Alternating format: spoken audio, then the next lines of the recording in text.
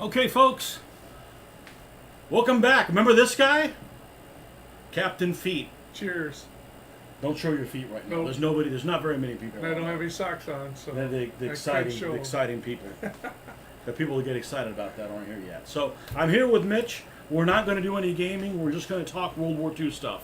So we're going to find out what this guy actually knows about World War II, Uh-oh. if anything, Nobody told me it was a quiz. if applicable. I actually left my quiz book at home, Oh boy.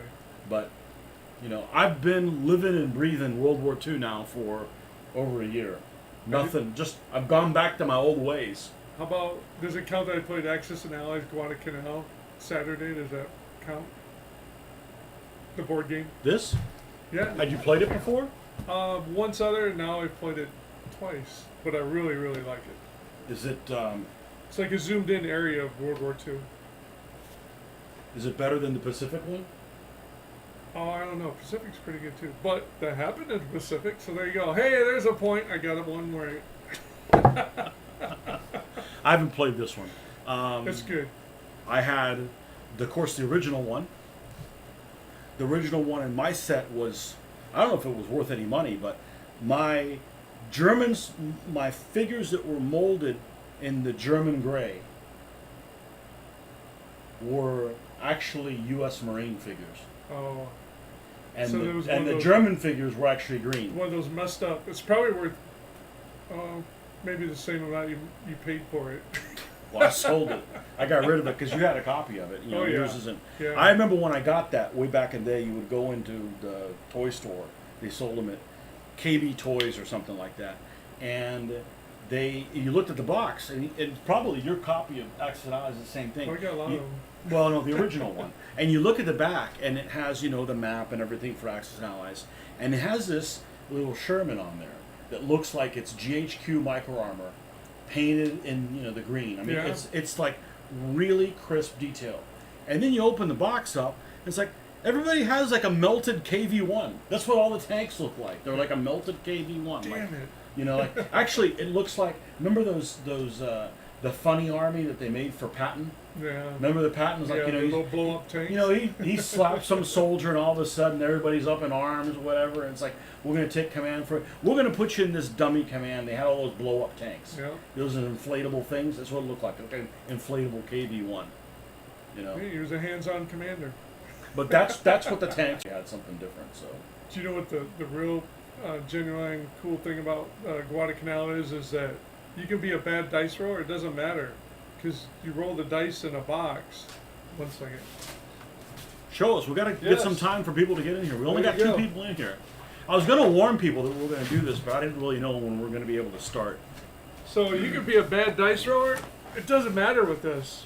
There's 12 dice in this box, and you just kind of shake it around a little bit, and then you figure out how many points in here it goes. You can go 12 dice wide. You pull this slide thing out, and it can go up to 12. And as you go out, it will tell you you need usually ones and twos to get hits. So you turn down here, and let's say you had say you had 6. That's a good number. So you had 6. You need ones and twos. Twos will damage some things, and ones will definitely. You're about to show us how I know. you could still fuck it up. Yeah. Even though it's in a box.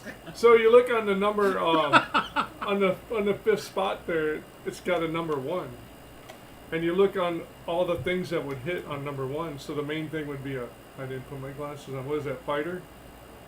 Bomber. Oh, bomber. So it'd either destroy a bomber if it was involved, or A transport. transport, Or artillery. Or artillery. If any of those things were involved in the combat, they're dead. So you got to look at the little die roll. yeah, in and there? Okay. everybody else misses.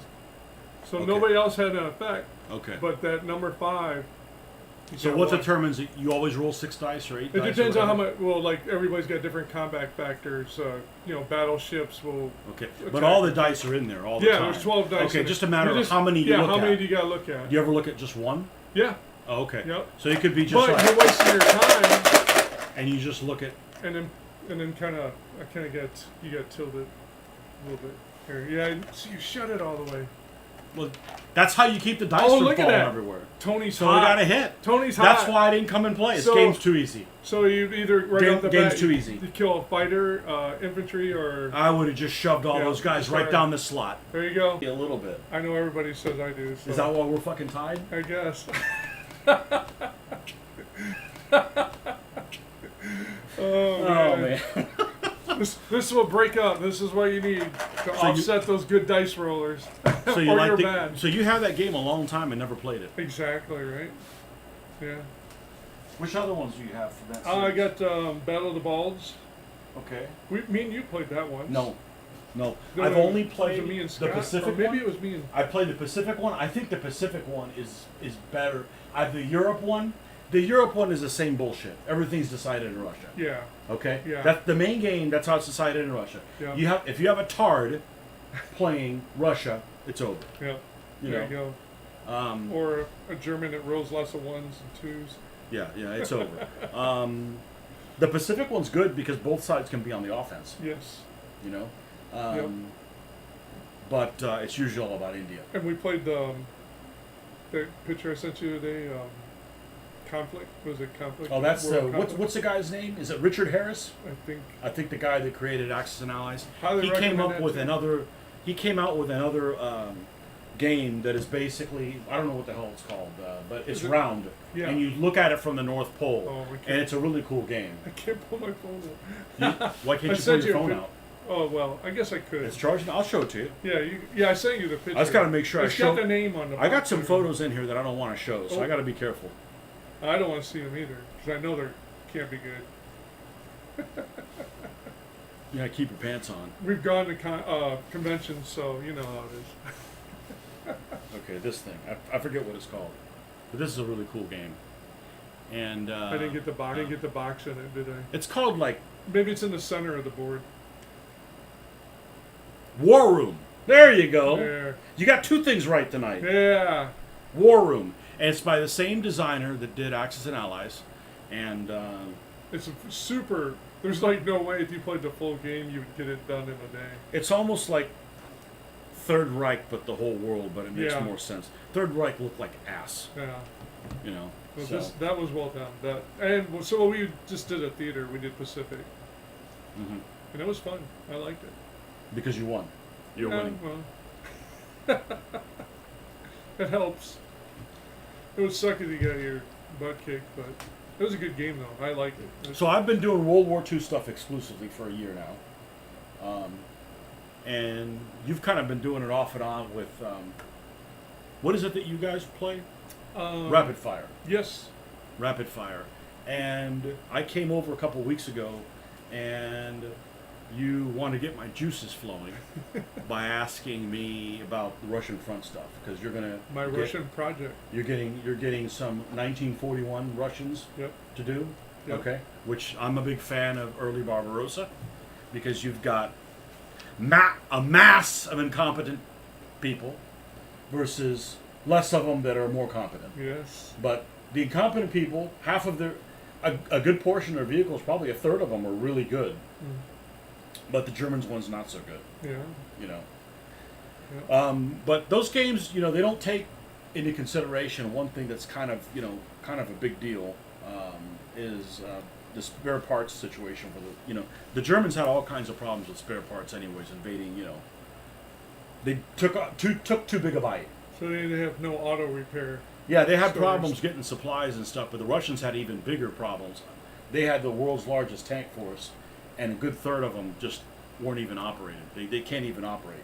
Pay So your they had tax- they had pay your like taxes, they had folks. like 5 or 6, or I don't even remember how many, maybe even 10,000 BTs and T-26s, and they just you could just scratch a good portion of them out.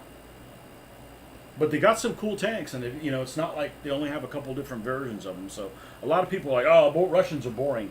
I don't think so. No, I'm kind of excited about it. I've been looking into what I'm going to get and stuff.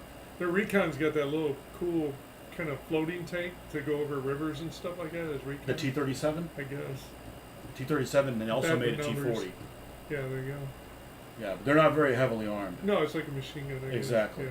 But it's to Recon. go over rivers.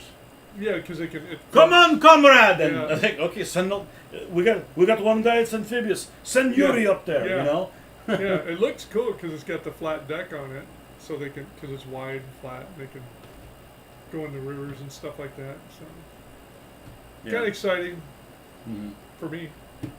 We don't need too many of those. No, no, it's like I think I'm gonna get like 3 of them for. So you're building like a 1941 Soviet tank division. I think I'm not gonna just focus on one, so I'm gonna kind of take like regiments out of probably 2 or 3. That way it's more In versatile. 15 millimeter, right? Yeah. You're not building the one true scale. No. Okay. Well, at least he knows what the one true scale is. Yes. I'm gonna be 15 millimeter. 15 mil. Yeah. You know, when I was doing World War II, 15 mil didn't exist for World War II. Well, because It didn't, you know. Because Joel, he's got the Germans and the Brits, so it's like He's not painting any new Germans? he is gonna do. He's got to do the Eastern Front. We're gonna need some Stugs. Not many. Not very many. Yeah, no. just a few, but they had them in that. Right, right. But when they invaded France, they had very few of them. They had very, very few of them. You know, but when they went over to Russia, they finally had some. He probably doesn't have very many German half tracks, does he? He's got enough to do the what is it? The 1st Battalion in was it 7th Panzer? Is that what he's doing, the 7th Panzer? I think he can do 7th Panzer in France. Oh, okay, Rommel's old unit. Yeah, Okay. which I think the 1st Battalion or whatever. Okay. And the 7th Panzer, when it went to Russia, still had those Czech 38s. Yeah. So it's all Czech 38s, Panzer IIs for recon, and in the heavy company, it's got Panzer IVs, Yeah. either Ds or Es. Yeah, and I think he's only got like 2 Panzer IVs, so he's going to have to do a few more of them. Not many, and a few more of the Panzer IIIs with different barrels, because everything's got the short. Yeah, he probably has no 50 millimeter barrel Nope. Panzer IIIs. Did you buy some? Yeah, that's what you got to do. Fs and Gs. Because after they and ran Hs. into the French, they're like, "Hey, this ain't working." They thought they'd go pick on the Russians, and like, "Hey, they got even bigger tanks." Yeah, At no least the kidding. T-34 was a problem. KVs too. KV's actually a bigger problem because Yeah. the T-34s, even though they're mobile, the T-34s have their big drawback is they have a 2-man turret, and because this is something you don't when you're playing a game that's like rapid fire or in my case command decision, they're both on the same scale. Even ASL, Advanced Squad Leader, as detailed as it is, there's things that aren't in there that are, when you start looking at a tactical level, that are really important.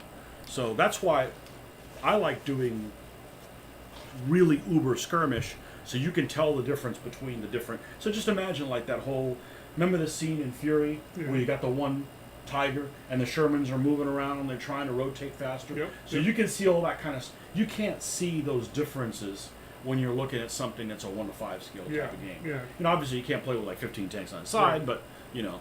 There he is! It's Nebraska Rick. So Where's he from? Kansas. Oh man. I remember watching some other movie. Yeah, this guy's name's Georgia. Where's he from? Exactly.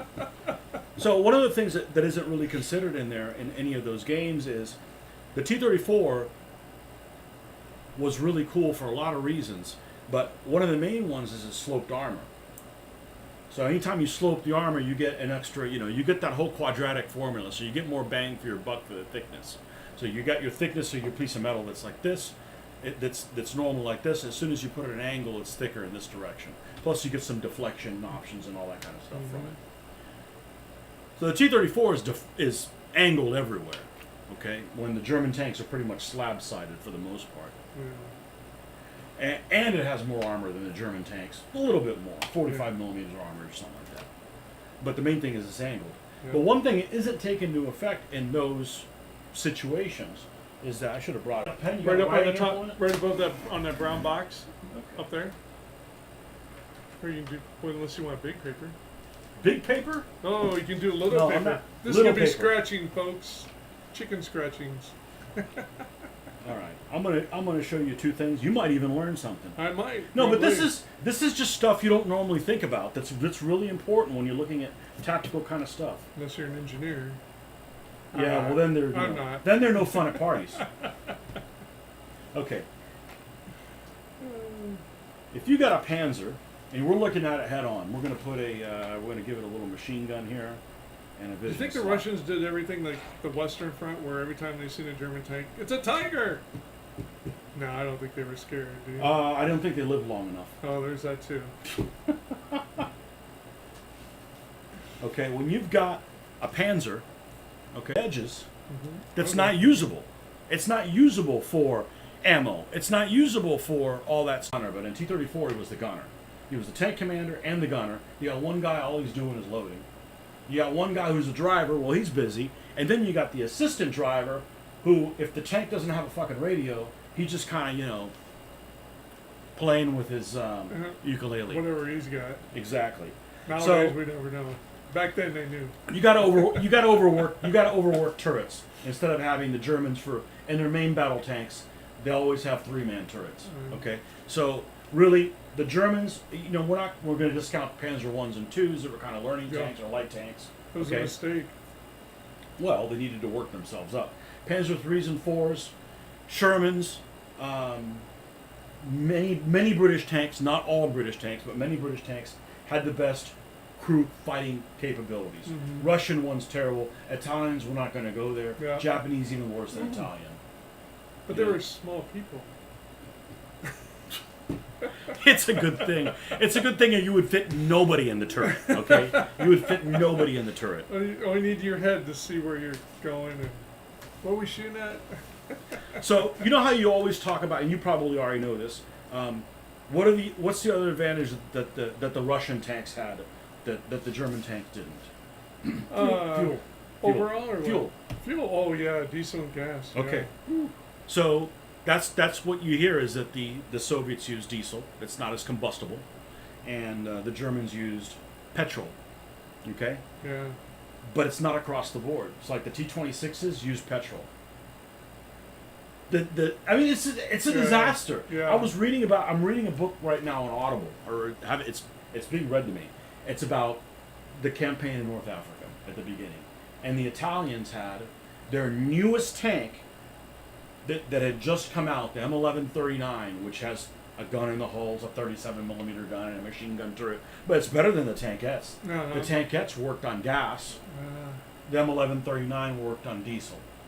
I mean, you got a supply nightmare, when you're talking about stuff like that. Just pick one, Yeah. instead of dealing with all that stuff. The Americans had both. Yeah. They had Shermans that were diesel, but the ones that were diesel, they either sent to the Russians, who have diesel fuel, Yeah. or they went to the Pacific for the Marines, Okay. where they could get the diesel from the ships. Yeah. It's easy. It's like a supply They nightmare. probably thought it out, huh? Exactly.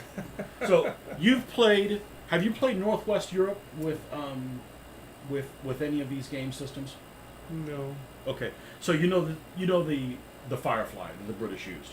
Yeah. Okay, it wasn't in every group. Like every if you had 4 tanks, one of them would be a Firefly normally. Right. Okay, and the Sherman 76 the same way. They'd have 75mm Shermans and the 76 be one whatever.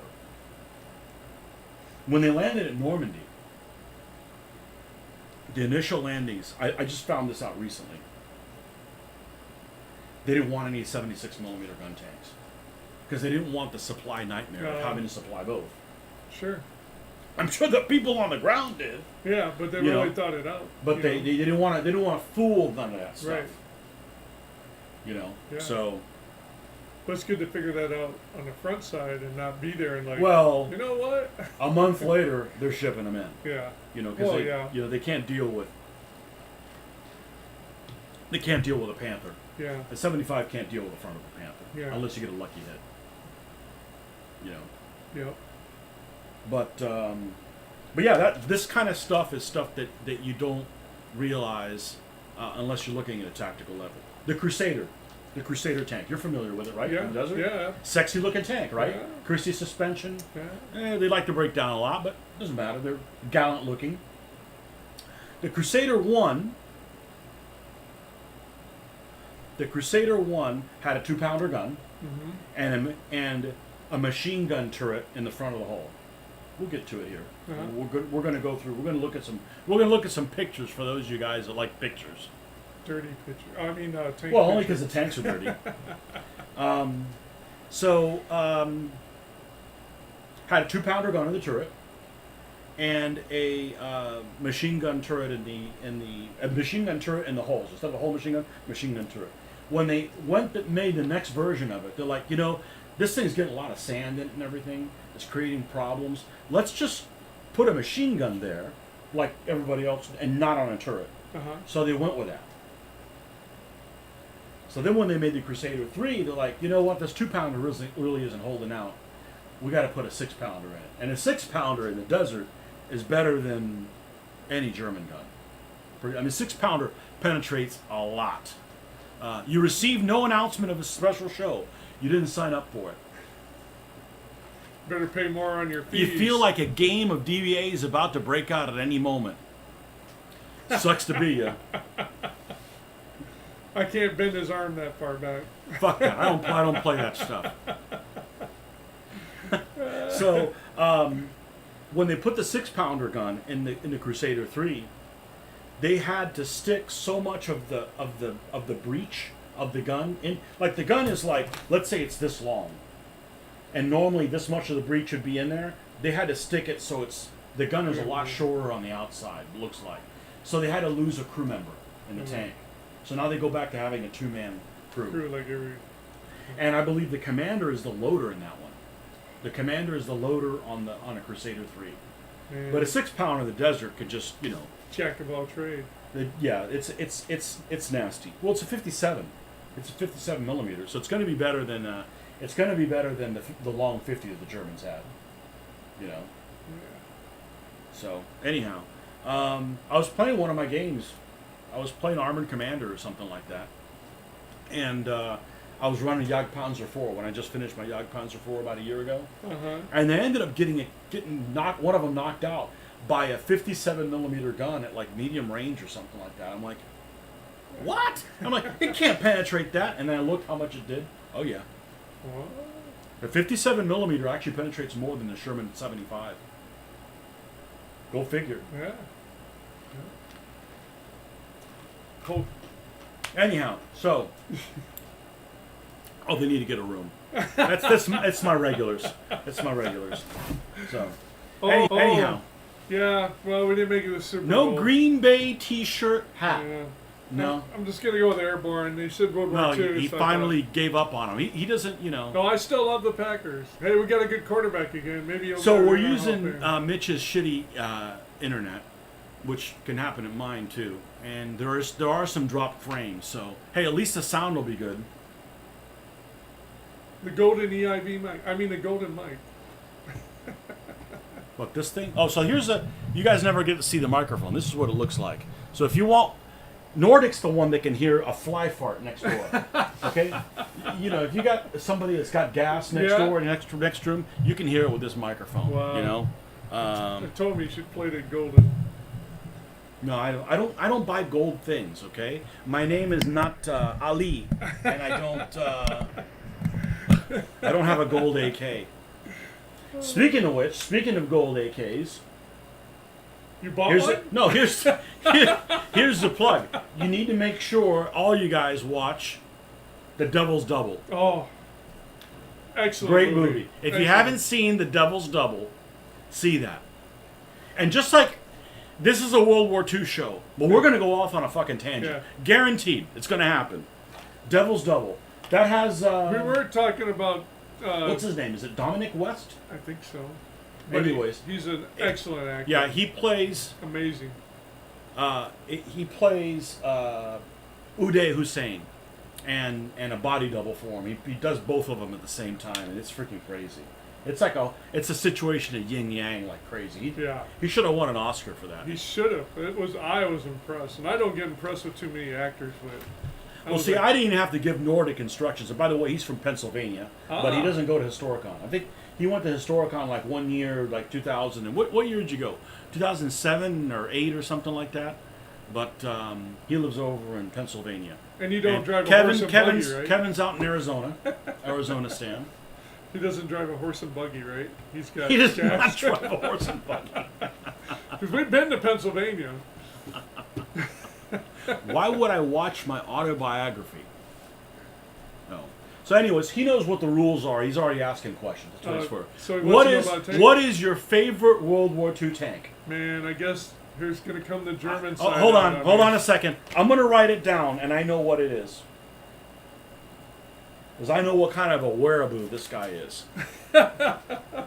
Okay. It's a Panther. Yay! Fast. 2009. Yeah. So he was there the year that the Australian Greg and the other guy came and had their stuff stolen, and Phil Barker was there. Oh. You missed out getting a hug from Grandpa Phil. Man, I didn't even get one of those. You weren't there yet. Nope. You weren't in Florida yet. In 2009 I was Well, what were you doing? working. You Working wish like a dog. you drove a horse and buggy. And I wish this guy cleaned up after it. He's just, I think he's more excited about the whip. I don't know. Maybe it's because he wants to look at the rear of the horse the whole time he's there going could be places. that. There could be that. Which Panther? Oh! Well, it'd have to be not He the builds, early ones. he builds models. You better be on your fucking game. He's Yeah. going to make you look like a It's- fool. Well, it's gonna be easy. Name, It's okay, gonna be one name the all of later the ones. models of the Panther that were built. Oh, see, that's. I There's mean, I know only, there's only 3 of them, and they're not definitely consecutive one, letters. One of them's definitely a G, Very good. and I'm gonna guess another Ian! one. Oh my. How you doing, bud? Good, and you? You're going to be Hey, live. how are you? Oh, We're doing a live show. Here's Ian. okay. This is Ian. Hello, Internet. Another guy I game with. He's the religious expert. He plays DBA. Do you? Yeah. Oh, we're doing a World War II show. Okay. Want to learn something? Yes. Okay. Ian's a good guy. Good. Panthers, and I'm gonna What say are your another models of one's A. Panthers? There's a Panther A. There's a Panther A, okay, and a G. This is gonna be the third one. That's gonna be hard. It's between those 2 letters. Almost halfway between those 2 letters. Halfway's gotta be maybe. I'll say D. Yeah! What do I get? All right. What do I get? All right, here we go. Here comes the fuckery. Okay, But this it's is gonna how. be- She's gonna be the one. Which is the first one that came out? So was it the A? I'm gonna say Could be. A. It's the A. That's the one it should be. It's the D. No way. Maybe that's why they lost the war. Ah, Good thing, right? Because they start with D and then they went back to A. I and don't they know. finished up with G, right? Maybe they were smoking some D. You know? It doesn't make any sense. Oh, man. So D is the one that came out just before Kursk. They actually delayed Kursk just to get the D's in But action. they had too many problems with it.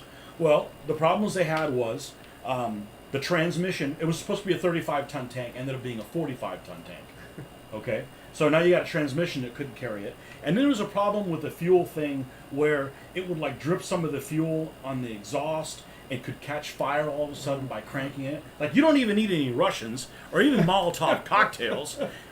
They would spontaneously catch fire, which is a problem with something that's full of petrol and ammunition. And I bet you they fixed it because the engineer that did that got sent to the Eastern Front, so they fixed it immediately. Because he was already there, right? He'd already gotten sent to the Eastern Front. He You was there. screwed up. You know, You're the on the Eastern Eastern Front Front. is pretty big, Mitch, though. I mean, Kursk is kind of in the middle, so, you know, Well, if he got sent to Sevastopol... He didn't have far that. to go. Hey, come here. We got something for you to do. On Russian roads? Yeah. On Russian roads? Yeah, it's pretty far. Takes him a month. It's pretty far. And the other thing is they delayed it so much that they the crew showed up not ever training on it. Oh my gosh. You know, That's just what you want. Yeah. that's exactly what you want. Okay. Where's the Then- fire button? Yeah. The Jag Panther's a different vehicle. Chris Panther sucks. Didn't have my either. You're on that Mexican internet where it's messing. Didn't have a machine gun either. It did. So it had in the hull. It had, instead of having the ball mount machine gun, it had like a slot. And they would either put an MP40 that would slide through there, or they sometimes carried MG42. Heavy. It's one of the heaviest vehicles there. Right. I mean, other than the Tiger weighs about 60 tons. But Yeah, but you don't want to go into a swamp. Nope. No and then matter the how big heavy. thing is the Russians knew they were coming. for months. Yeah. So they had T-34s dug in, Yeah. 76 millimeter guns dug in, all kinds of, they just got raped, So, the other thing is, so you know the cursed bulge, right? Yeah. Okay. You know enough about Yeah, that yeah, bulge. yeah. Okay. So you got the south part and you got the north part. Yep. Okay. Everybody gets excited about the south part because that's the one where you've got the SS stuff. The I SS don't Panzer Corps get down there. crazy about that. Grossdeutschland's down Yeah, there, right? yeah, Grossdeutschland's yeah, down yeah. there. And that's where all the Panthers are at. Yeah. All the Panthers are in the south. Yeah.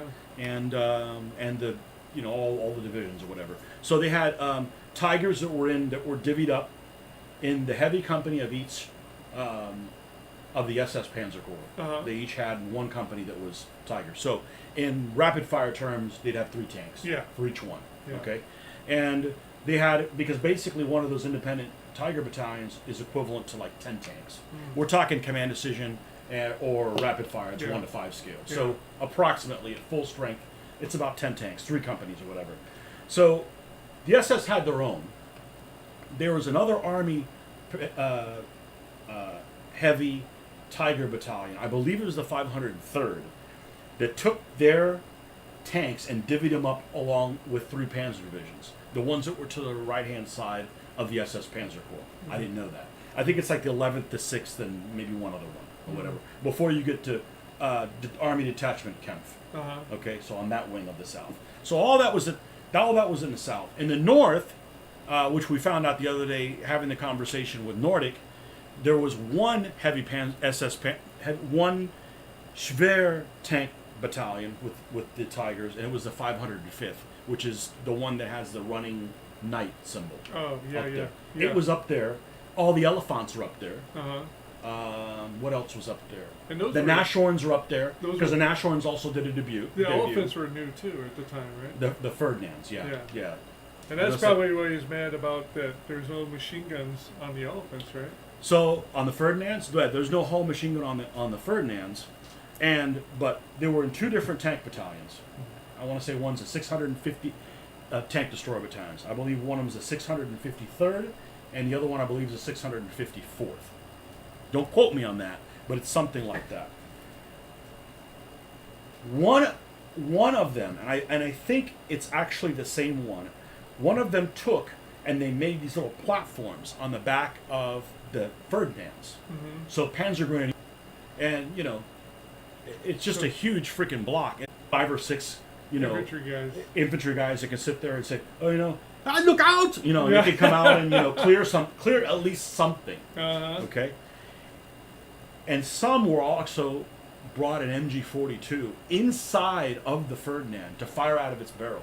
Now, you imagine, you've got very little traverse in there. Yeah. And I don't know which unit was which. Yeah. And somehow I have a gut instinct that it's the same one had both things. Maybe. I'll have to look at that. Is that Prime Minister from GMT on the table? No Prime Minister, no. What's this for? For command colors. Hold your No. cards. Yeah. Okay. Yeah. No. Yeah. No. Sorry to Well- disappoint you. We only play war games here. Yep. None of this, collecting No, votes. And we shit don't like get that. along. So the D came first. Yeah. The D came first. And then A, because they sent them to the Eastern Front, along with the same developer of the Elephant, probably. So around September 1944, there's a little thing that happened in all the German tank units. Maybe not Panzer IIIs, although I don't really know if Panzer IIIs were being made that late. Probably the last one they would have been N's, which is the short, Yeah. the short 75. But from around September, it might have been October, something like that. Every German tank came out of the factory with Zimmerit. Zimmerit was applied, the magnetic paste, Okay. because they thought, oh, anti-magnetic mines. And they realized, the only people that have magnetic mines are the Germans. So unless they capture the German mine, you don't have to worry about the Russians putting one on you because they don't have any. Okay. Oh my God. So everything from like September 1943, I might have said 44, September 43. So a couple months after Kursk, all the way into about the time of Market Garden, Uh-huh. every vehicle that had Zimmerit was applied came from the factory. So every version of the Panzer IV, every Panther, Jag Panthers, and it King was- Tigers, Tiger Ones, And it was wasted because was nobody wasted. had. The Brumbars all had them, and then the ones that were already built by that point were retrofitted, and it looked like sloppy. The retrofitted period. So the Panther A's didn't start manufacturing until Zimmerit came out, and when they stopped, they were already went into G's. So every Panther A should always have Zimmerit. Does it come in- Stuff I don't know. Does it come in different colors or just one color? Well, back in the 1/35th scale modeling days, there used to be, I don't know, it's a weird, I used to think it was like cement, but it's not, it's like some compound, I don't know what the hell, I'm not a chemist. I'm not a science guy. Last Panzer III made in 43. Yeah, but which one? Was it after September? Probably not. But, back when we were doing 1/35th scale modeling, the early 90s, there was books that we looked at, it might have been Panzer colors, that basically the Panthers had a specific pattern that was theirs. It's not like the waffle looking one. It was Yeah. almost like straight squares. Uh-huh. But now, that wasn't exactly true, so things start changing, stuff like that. So all the A's are going to have Zimmerit, or should have. I'm sure one of them escaped, In Soviet Russia, mine buries you, comrade. That's right. That's right. That's good. And then the G, so the early A's, some of the early A's actually had that slot machine gun. They don't have the ball mount in the hull, in the slotted hull. And then when the G's came out, then they added the G's, they added the chin. Yeah. They added the chin under the front of the armor, so it wouldn't be a shell trap. Where it would recoil off the front of the, because the front of the Probably pop the turret if they get exactly. in. Well, There you go. don't have very much. Yeah. You don't have very much top No, armor on yeah. any tank. Yeah. Otherwise, those tank buster aircraft that only have 37 Yeah. millimeter guns wouldn't be able to do anything, Yeah. and yet they're catastrophic. Yeah. The research into Zimmerit has gotten better. Yeah, I'm not a fan of Zimmerit. I don't think it. Well, it really looks what's bad the- on a Panzer IV. What's the point of it if you're not doing what you thought you? If they were going to put a mine that's not going to, because they don't have magnetized mines. So what's the point? So how many extra tanks do you think the Panzerwaffe could have had if they wouldn't have wasted their time on the Zimmerit? Yeah, it's like. Yeah, you wasted manpower, all the paint jobs on that. It's and- the myth of German Yeah, superiority. Think about it. You know another thing they talk about is like the rail guns, those big guns like. They would Sver go down- Gustav. Yeah. You'd, Okay, you'd and take Dora. like 200, 250 guys to run this thing, and you're only more, gonna shoot. more like 2,000. Yeah, it's They like even had aircraft. it's a waste of. I actually have the squadron signal book of the railway guns. But look at the We'll come and manpower. talk about railway guns another evening. But it's a waste of manpower to like put so many guys, and it does so little. Yeah, but when you've got a really bad case of penis envy, right? Yeah, I mean, they made those guns and used them a couple of them never, and the biggest one I think one time they fired it. Or Yeah, something it's like Well, that. they had one that was, and I'm ad-libbing this. It was Schwer Gustav. They sent it to Sevastopol. They're sieging Sevastopol, okay? And they literally, when they build it, they got to build a railway line to it, and they got to put these Yeah. turns at different angles because it can't turn, right? Yeah. So you got to put it, and you got to go back to the Y, and then go over to this one, where it gets into the, and you can generally fire in the area. Yeah. But you got to remember, this gun is Huge. more than twice as big as the gun on the Bismarck. Right. It's a 30.5-inch gun. Think about that. It's a 30.5-inch gun. That means a fat American like us could actually crawl. I don't know. Maybe not me. Crawl through there and clean it, and then literally had guys that would come and clean the damn thing. Oh Yeah. my god. That's what all the beauty you can do with no OSHA. You can get a lot of things done with no OSHA. But it was a 30.5-inch gun. So they fired this thing. I don't know what I forget how often they could fire it, but one shell an hour, or maybe Yeah, it's like- something like that. It's got to be ridiculous. So they fired it in Sevastopol, It went and they fired it at a Russian fort. 'Cause they had forts in Sevastopol that had like a battleship turret, like 12-inch guns in a fucking turret, like Sevastopol, like you shall not pass. Well, so they fired it. They fired this one guy, and they knocked out all these fortresses. But one in particular is they fired it into the bay. It went through 50 or 60 feet of water, 30 feet of mud, 20 feet of concrete, and blew up in a freaking magazine. Oh my gosh. Like, first of all, who puts a magazine with that much? What do you think is going to do that? And then something does and actually penetrates that through. Oh man. I mean, it's just like devastating. Yeah. Right? So, yeah. But it looks really cool. It's an attractive gun, It's a talking point at parties. Look at the gun I have on there. So, what's your favorite World War II tank? Yeah. My favorite World War II tank? I know you're not a World War II expert. No, I'm not a World War II expert. Do you even like World War II? I would say in terms of tanks, I liked World War I. What? Nordic, come get them! See? Nordic builds World War I tanks. They're all ugly. That's what I like about them. See? You like tanks that are ugly. Well, Yeah, there's that hilarious one that's shaped like a. Actually, that was a World War I one that was shaped like a diamond. Yeah, that's. So it could flip over on itself and just keep going. I don't. No, that's a Mark IV, a British Mark IV. Yeah, that one is That's hilarious. probably the one that they made the most of, unless they made a lot of French FT-17s. They might have made it, which is that little one that I brought. Some Oh of yeah. them, Did he take it with him? He's got it. Okay. He's got it. I'm Yeah. also a fan of some of the really early ones that really look like tractors. And where you look at them and you're like, That's because they are. nobody's going to think that's a good idea to drive out in the middle of no man's land. Okay, Kevin, I think I figured it out. He plays World of Tanks, but he still plays Tier 1. They literally are like little tractors or whatever. They're like little They tractors. look like little Yeah, yeah. tractors. Dude has some good taste in tanks. Bet he doesn't like the Puma either. Okay, so Nordic is the only person in the world that does not find the Puma attractive. You know what the Puma is, Yeah, right? it's a skunk. It's vehicle. sexy as Yeah, fuck. yeah. Other than the fact that it has a 2-man turret, which is ridiculous. Okay? And it's got a cool name. Come on, Puma. Yeah, name it after a cat. If they didn't like it, why'd they name shoes after it too? Come on, it all comes. Man, if you don't like being in that vehicle, why would you name it after a pussy? Man, yeah. True. Oh, Yeah, see, man. this is the kind of show it's going to be. So, you'll be just fine. It's You'll be interesting, just fine. You don't know what a Puma looks like, do you? No, I don't know what a Puma looks like. I don't know if I'm going It's to got find it. wheels.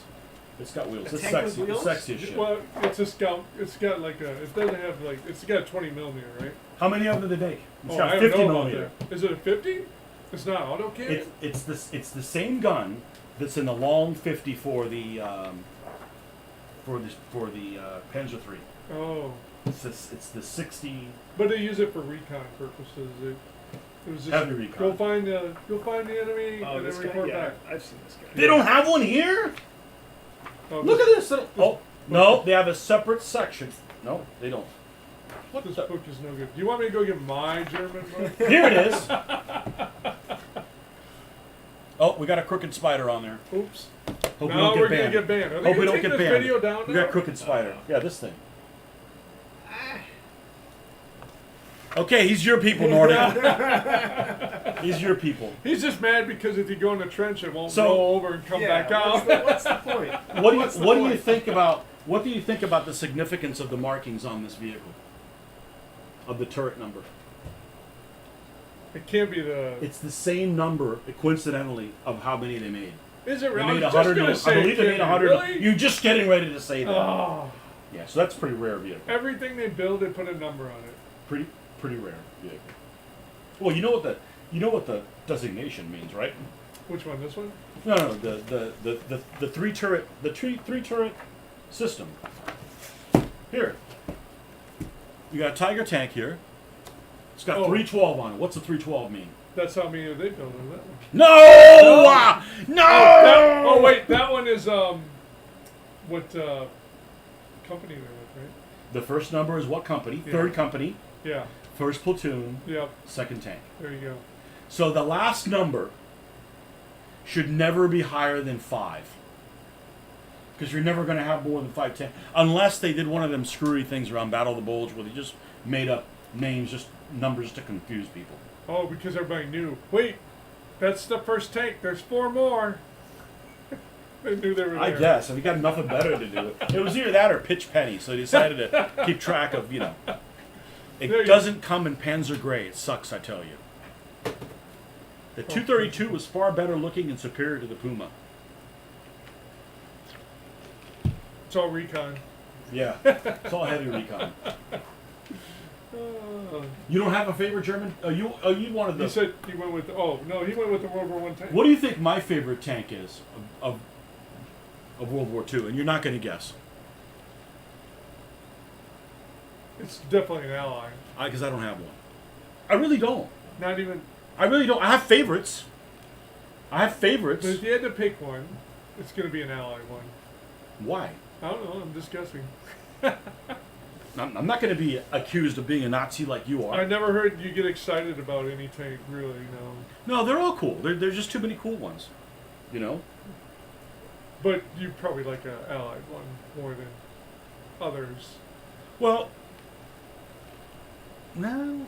You know, I don't know You that I gotta have a pick preference. one. It's life or death. I have to pick You have one. to pick one, life or death. I have to pick one. It's Saw. It's Saw. If you don't pick one, you're going to lose an arm. It's all reconning games until somebody brings a Tiger to play. Oh my gosh. You remember that story I told you, right? I'm playing this game. It's a Battle of the Bulge game. Okay, it was this game, and they're playing Spearhead. So it's like command decisions, 1 to 5, right? And my buddy Scott's playing, and his stepdad's playing on one side, and I'm playing, and a couple other people. And they're like picking sides. I don't care what side. I just wanted to play with them. Well, I didn't get to play with them because one guy's like, oh, I want to play the King. I'm going to play King Tigers. There's any King Tigers I want to play, and I'm not going to. You know, I'm not going to play unless there's King Tigers.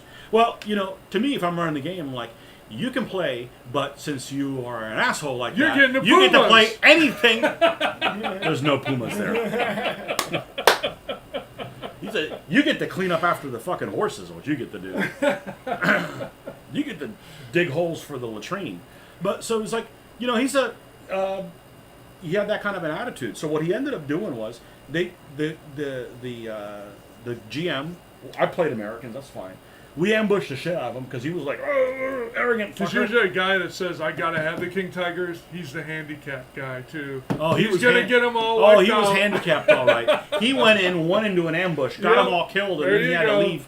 He had to Nothing leave can touch mid-game to go pick up his son. Yeah. So- Now that I killed everybody in my group, I'll fall back. I'll go get reinforcements. You like the Soviet SMK tank. You don't know what that is. SMK, nope. And you shouldn't, because they only made one of them. Oh, there you go. But it is a good-looking tank. But they only made one. And it probably broke down. They never got to the front. You know, the problem with painting a tank they only made one of is, you better paint it exactly like that one, because you 'Cause can't, there's only you one. can't be, it's exactly Nobody what can it say, is. well, that's the other one they made. Nope, it's this one. They one. used it against Finland, Oh, who had no tanks, yeah. until Russia attacked them, and then they had tanks. Yeah. If your opponent has no tanks, don't bring any tanks to them, because then they'll have some.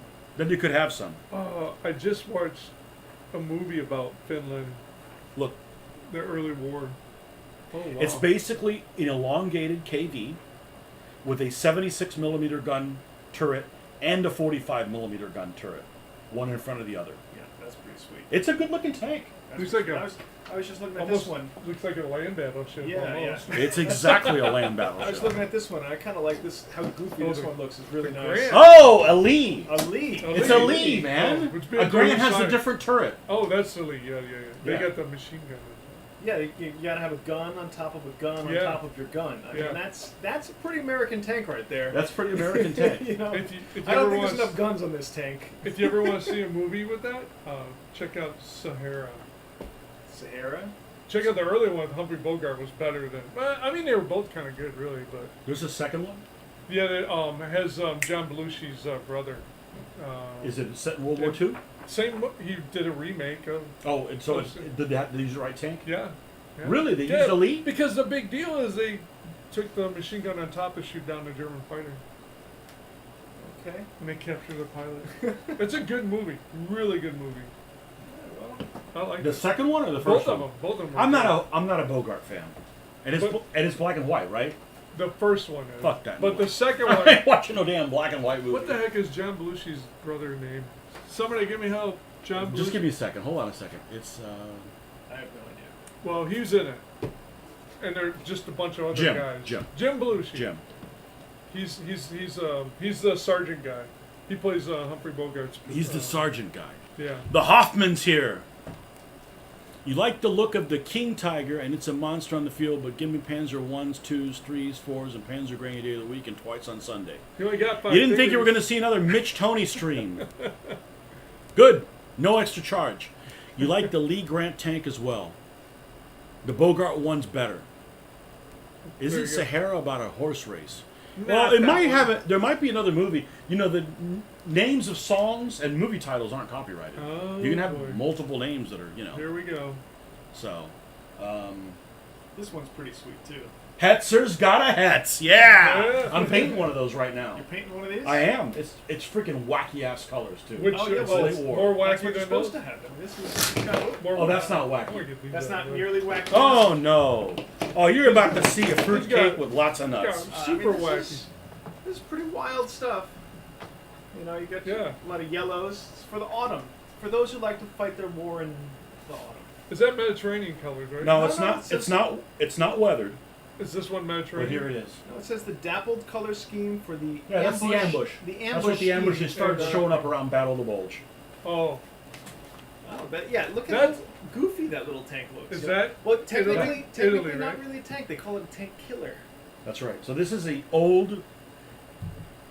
When Germany walked into Czechoslovakia, they took over a lot of their tank industry, and they had. This is the bottom of their tank, which was a lot more reliable than the German stuff was. It had a really good running gear. It was a very small tank, but so it was a Czech 38, whatever. So the Germans used a bunch Super of them. small. They made a bunch it of them. almost looks like an armored Volkswagen. I've seen one in real life. Did you know that ran. the Czechs had it as a one-man turret, and the Germans stuck another guy in there? Can you imagine that as a one-man turret? Probably look for short guys. Okay, you. Are Czechs short? Check the box. No, when I lived in So Illinois, they- they had a World so- War II active, and they had a A Hetzer? yeah, it still ran. It was cool, but it did. It was like I bet it's clunky as hell. It was yeah, you know other stuff. Oh my gosh! Yeah, when they put in the gear and stuff like that, It keeps like, rocking. whoa! But it had a really good suspension, and it's a Yeah. very small, very Yeah, it small was vehicle. super low profile and And they made two versions of it, armament-wise. Well, sometimes it has the muzzle brake on it as well, but which just cuts down on the amount of recoil. But this has the same gun as the Panzer IV, the 75 L48. But they also made it in a flamethrower version.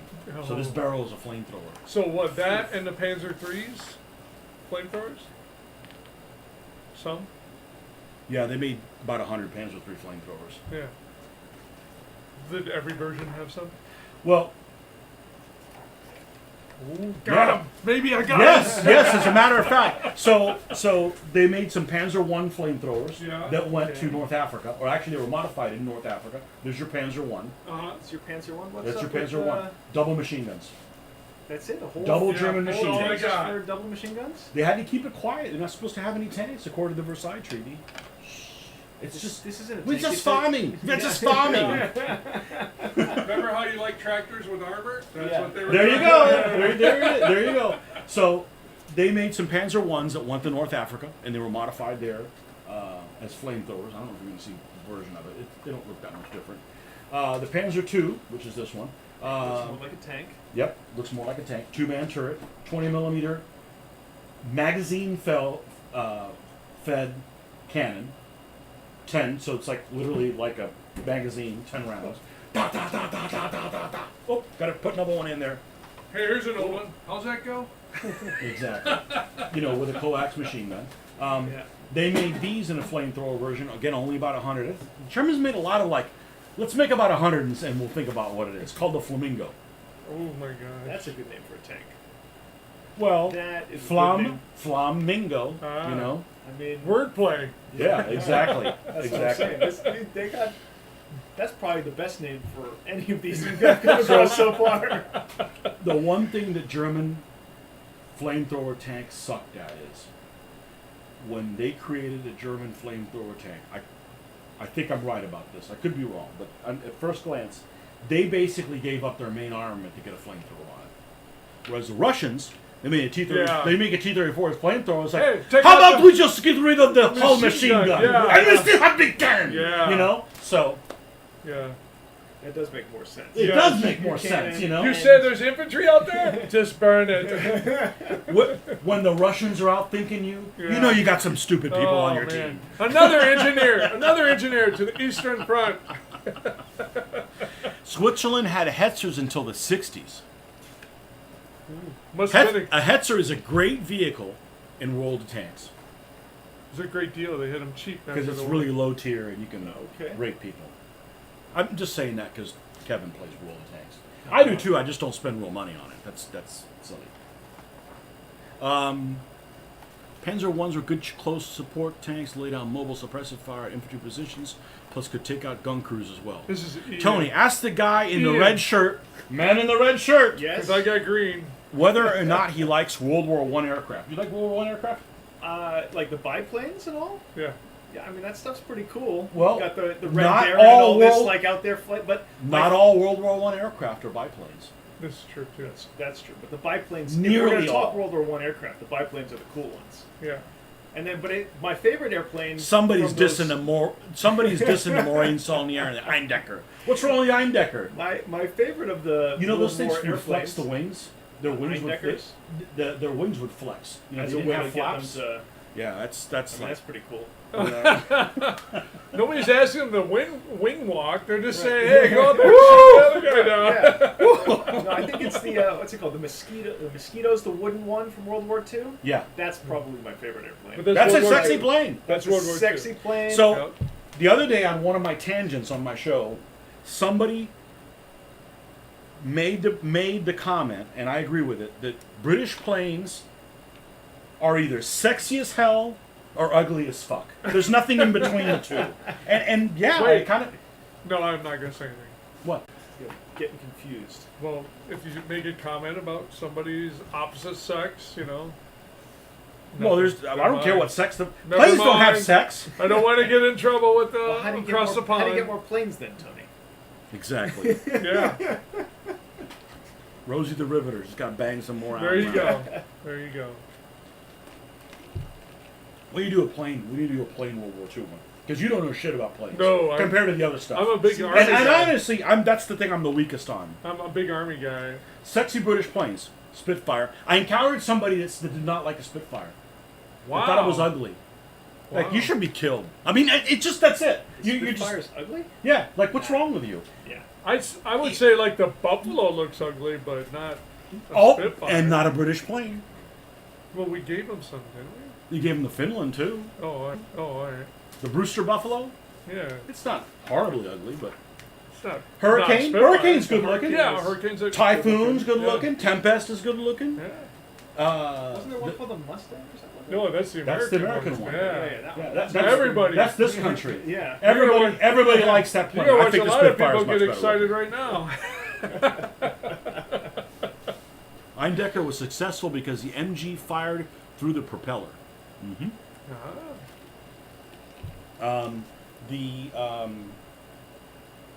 But then you got some even swordfish. I don't think swordfish are unattractive. It's just. I mean, it's a slow boat to China, okay, but Listen, you want me to take this torpedo and take a bunch of gunfire from a ship and drop this thing, and I still got to fly over the ship, Right. not get hit. Here's the thing. Your plane only flies 120 knots empty. Yeah. So with a torpedo, it only drops 5 knots Oh, in man. speed. It's Give like, me what the- difference does it make, you know? Give me the fastest thing you got. They made other torpedo bombers, but you Yeah. don't hear about them. No. You hear about well, no, swordfish. what other ones did they make? Torpedo bomber? I Yeah. don't know. I don't remember. I've never heard of them. Were their names? British On a carrier. are really good about ship names. They have the best Yeah. freaking ship names. Yeah. They have adjectives. Adjectives? Yeah. Inflexible, Indomitable, Invincible, Yeah, you know, those that are some kind of pretty stuff. good names. Even the destroyers, Hasty, and you know, they not like named after some dead dude. You know, like why are you gonna name, you know, like Americans? Like how many more enterprises are you gonna have? There should be a rule like if you name a ship. Well, No, we this gotta is a get- real rule. This is a real rule. We gotta If get you to have a space. war, if you have a war and you're in the war, and the ship that is named that gets sunk in that fucking war, you don't build another ship in that same war and give it the same name. That's that actually what makes kind of a- logic that is makes a lot that? of sense to me because then when Does it comes, it? yeah, Well, it we'll comes, put you it comes on that by ship. again, and the Germans are like, "What happened here?" Or Well, the don't- Japs, you know, it's like, They're "This is we what's thought we going on sunk here?" that. Did we not sink the Enterprise? Am I It's am I bad. having a memory This issue? thing's invincible, man. We sink this thing every time, and it goes Oh bad. shit, We're dad gonna joke. lose this war. Tony, how did the generals know the lost battalion was lost? Because they are gone. Nice, love it. Oh my god. Oh wow, Now, that's good. Now he's going to be thinking of Ricky Schroeder. I all know. night. I love that movie. That was a good World War One movie. Was it? Yes. That was probably the best movie Ricky Schroeder ever did. You know what I think about World War One? Tell us. You know what I think about World War One. It was the greatest war, the only true great war. What would have happened if the Germans would have won? Oh yeah, it would have prevented World War II. If the Germans would have won in 1914, marched on Paris, Yep. Would have prevented. would we be in a better world The now? Germans are a bunch of losers. I mean, what can we say? Yep. What happens in America would have stayed out. No World War II. It would have been somewhere else. I think the Germans are a lot like this guy. Nah. Really bad PR. No. Really bad PR.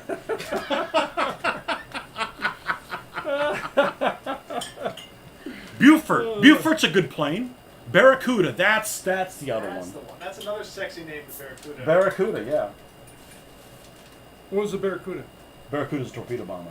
The Skua. The Skua was For a the dive bomber. British? Yeah. Oh, Late war. very late war then, huh? Yep. Yep. By then, did they really need them? Was the German Navy even around early? The British built a lot of aircraft. They built a lot more aircraft than they did tanks. Yeah. I think the Germans built a lot more aircraft than they did tanks too. Was the Barracuda, would they use it against subs then, or what?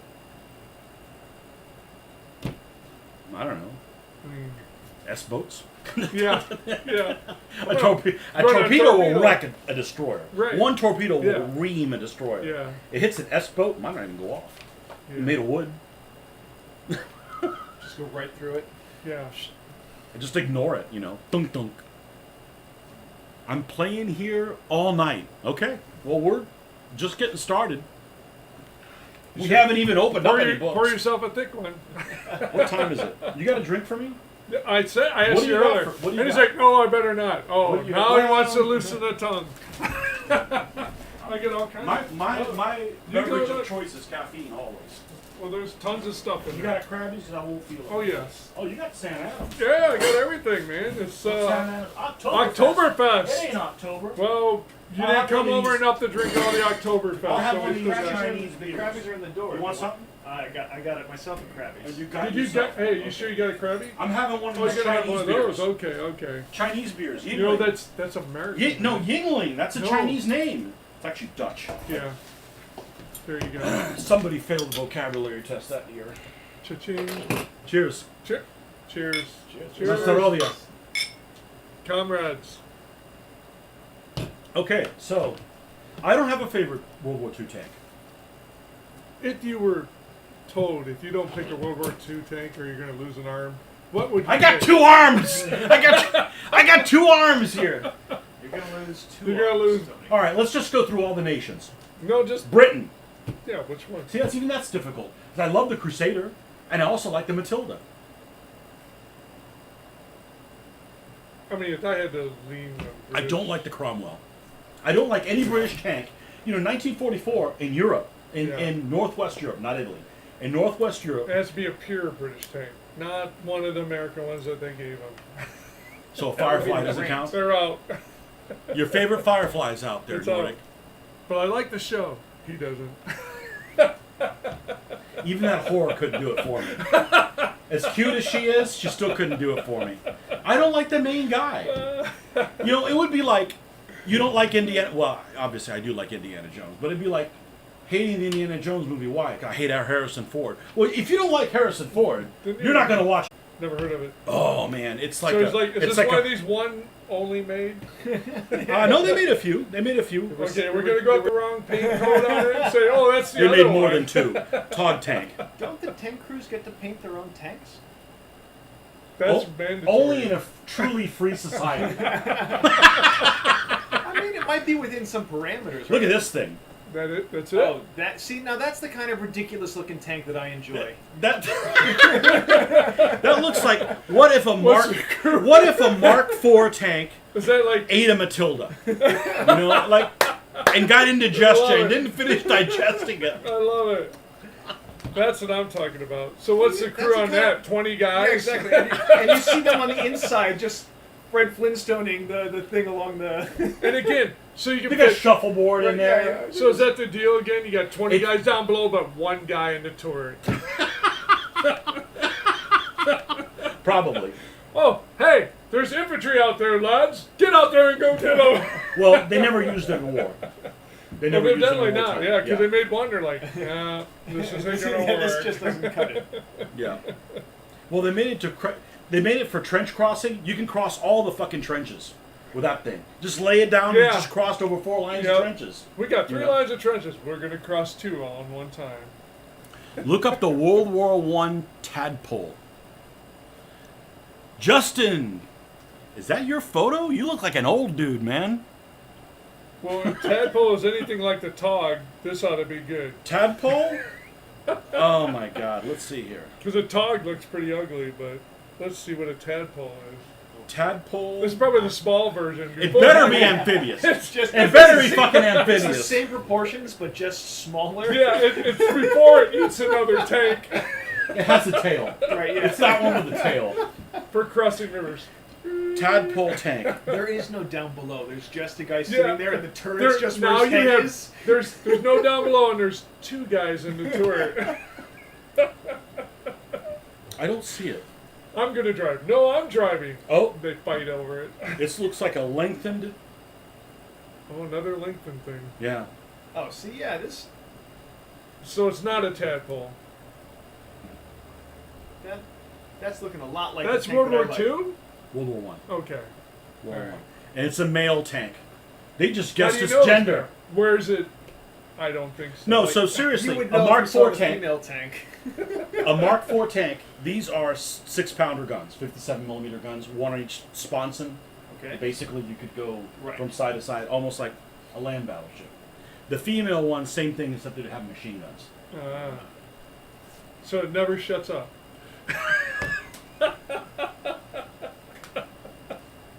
You're 6'3", that's why. Roll up a blunt. You can have one for all of us. Yep, you got mine. Never had it. Not gonna start. Alcohol, that's my friend. Look up the World War One hermaphrodite. I don't think so. That's a bad image search.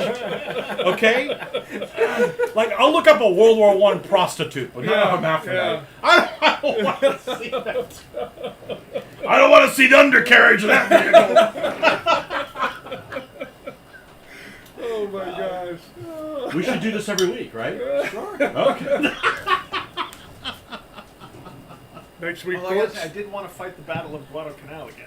Oh, That was- see, yeah. That I was a told- good see, I game? told him. That was a good one. Told Did you know anything about that battle before you played it? Not a thing. Really? Nothing. I know that there's a battle called Guadalcanal. Did you read anything about it after you played it? No, absolutely not. No? Does it interest you? He's got enough other study to do. God, It's not like he has leisure time. It's either game or school. Yeah. Or, And maybe a little bit of work in there. or this? Or this. Or this? Yeah, yeah. You're here. Well, yeah, that's true. But he thought he was going to do that. Joke's on you. It is a joke on me. It's true, but that's okay. But it's a good game. Yeah. A good game. I haven't played it. The battle. Is it better than the Battle of Bulge one? I like it a lot, yeah. You totally Yeah. avoided the question. No, it's Are you better. running for No, office? it's definitely better than the Are you Bulge. running for office? I'm thinking about, after we played that, all of a sudden on Facebook, Axis and Allies site shows up on my thing, and I'm like, oh, I'm going to join it now, because now they got my attention. And they got a North Africa blowed up thing, too. So you can do just Oh, Axis Axis and and Allies? Allies North Africa. You know what I found out that they were coming out with? Mm. Axis and Allies, G.I. Joe.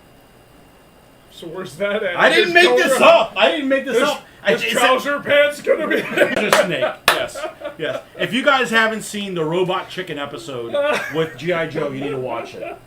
It's excellent. It's excellent. It's really really funny.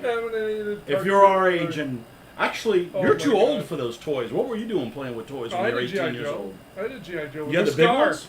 Yeah, dude, I had a scar, man. The right big on the ones, chin. you mean? Yep, No, I had the little ones. I had the big one. With all the different, okay, we're gonna be, you had the Marine camo and. You had I the was in Air realistic. You had the Force. realistic ones. Yeah, yeah. I had the guys that Yeah. could never hit each other. It was like the 18 GI Joe. They never could hit anybody. You know. They had like Oh, fucking yeah. lasers. Like Cobra had freaking lasers and shit like that. Oh my gosh. Remember that game that we saw though at Historicon? Yeah. One of you guys gave me the link to it in 28mm, and I went and I found the description of it, and I'm gonna get the guy's email so he can send me some pictures. That looked awesome. Man. We're like, oh my God, there's a freaking whatchamacall, there's Firefly and a Trouble Bubble, all kinds of stuff, stuff I haven't talked about since I was 13 years old, Oh man. No, Memories. that was pretty cool. That was pretty cool. No, they're making a Axis and Allies G.I. Joe. It's like the top of the world. It's like that other So thing in they fight Antarctica? over Antarctica. They fight over Antarctica. Oh, that'll be awesome. I wonder what that'll be. I don't know how different it is. How are the different what's the thing you have a ton of different things for? Axis and Allies. No, not Axis and Allies. Something else. Something. Napoleonic the games? Command and Colors? Yeah, but that's not what it is. It's I was going to ask you how they play differently. Can I move it a little bit so they can see my collection of board games? No, because it's going to fall down. Oh. Risk. Don't you have a bunch Oh, of different yeah, risks? yeah, yeah, I How got are the it. different risks? Oh my gosh. Are they significantly Yeah, different because from look, each other? there's 3 of them right there. Okay, but are they different from each other? Yeah, they're different figures. Okay, so and maybe everything. that's no, but I mean, is the gameplay different? Well, there's Lord. Yeah, because Lord of the Rings has their different map and Okay, so the map is different. yeah. The and, trade-in things are different. yeah. What else part- is different? Is but it not the play is the same. The but play they'll is have a little bit tweak to that thing, so it's still kind of extremely basic. but risky. Basically, you can push back in the corner. And trade Star it- Wars risk too. Clone Wars edition. Yeah. You know. So yeah, it's a lot of different ones of those. When do you think Russia will conquer Ukraine? Is that thing still going on? It's done. I'm not paying attention. It's done. Not paying attention. It's done. Is it? They just don't tell you it's done. Oh, it's kind of like if you look at Beetlejuice, the star. Yeah. Oh, it's blown up. Oh, I can still see it. Well, it's a million light years away, so you'll find out about it in 1,500 In years. another million years. Yeah. Oh god. The fight for Kharkov is over. The Soviets ran out of steam. World War II? I was watching that Ukraine stuff 2 years ago Yeah. when it happened, except on like day 3 or something like that. They had that Battle of the Bulge nuts situation. You're not in the picture, by the way. Oh. People want to see you and your feet. No. No, I can no, put my feet no, in no, there. no. We're gonna get a bunch of people getting turned on. Yeah, and I only have dudes watch my channel, so there you go. Oh god. They had that Battle of the Bulge thing where basically they went into the island. That- I'm gonna go sit at that. I'm gonna sit at the end down there. Just come down this way. Or come down a little bit. Here, there we go. Oh, There we go. See, there Here you I are. am. There you are. Okay, There's a guy in the right so there. Oh, that's we you. had that Battle of the Bulge situation where that Soviet warship went to that. I think we call it Snake Island. Oh yeah, yeah. Okay, Yeah, everybody on island, you Yeah. must surrender now, or we kill you. And they, fuck you, Yeah. Ivan bastard or whatever, and they killed everybody. Yeah. And then a week later, it comes back that they didn't kill anybody at all. I'm like, I'm not watching. I'm not watching that thing. You're basically just manipulating. Propaganda. You're just manipulating. Propaganda. Don't pick sides. Just tell me what's going on. Yeah. Good luck. If Mitch, also it doesn't make sense that if you got two sides that are both using T-72 tanks. Yeah, here we Okay? go. Yeah. Okay. If you got two sides or they're using T-72 tanks, Yeah. and you're the Russians, why would you put a Z on your tanks? You're not fighting for Zelensky. You're out to get him. Like, what kind of... I mean, how much do these people drink? You probably gotta zoom What's in. in their vodka? Probably gotta zoom in. Yo, Comrade Zelensky. There's a tiny little finger There's in there. a tiny little There's finger. a tiny little finger Yeah. in there. If Mitch shows his feet, he owes me a few games. What kind of games you want to play with Mitch? Oh my gosh. Anyhow, so I like the Matilda. So that's your Matilda's first awesome. thing? You gotta pick one. You keep wandering away from one. I don't think I have a favorite one. No. Remember, you were gonna go through the countries and you were gonna pick one British thing. How about on looks? What else? On would you looks pick a tank alone. on? Yeah. What are we What? talking- It's what- fighting what- value? What have Why we would been you pick fighting- a talking tank about with this fighting whole- value? this whole time? The backbone of infantry is a fighting. All right, vehicle. I'll pick one that nobody would pick. It's a good-looking tank. It's a piece of shit. Yeah, I It's was a piece gonna of say. shit, but it's a good-looking Wow, tank. that's a reach. It's a good-looking tank. It looks good. Yeah, but okay. So you're going for looks. That's Well, why that nobody asked. That's why I went with the Panther G. Well, you probably also went for looks. It's a good-looking So, tank. like, But you it could- fights you good, could too. pull up in this, what'd you call it, a BT something or another? BT7. BT7. You could Yeah, like, show them. you could show up 'Cause I'm downtown gonna have in BT7 and the girls would be interested in hopping in with you? Is that what you're trying to say? No. The comrades would be interested in Yeah, hopping on. comrades. Oh, okay. Here you They just got show girls up. over there too. And sometimes they're with the guys in the ranks. Remember they had that. You ever Oh, see that pictures The with Eastern European girls? Yeah. Yeah, they're pretty hot. They can be. Yes. So, I knew a guy that was one of our customers. And he, 20 years ago, had one of these mail order brides. And he says, I'll tell you what the secret is. Like, I'm in the market for that. Money. He says, you gotta make sure that they have a picture with them smiling. Uh oh. And he didn't get. Oh, he must have had it. 'Cause he Because still otherwise, didn't. no teeth. Ah. Those are extra. Cost more money. That's why you got to pay the I extra guess. money. The United States! No, how about the commie bastards? Yeah, it's damn right. But it's really. It's a good looking tank. You just like You them like oddball them, you looking. like them fender flares, huh? He'd like to paint flames on the side. Fender flare. It's a good looking tank. It's a good looking tank. I wouldn't want to be in one, but you know, it probably smells really That bad looks in like there. a beetle from the front. Who? The beetle. Look at it. Just look at that front on pic. Right? That could be a beetle. It could be. The engineer that But you got know what? fired in Germany. They're went not over the stupid Russian- enough to put the fucking gas tank at the front of the tank. Okay? That would be stupid. Unless you're going in reverse. Dare Yeah. I ask who put the gas tank in the front of the tank? So, okay, so I don't know which one, but that was a problem with when they were designing some of the early tanks before World War II. One of, I want to say it was like a Mark III or something like that never made it into like full production. The British was designed by, they had some engineers and they decided to put the gas tank at the front of the tank. Like, you know, anything they get, I mean, unless you're fighting in reverse. Yeah.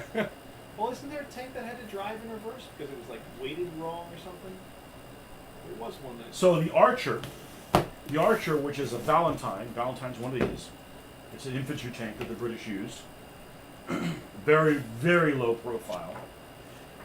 They turned some of them into tank destroyers because they needed them.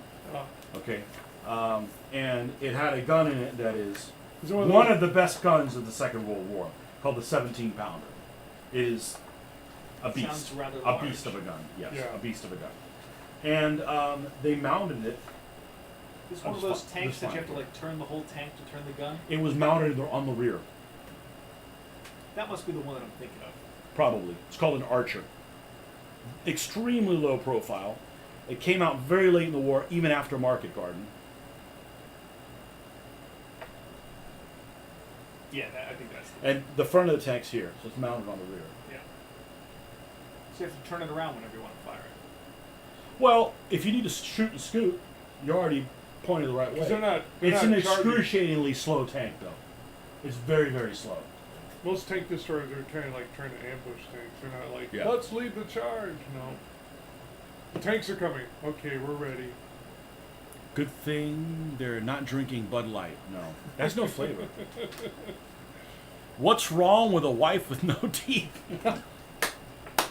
I'm not gonna go there. I'm not gonna go there. What's wrong with a ladyboy? I mean, it's a slippery slope. I mean, the next thing you know. Oh, God. Skylab from Utah. Welcome back. A frozen stream? Is it? I don't know.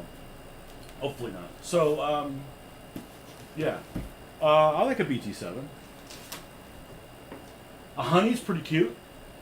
The British have this knack for taking anything that's American and making it look better. They just look better, just with the paint schemes. What'd they do to the honeys? Well, they took off some damn machine guns for starters, because it had way too many machine guns. But it was fun. You're sounding just like a British. Yeah, it's like shoot. That tank has too many guns. Like, If you can't fire them all at the same time because you don't have enough people in the tank, what you have too many happens guns. when I can't fire this one anymore? Yeah, it's like Why you gotta be so I'm gonna negative? need Why you gotta be so another negative? gun to fire. Because what you can do is like when you're out of ammo, hey, you reload. I'm gonna shoot this one over here now. Yeah. One thing I hate about British tanks in Northwest Europe, they decided to put white stars on them. Sorry, British tank don't get American stars. It looks stupid. Now in Italy they did do that. They put the roundel on them. Hey, you know. So what was their means for white stars? Why did they want to be American? I don't know. They just picked most of the stuff was American, like they just wanted to fit in. I don't know. Huh. Where is this Stuart? The early Stuart had Five like machine five guns, right? five Yeah. machine guns. 5 machine guns. Yeah, it's like I always remember that from like, because like anytime most of the rules like when you like shoot at infantry, that tank gets a lot of dice. It gets more anti-infantry dice than a Sherman. Got him. They even have a category for Canada. Did they Sorry get their about own that. tank? Did they get their own tank? They did. They built something called the Ram. And that was their own Tank. manufactured tank And then they- in Canada. That's not a bad looking tank. Go Which back. one? It's a Sherman. Is that a Sherman? Yeah. It's a yellow Sherman. It looks This is an old book that has wrong colored It things. looks This is the very Firefly. This is they put a hell of a gun in it. That's that Mhm. 17-pounder gun in it. This is the Stuart. Nah, let's do it. Here we go. Here's Stewie. Yeah. Okay? Yeah. So you have a whole machine gun. It's a 4-man crew. You got a driver. What's he do? He drives. You have an assistant driver, which fires his machine gun. Okay? Then you've got 2 machine guns in these sponsons. I don't know who the fuck fires those things, okay? But The driver, he only needs one hand. You can't be standing on top of your tank all the time. so Yeah. you got a loader and a commander here. They've got a coax machine gun and the main armament and one in AA. So 1, 2, 3, 4, 5 machine guns and 137mm cannon. Yeah. So you've got 6 pieces of ordnance, Were 4 people in a tank. were all the machine And guns, one's the fucking driver. were all the machine guns It makes 30s perfect or sense to me. All the machine guns are 30s. okay? Yeah. Because that would be real stupid. Like, yeah, we got 4 30s and a 50. The Sherman always had an AA machine gun as a 50, And a 30 is as a coax, yeah. coax. But think about it, like, okay, we want to destroy these German trucks, but we don't want to use a round of HE. Use the 50. Yeah. Ah! Yeah. That's what it is. Yeah. Or like, there's these guys in a wooden building that are giving us trouble, but we don't want to fire a round of HE. Yeah. You just go right through the wooden building. Yeah. That's really what a 50 caliber's for. Oh yeah. It's not like it fires that fast. It fires No, slower but than it's anything a else. freaking It's huge just like, shell. oh, you think you're in cover? Yeah. It No. negates cover. Yeah. It negates cover. Yeah. Hide behind the wall. They're in a panic room. What? Stewart has so many machine guns to cover blind spots. Well, none of them fire towards the rear. You have to get on the. You know, But if you turn the they turret, won't make it to the rear, Tony. Yeah, they never get that far. They're dead. Homeless man tank? Who are the 3 people? Well, you know me. That's Tony. That's over the there. other guy. And that's the third That's guy. Ian. Ian is the, you come over, you started coming over about when I started not coming over. Yeah. Yeah. Yeah. Huh. But we are in the same room, so it's not the whole Spider-Man thing. Batman, Bruce Wayne thing. Okay, I got one for you. What's the best Japanese tank? That, meaning like, is operative. Not sexy or anything, but, The Shinhoto Chiha. okay. Let's see it. Why? Because the other one sucked ass. Well, so it's not hard for it It's to also be back. not my favorite one. I like the I didn't Hago. say favorite, I just The said Hago is cute. which what. And cute Yeah, doesn't that's win any why I fucking said wars. operative, not cute. When Because I know you go the for Stewart is cuteness. cute. They're really cute. And they're pretty cool, you know. Japanese? Let's see if these guys even mention the Japanese. This is an extremely basic book. I just brought these Oh. things over because I don't know if they're Japanese. They probably Well, the don't French even are know. here, so Japanese should be in here, right? Yeah, you think. Poland! They got Poland in here. Wow. Shinhoto Chiha. There it is. Doesn't look bad either. What size is their main gun? I want to say They're 57. having it knock over a freaking. No, palm 47 tree. millimeter gun. 47? 47 millimeter gun. Is that knocking over a palm tree? Is that what's happening in that picture? Yeah, Well, there's only. and there's a good chance Yeah, this but- is on Guadalcanal. Palm tree is a big ass tree. Yeah? Well- Well, that's probably what, 30 ton, 40, No, not 40. No, maybe 30? 20 something. 20 some? So this is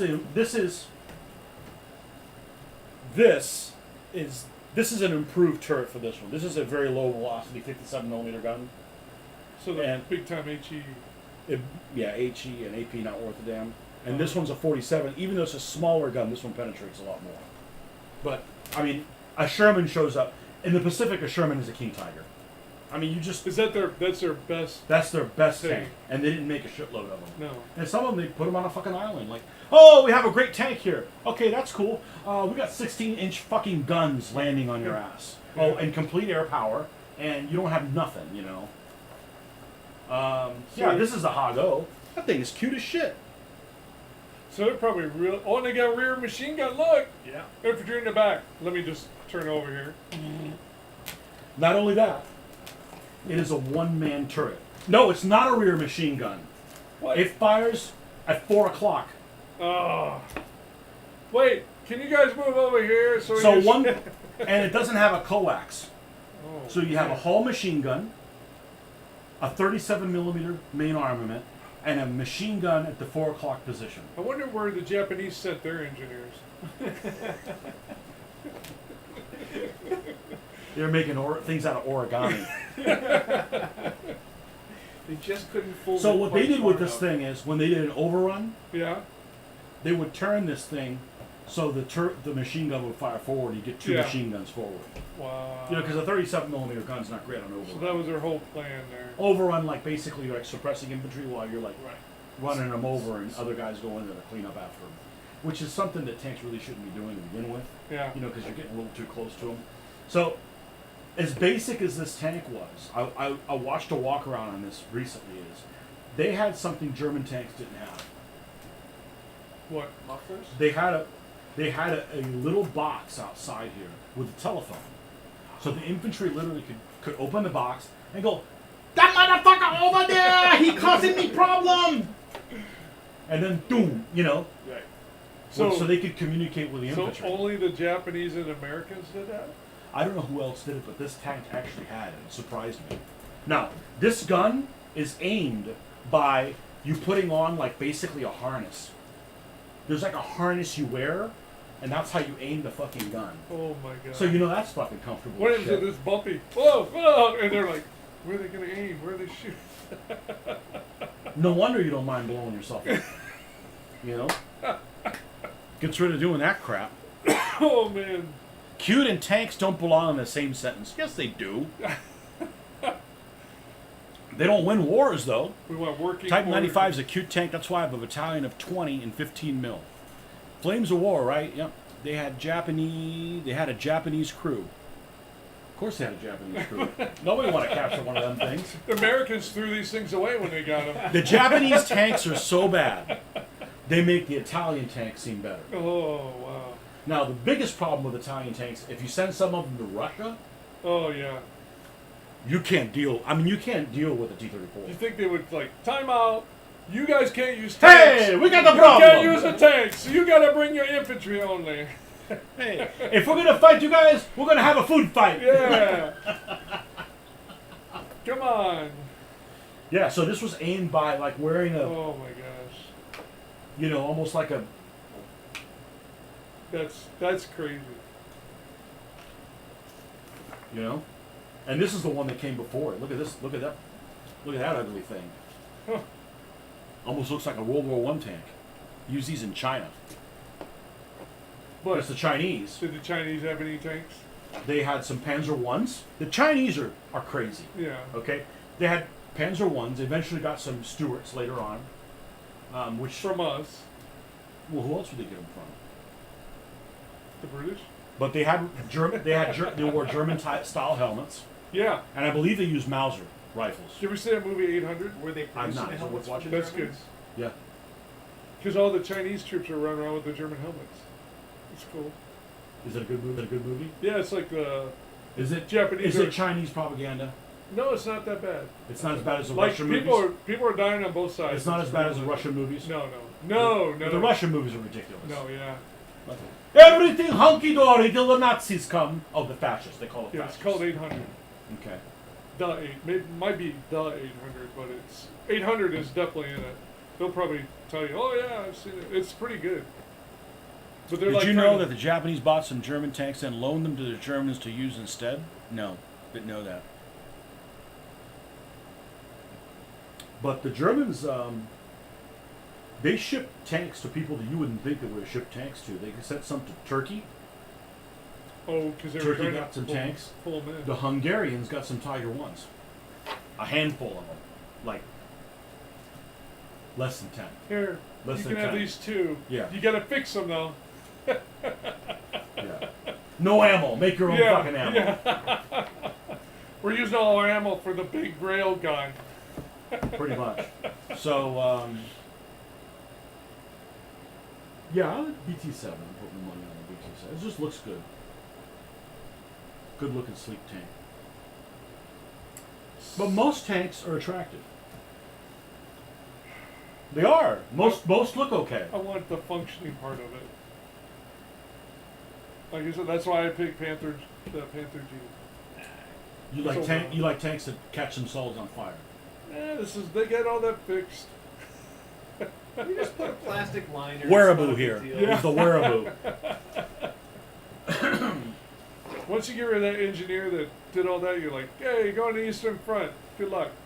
Now So fix this your is an mistake. old book that I have from who knows when, probably sometime in the 80s, probably. And this is another one that a coworker gave me, probably in the early 90s. It was a gift to him, and both of these are very dated. They have probably wrong misinformation. That would be correct Wrong? things in it.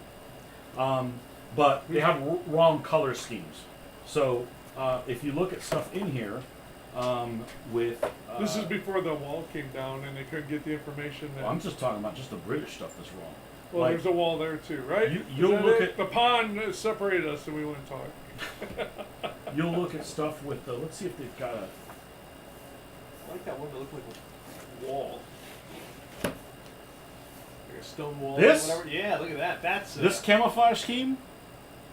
That's all about the paint job. That's one that they used in Malta. They had a couple of them. Like, why would you leave Matildas in Malta? So Matilda's an infantry tank that went to the British in North Africa. They had a few of them in Europe as well. They were painted like this. 2-pounder gun, which is a 40mm gun, and they had problems with high explosive ammunition. So you just have armor piercing. So it's no good against infantry. So it has a coax machine gun. But it basically has impenetrable armor. Nothing can take these things out, other than like a Stuka dropping like a fucking bomb on them, you know.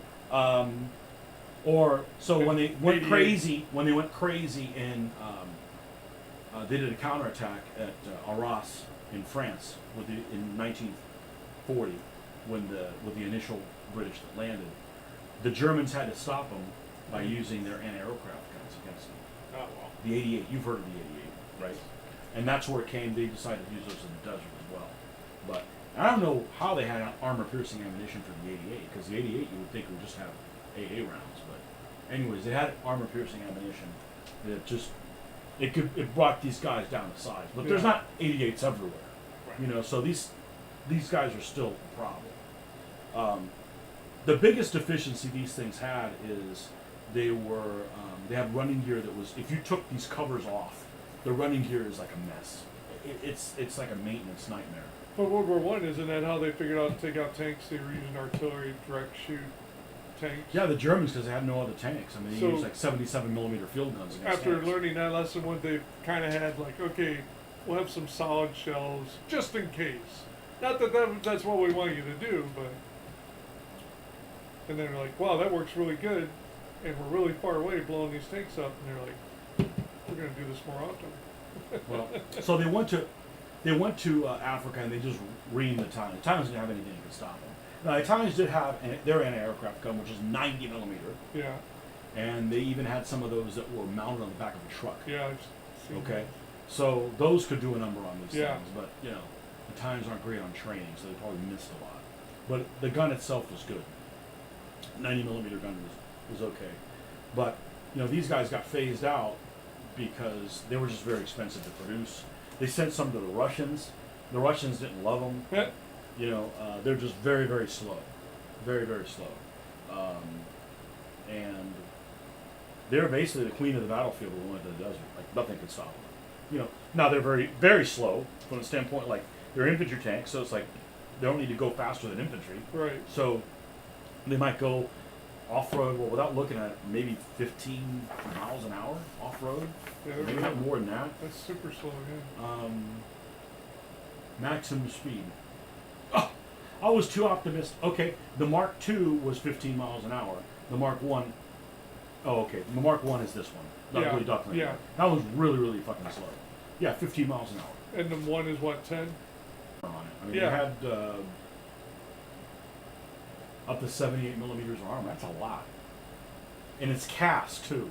So, like, cast armor, for whatever reason, is a lot sturdier than it was welded. You know, it just seems to be. So, it was Because a great... it's one solid piece. It was a great vehicle, but after like Battle of Gazala, they didn't get used in main battle tanks anymore. They got used like they had them at like El Alamein. They used them for like mine clearing vehicles and Scorpions and stuff like that, Yeah. and that kind of stuff. Use them as funnies. But they came in two flavors. They either had a 2-pounder, or they had a 3-inch howitzer. The 3-inch howitzer was just supposedly to fire HE, or also smoke.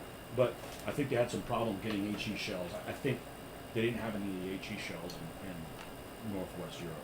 So they only had smoke. Right, exactly. I think Yeah. that's what it was. And then I heard that 2-pounder that actually did make HE rounds for, but they didn't get out to them. There was a supply issue or something like that. But they got some to the Russians. The Australians used some. Uh-huh.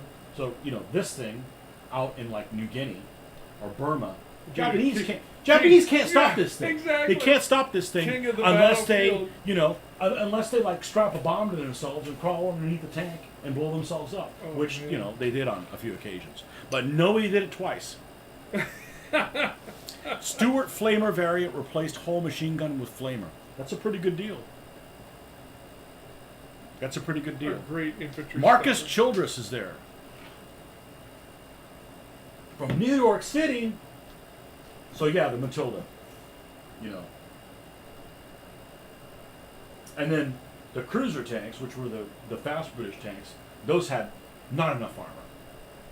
You know, Because they want to be fast. they wanted to be fast. But one of the things they have wrong in here, you see this looks like almost like it's blue. Yeah. It's not blue. They got the colors wrong. So there's stuff in actual museums in England that have wrong color paint on them. Like just completely wrong. Like Oh. like brrr, blue. How can they get that wrong? It's their tank. I don't know. Too many scotches. Aha! You have the book Tony is Looking Over. It's an old book. It's an old book. This was actually a hand-me-down book that somebody, I had a coworker gave this to me a long time ago. Here's one of those Swiss Hetzers somebody was talking about. Wait, the Swiss were neutral. Yeah, I don't know how they got them. Probably sold some of them, you know. break down the border, run across the border, quick pull it over. I've This never is seen ours. anybody build a Berger-Hetzer. A repair Hetzer. Oh, Well, you know it can only haul some. It can only. You're not going to get one of those to pull a panther out of a ditch. yeah. You know, I mean, there's not that much. So what were they using to pull tigers and panthers and all the big stuff? The drawing below shows the unarmed Berger-Panzer 38T Hetzer, 64 of which were built and issued to Hetzer units from October 1944. So only to pull other Hetzers out. And that's it. That's it. No coax machine gun. It had a remote controlled machine gun in the roof. So you basically have like a periscope underneath, and that's your machine gun. Holy This cow. thing has a huge blind spot to the rear. Oh, that's wild. But it has really good armor on the front. Like really good armor on the front.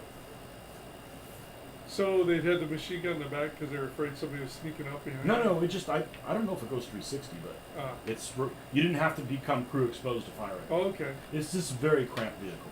Yeah. Very, very cramped vehicle. So.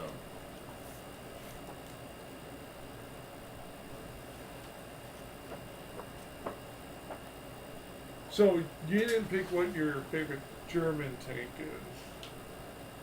It's too many. No, I'm just talking German tank? I don't like any German tanks. not sexy here. Okay. I don't like any German tanks that don't have the that have the option for having the turret box and doesn't have it. So if your tank eventually had a turret box in it and it's so early that it doesn't have it, I don't like it. So for instance, I hate a Panzer III without the turret box. Looks stupid. You know. Okay. But you're picking one. And you only had to pick one. Well, I prefer them in gray. This is pretty much a lot. I think the long barrel Panzer IVs are good looking tanks. Mm-hmm. Did you know their turret's not head on? Turret's offset a little bit. Really? To the right? I think it's to the left. Oh, Just ever so slightly. ever so Let slightly me see to if the there's a left. top view of one. And the reason why is because the transmission that ran through the middle, and they had issues with the turret basket and stuff like that. Ah, That's another thing that's not represented in many vehicles and many games because they don't have it. All the German tanks had turret baskets. So that means you got 3 guys in the turret. You got a commander, he's got a seat to sit on. You got a loader, and you got a gunner. They all have seats that they rotate with the turret. So if the tank's pointed like this, and the turret's pointed this way, all the other guys are sitting pointed this way. A T-34 does not have a turret basket. So if your tank is pointed this way, you rotate the turret, you're having to move over every single thing that's sitting in the Oh. ground. okay. Because of those storage issues, were you here when we were talking about this? No, No. he was not. I understand. Okay. Yeah. Shapes. Yeah. Yeah. So the T-34 had sloped armor.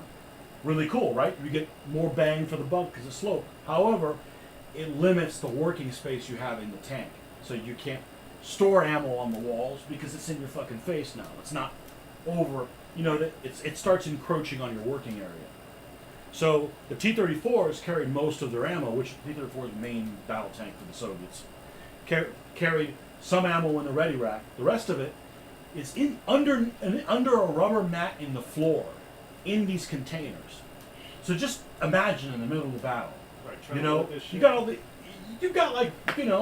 a wreck, you know, that you're trying to trip over and stuff like that. So you don't have very efficient crews, you know. So the Germans would run circles around most of the Soviets for most of the war because they had better training, and their fighting conditions inside the tank were superior to most people.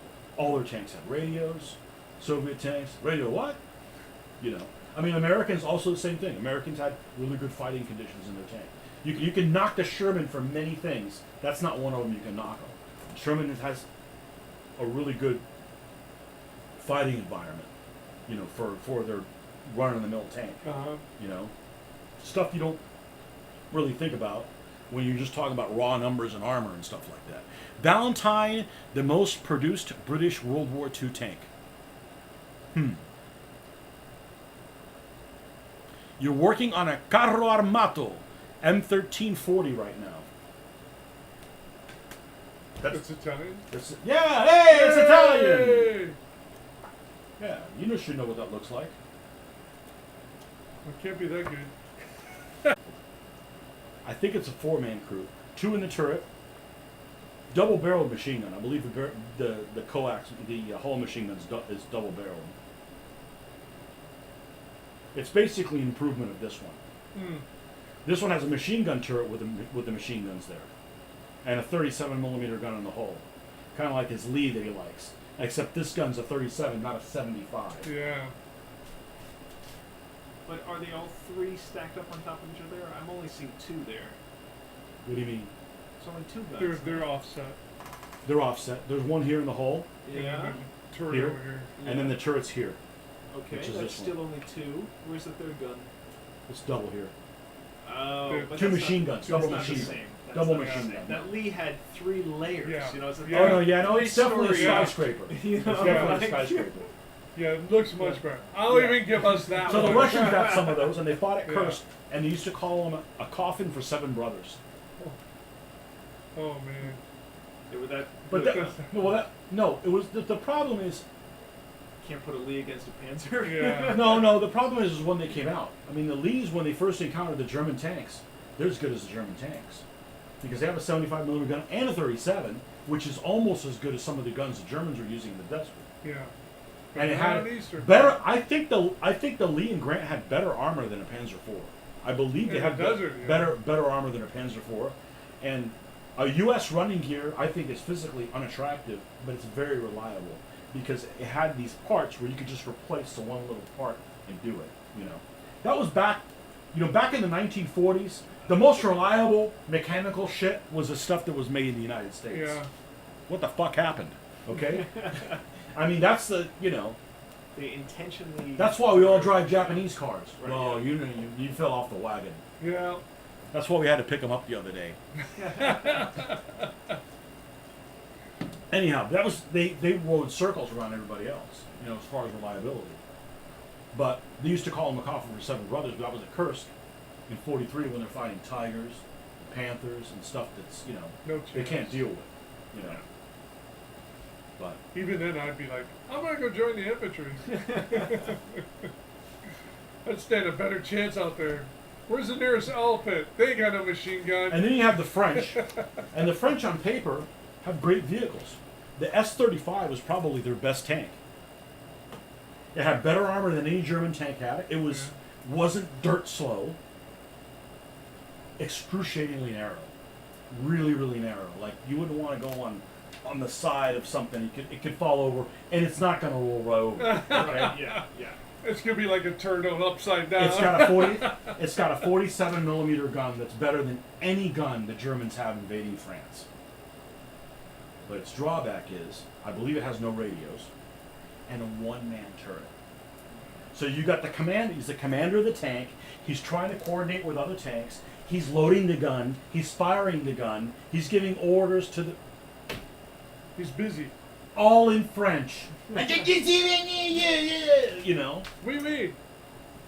A 1-man turret is just a disaster. It's a disaster. Even the Char B, which was a huge tank. That's the little ones. Which these little tanks, they had more armor than any of the German tanks had. But they were just slow as crap. But if you're on the defense, does it really matter how fast you are? This big monster. This has a 75mm gun howitzer in the hull, and that 47 in the turret. So it's got the same gun in this turret as this one does, but 1 man in the fucking turret. He's the commander. That's the problem. Now the Germans captured some of these, turned some of them into flamethrowers, sent them to the Eastern Front. So the only flamethrowers the Germans had at the beginning of the war in Russia was they had some of these, and they had some flamingos. And honestly, I don't remember. They may have replaced the hull machine gun, the hull howitzer with the flamethrower. I think that's what they did. And they kept the 47 in the turret. Airfix kit, hilarious, simple kit, nice detail. Germans beat the French side armor. Yeah.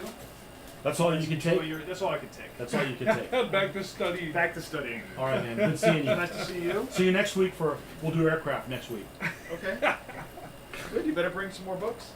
I do. I got lots of books. Good. Goodbye, internet. Okay. That's Ian. So the interesting thing about the French Charbie is it had a big weak point. Care to guess where the weak point is? On the side? How about this big old thing right here? Oh, that's what, an air vent? It sure looks like it. That was a weak point on it. Oh my gosh. The French on paper had good tanks. What is it? Is it? Oh, I'll have to look into it. We gotta look at what the weak point is on the Charbie. Yeah, it's this big old thing on the side. Let's see if it talks about it. Charbie, it probably doesn't talk about it. I'm gonna die if it's an air vent.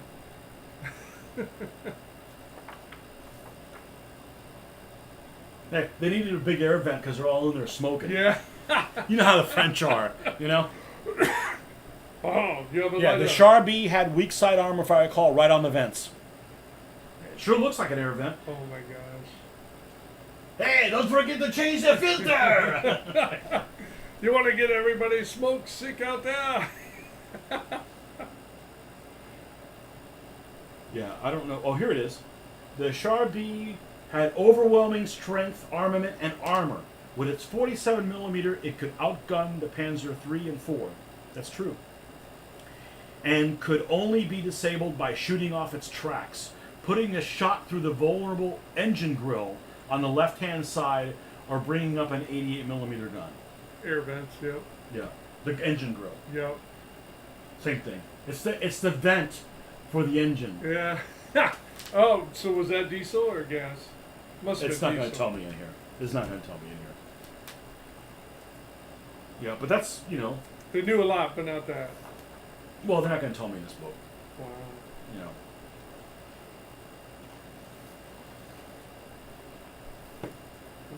Oh, here we go. France from 1940 from GMT should be arriving any day now. Cool. I don't like the German tanks in France. They look stupid because none of them have a little box on them. That didn't get started adding. That didn't. Right. They didn't get started. That did not get started. They didn't start adding that until Yugoslavia. But it's so they kind of figured out that they needed to change their stuff around. Well, they just needed extra storage. Like the Tiger originally doesn't have this thing on here. Uh-huh. Tiger looks funny without that thing on the back. You know, the whole back of the turret's round, like Yeah. that's stupid. You know. You know what this is, right? No, what's that one? That's the Churchill, isn't it? Yeah. What kind of version is it? That's a. No, that's not a flamethrower, is it? What do you think's in here? Oh, they were What's smart it enough. called? They were smart enough to put it on the outside, huh?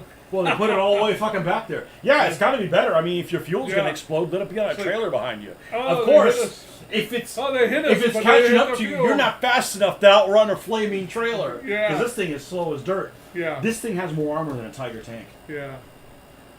So this is a Mark 7 Churchill Crocodile.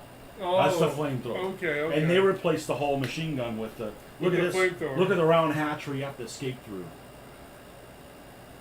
But this thing has a shit ton of armor. A shit ton of armor. Yeah.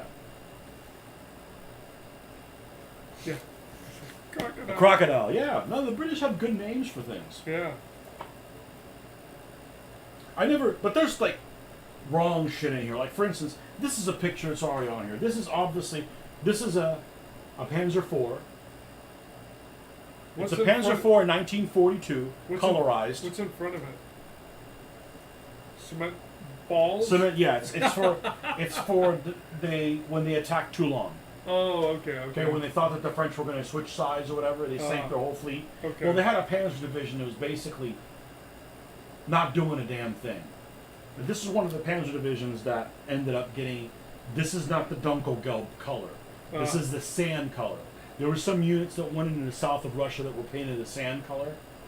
Because they're in supposed to go to North 1942. Africa and they went No, down. no, they just were experimenting, and this is one of them. And it always threw me off. Look at the barrel on this thing.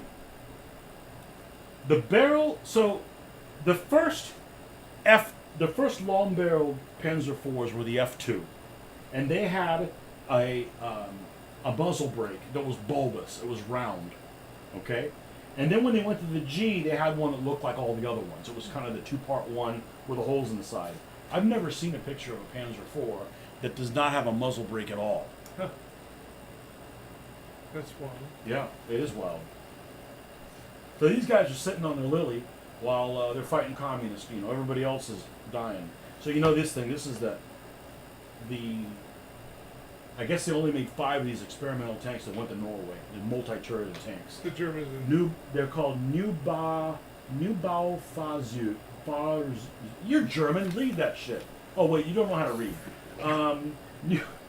yeah. Neubaufahrzeug. Neubaufahrzeug. Experimental multi-turreted heavy tanks. They went to Norway. And they didn't build anymore. 3 of them.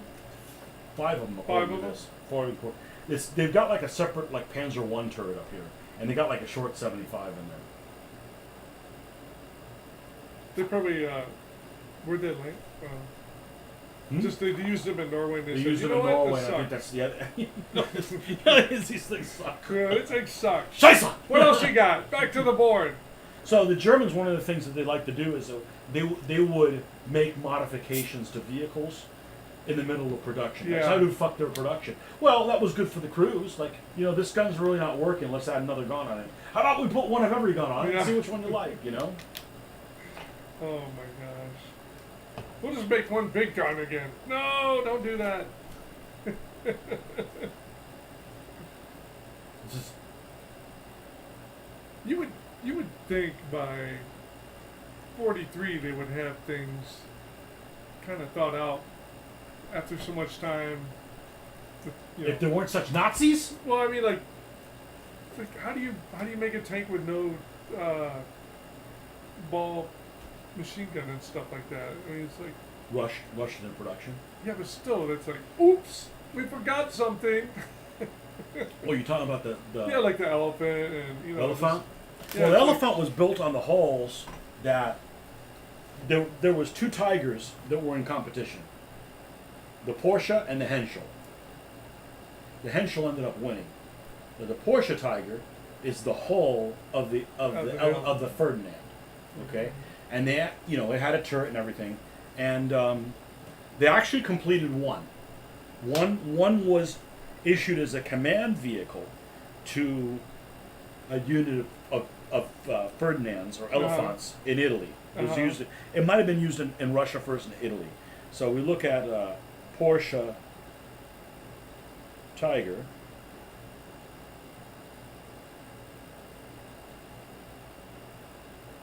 And it looks really out of balance. Like the turret's too far Yeah. forward. It looks Yeah. funky. Looks like you Germans were smoking something on that day, right? It just doesn't look right. Well, they completed one of them, and it was a command vehicle. And here it is. And they went to Russia first. It and went to then they Russia first, and moved then it went into- to Italy. Okay. Only that one. Only that one was completed. Okay. Only that one was completed. And look, you can sell that the turret basket for it is like some weird conjured together thing. It's not the standard Tiger 1. It's one from like a cobbled together Panzer IV or something like that. But it just looks way out of whack. Yep. Porsche didn't win out, Huh. you know, on that one. So they had all these holes. We're like, let's build a. Funny thing is, took me entirely getting fed up with late Northwest Europe before I got on. Quit on late war, started favoring early war. Early wars seems to be more balanced. I don't like anything before the African Corps in North Africa and Barbarossa. I don't like 1940 It's more.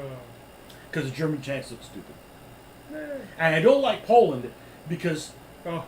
no, they have a white cross. Yeah. Like what? Are you invaded by the frickin' Swiss? Yeah. You know,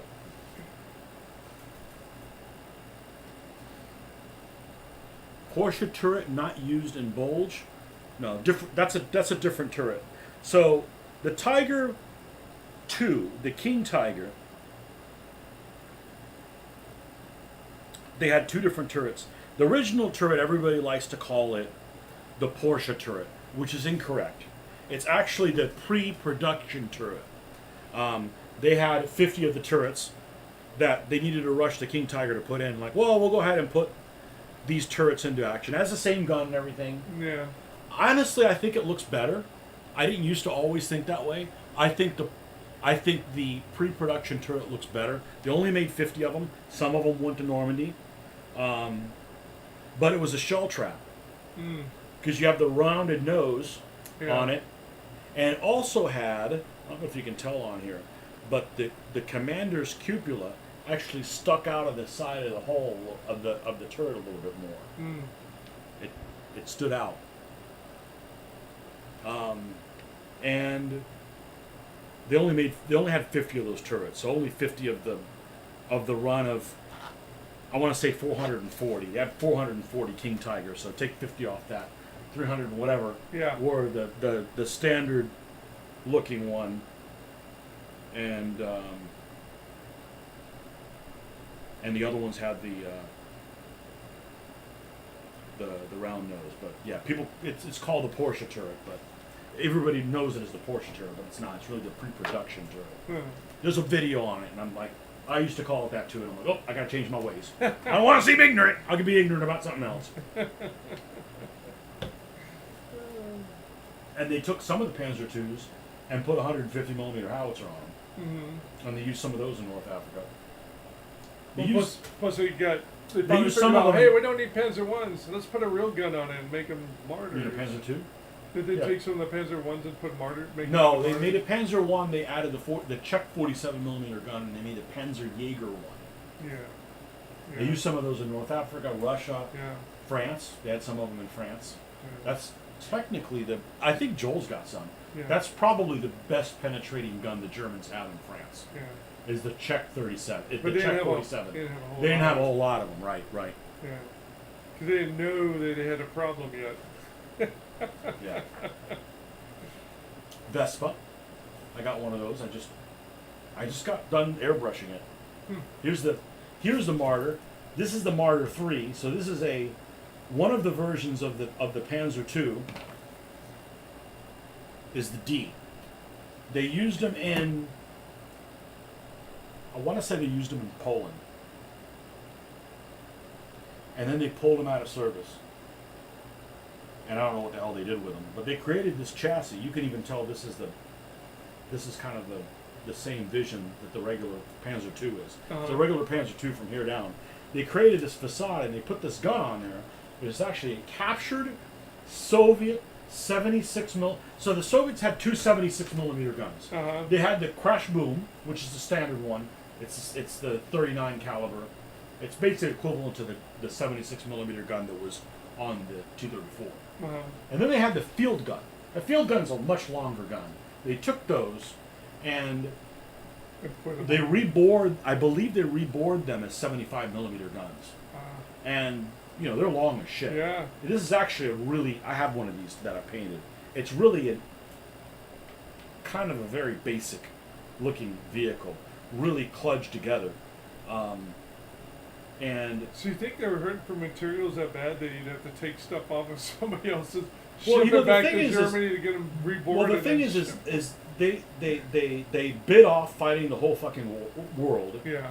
And they didn't have a good supply network, and they had all these odd pieces of equipment that they had to use them. I mean, they captured a lot of British trucks at Dunkirk. Uh-huh. I'm like, well, we either trash them or we use them. Yeah, here it is. Oh no, this is a different one. Yeah, so this is the same gun that I was just talking about. Yeah. Except it's on the Czech On the Czech hull. 30. On the Czech hull. This is a Panzer II hull. Yeah. I actually have both of these in model form. Anyways, it's ugly as sin. It's not an attractive vehicle. It's not an attractive vehicle. So here's a Panzer III with no basket in the back. Looks stupid. Looks dumb. That looks good. That's a good looking tank. That's a good looking tank.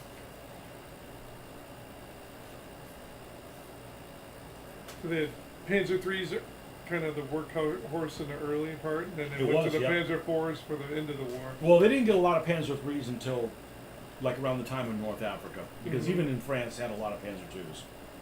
A lot of Panzer. They had very few Panzer IIIs and very few Panzer IVs in Right. Poland. Very few. Right. In France, they had more Panzer IIIs, all armed with 37 millimeter guns. Some 37 millimeter guns that went into when they attacked Russia. Probably 1 in 4 Panzer IIIs had a 37 millimeter gun. The rest of them were all up to the 50s. This is a 3F. The 3Es actually had a 37 millimeter gun. They had 2 machine guns. They had 2 coax machine guns, the Panzer IIIs, Es.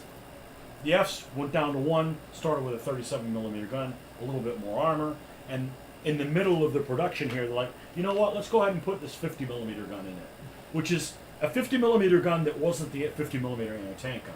This is a 50 millimeter Yeah. anti-tank gun. Yeah. It's the 60 caliber one, you know.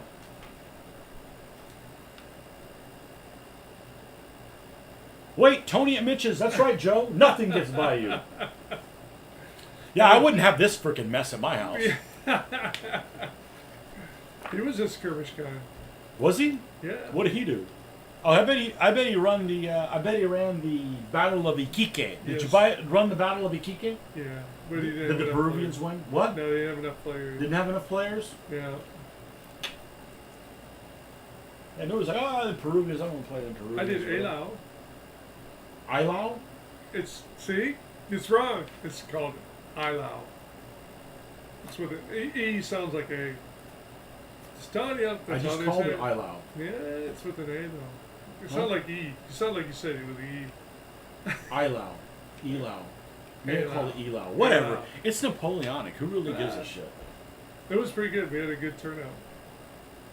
When your uniform has pom-poms on it, Ah, I don't give a shit what you that's, call it. that is, I'll give you that. That it always makes me laugh that skirmish troops have like a red pom-pom. It's like, wait a minute. Or, they usually got like, Aren't you supposed to like be hiding? yeah, that's what I'm thinking. Like, okay, I'm going to go out and find the enemy. And, hey, there's a French guy right there. See the red? Have you seen Napoleon? Yeah. Okay. I was going to invite you to the house to see Napoleon. It's on the Apple TV. I haven't seen it yet. Well, I'm glad you don't know a lot about the period. Just so you know what I think. Does he do a good job as Napoleon? Rod Steger's pretty good. No, not him. No, I'm he's- talking about I know. Joaquin. I didn't think he was as charismatic as he needed to be. It didn't come across. I mean, he didn't come across like. Did you ever see that made-for-TV thing back in the 80s where the Italian guy plays him? Yeah. Armand Assant. Yeah. Even he, I think, is probably Well, better. he had the right haircut for him. Yeah. Yeah. Yeah. Probably the biggest thing is like I think during production they were like, okay, we're gonna shoot Borodino first, and everybody fights out in the open, and then they get during while they're filming it, they finally finish the entrenchments and all this stuff. Like, oh, Waterloo is next. Okay, let's use that Borodino scene that we're gonna do. They put British behind entrenchments. I thought, what are you doing? This looks so gay. It's So you bad. just think he's not a very good director? I don't know how you get that wrong. I mean, like, the uniforms are great. Uniforms look good.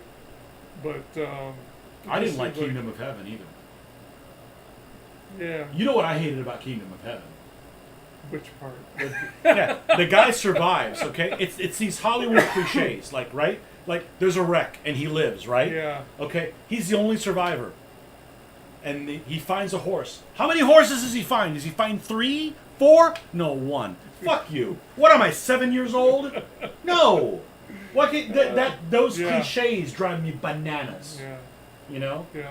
I can't get past that. You know. Yeah. Yeah. Well, I mean, I was disappointed. It was okay. It was entertaining, but it was. Just I thought okay. Gladiator was excellent. Yeah, I mean, Gladiator is a really good. And people movie. complain, oh, they didn't show the Romans using the pila. Yeah. Okay, you can Whatever. volunteer for the movie. Hey, we're going to throw these fucking rocks. Try to catch We're them gonna with your aim. body. We're gonna okay? aim. We're gonna aim. Don't worry. We'll miss you. Don't watch the new Napoleon movie. I pan everything that has come out of Hollywood over the last 5 Yeah. yeah, it's terrible. I'm Hollywood, enjoying watching foreign movies better about history things than American because at least they, like I said, like that 800 was pretty good. Um, there's a Finland's got a movie about World War II as the beginning when they went to war with Russia. it's not that one where that guy goes crazy and kills Germans, is it? No. What's the name of that movie where it's like, I mean, yes, No, this Finland one did just came out Finland like in did a year or switch two. sides for a very small part. Yeah. They're basically fighting No, this is Russians like- the whole fucking time. Yeah, they fought this movie. I think it's a Finnish movie because it's them for the whole movie and how they victorious in the beginning. They're moving forward. What I want to know is But then when the Russians start what I want to know pushing is back- why does Finland use? And I actually don't know this. Why does Finland use a swastika as a symbol? maybe they're hey, if we're gonna know you're with us, put on the swastika. Okay. Well, I'm pretty sure that they, in the war with the Soviets in '39, everybody helped the Finns, Yeah. and the Germans were supposedly asshole buddies with the Russians at that Right. time. Right. But the Brits sent them Brewster Buffaloes and all kinds of stuff. The Finns were like, "Yeah, we'll take whatever you Yeah. can." They even took Russian tanks and used them against them. Yeah. So Because they didn't really have a lot. And it's funny because the movie's about it's a machine gun, a heavy machine gun battalion or whatever. So it takes part of everything for them, and how they transport, how they try and keep up with the attack and everything, because they're on foot and stuff, or whatever they can get their hands on. yep. So it was pretty interesting. Does anybody catch the? Russia forced Finns to fight the Germans. It's actually not the same symbol. Well, yeah, one doesn't go as long as the legs, but it's a damn swastika. Okay, post a bunch of Finnish symbols on there and see if Facebook has a moo cow over it. I bet they will. Yeah. I don't know why they use that. So But it was a pretty good movie. Not as good as 44, but it was good. 1944 is a stupid title. Right. That's the but only it was a problem I good have with movie, it. though. I agree. And guess what? That was made by a good movie. And it had the Prinz Eugen bombarding positions, Yeah. and it looked like the right ship. See? Hey, I value stuff like that. So you're going to have to go to foreign movies because they get it right. American Except the fans Russian don't. movies, because the Russian Oh, movies they, are like they're so full of crap. Yeah, they're They're so, glorified. and I don't, I just Yeah. Yeah. But those are two good movies. 800's a good one. And, man, I'll have to look up the name of that. I don't know, Okay. unless somebody remembers it. if you guys want to stick around, we're going to be right back in a little bit. I got to take a pee break. Okay. Okay, so give me about I'll look up the name of that 3 movie. quick shakes, and I'll be right back.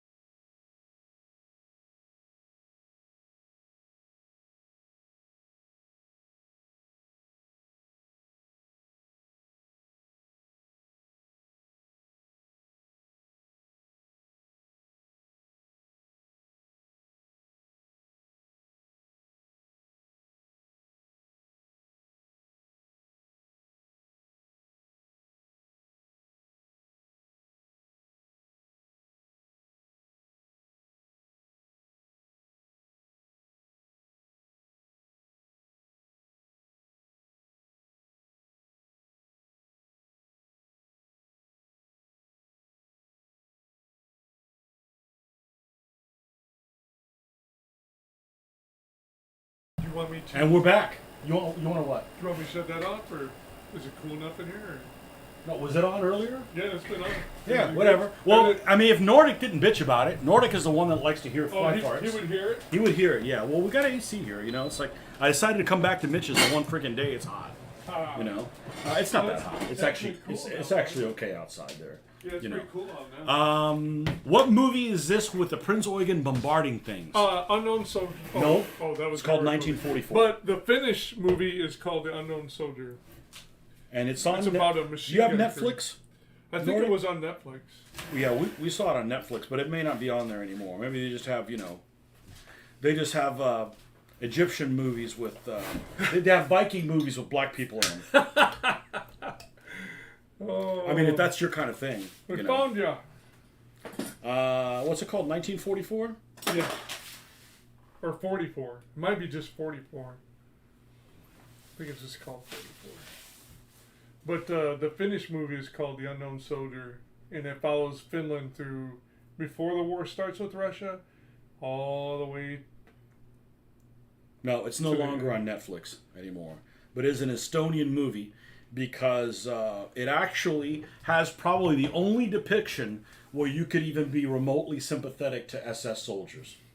Because it was some Estonian SS guys that, they talked about not liking Hitler and all that kind of stuff in there, but.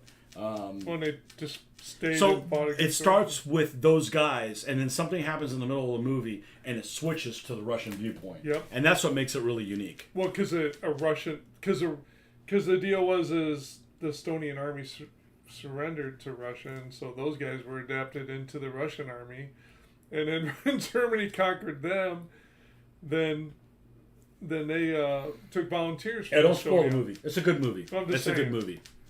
That's good. It is. It was really good. I was impressed with it. Shitty title. Yeah. Like 1944. Oh, so it's about Normandy? No, it's not about Normandy. That's the Korean one. So it's about. Yeah, it's like. Yeah, I didn't watch that. That was wild. Was it? It was wild to be. Think about the two Koreans that get captured by the Japanese, and so then. They get now. Yeah, they get captured by the Japanese. They fight in the Japanese army. They get captured by the Russians. They fight for the Russians. They get captured by the Germans. Get shipped to the by Normandy, and then they get captured by the Americans. Sounds like hey. Sounds like they're not fighting in the front lines the whole time. First chance they get. We don't have to like shoot a gun. We're okay. Look out! I give up. That was close. Kimchi!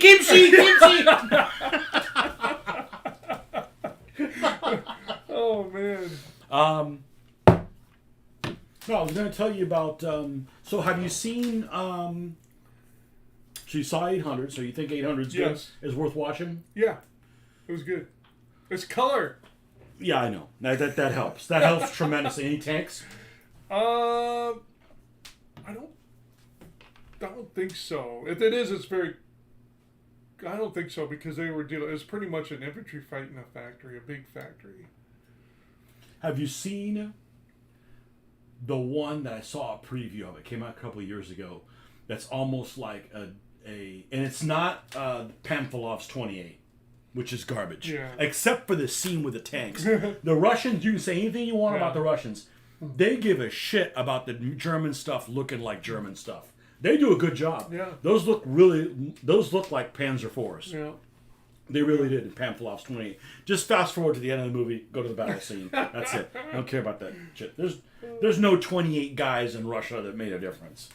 I'm pretty sure there's, But anyhow, there's one that had the trailer of it showed like a column of like Czech 38s.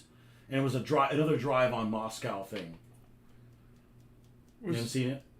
Is that where like I haven't seen it. Czech, okay, there. Yeah, there's definitely Czech 38s in There's it. another Russian movie I've seen where like for some reason it's almost like there's a pond next to the road, but they catch an armored column, so they can't maneuver. And they got anti-tank guns shooting at these German tanks. But they can't maneuver because they're stuck on the road. They take out, Because that's what I want to see. I talk about this all the time. The reason I want to watch a war movie, I want to see the toys, Yeah. the things in action. Yeah. I don't care about a love story. Yep. I certainly don't want to see it if she's ugly. Okay, I didn't come here to see no ugly. But it's just the other stuff. I don't care about. I want to see the stuff down there. Have you seen the one where it has the?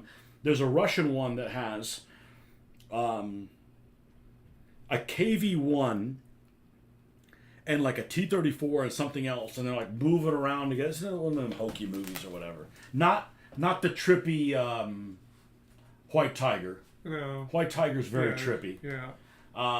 Have you ever seen the one that's supposedly the worst war movie ever made, the scariest war movie ever made? It's called Come and See. Oh no, I have not seen that yet, but I've heard, right? So I've heard people talking. I need to see that. Come and see it. Is it worth seeing or not? Should they come and see or not come and see? You should watch it once. It's not. I wouldn't call it scarring. It came out in 1985, and it's all from this viewpoint of this 15-year-old Russian kid. And I may get some of these details wrong because I only watched it one time. But he's basically in Russia. He's a Russian kid in a village, and he wants to join the partisans. And his family's basically, you need to keep a low profile. Don't do that. The Germans are already occupied the area, and he wants to join the partisans. So he ends up not joining them, and then the partisans do something, and the Germans do a retribution. On his village. And then he ends up joining them and stuff like that. But it's got some scenes that. Have you watched a lot of Japanese movies? Mm-hmm. You have? Okay. There's a lot of Japanese movies that they have this thing. I don't know whether it's an Asian thing, because it does appear in other Asian movies that I've seen, where you have this character that's tough as nails. He might be a shogun, he might be some kind of a warlord, but he's this tough as nails guy that has a lot of respect from everybody in there, right? And so he's all business. And then the people leave his court, and you go behind the scenes, and he's a fucking goof. He's like he's goofing around, he's doing stupid stuff, almost like a clown. So there's like this yin-yang thing that's going on, and I've seen that in a lot of Asian movies, that you have this badass guy that behind the scenes he's like a goof. It happens in several things that I've seen, at least 4 or 5. I can't think of what they are right now, but it seems like a common thing. And there's this scene in Here I Come and See, where supposedly the really horrible part of the movie is this Einsatzgruppen, which you know what the Einsatzgruppen are, right? They round up all the round up everybody that they come that they're going to have a cookout with, right?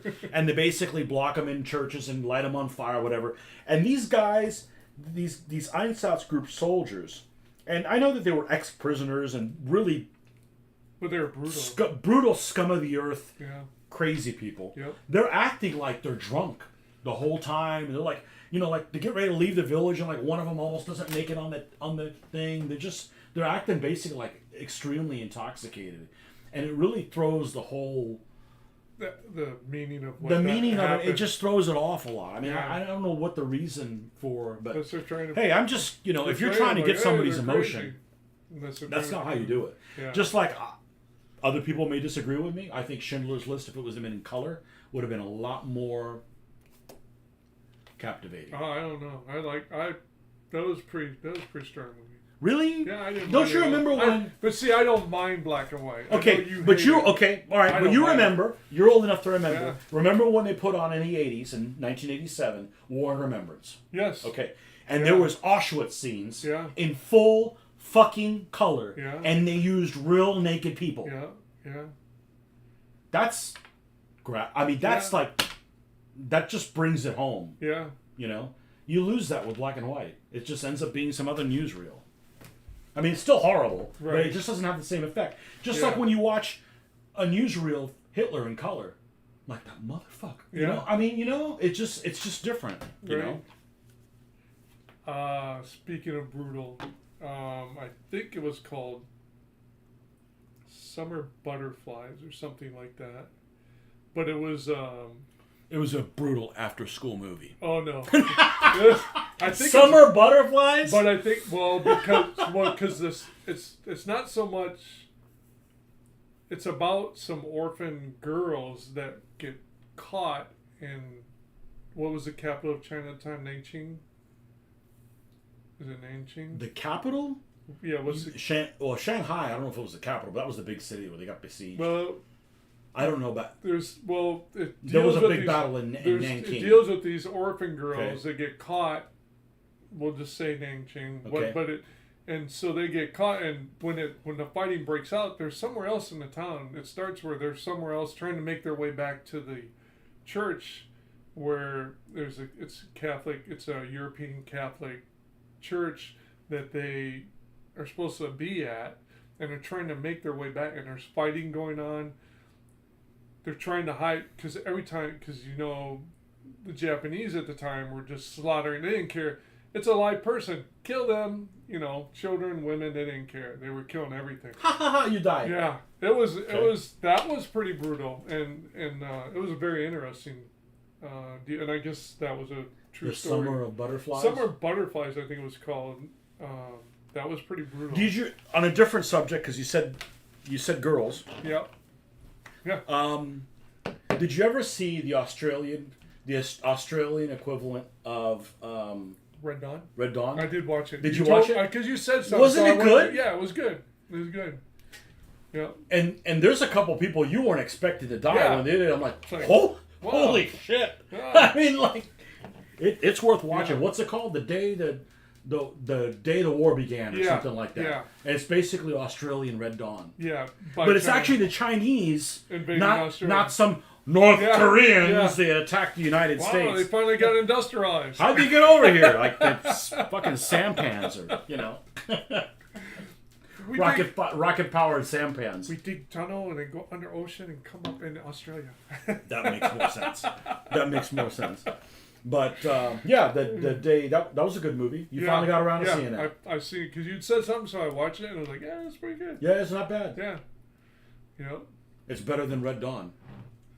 Nicaragua. The original one? You know what the population Come on, of there was a Nicaragua? thing right now. You know what the population of Well, Nicaragua we were is? at odds with them in the 80s.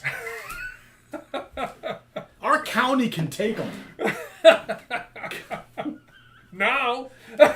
Well, not the city you live in. We got guns where we're at. Yeah. Oh, man.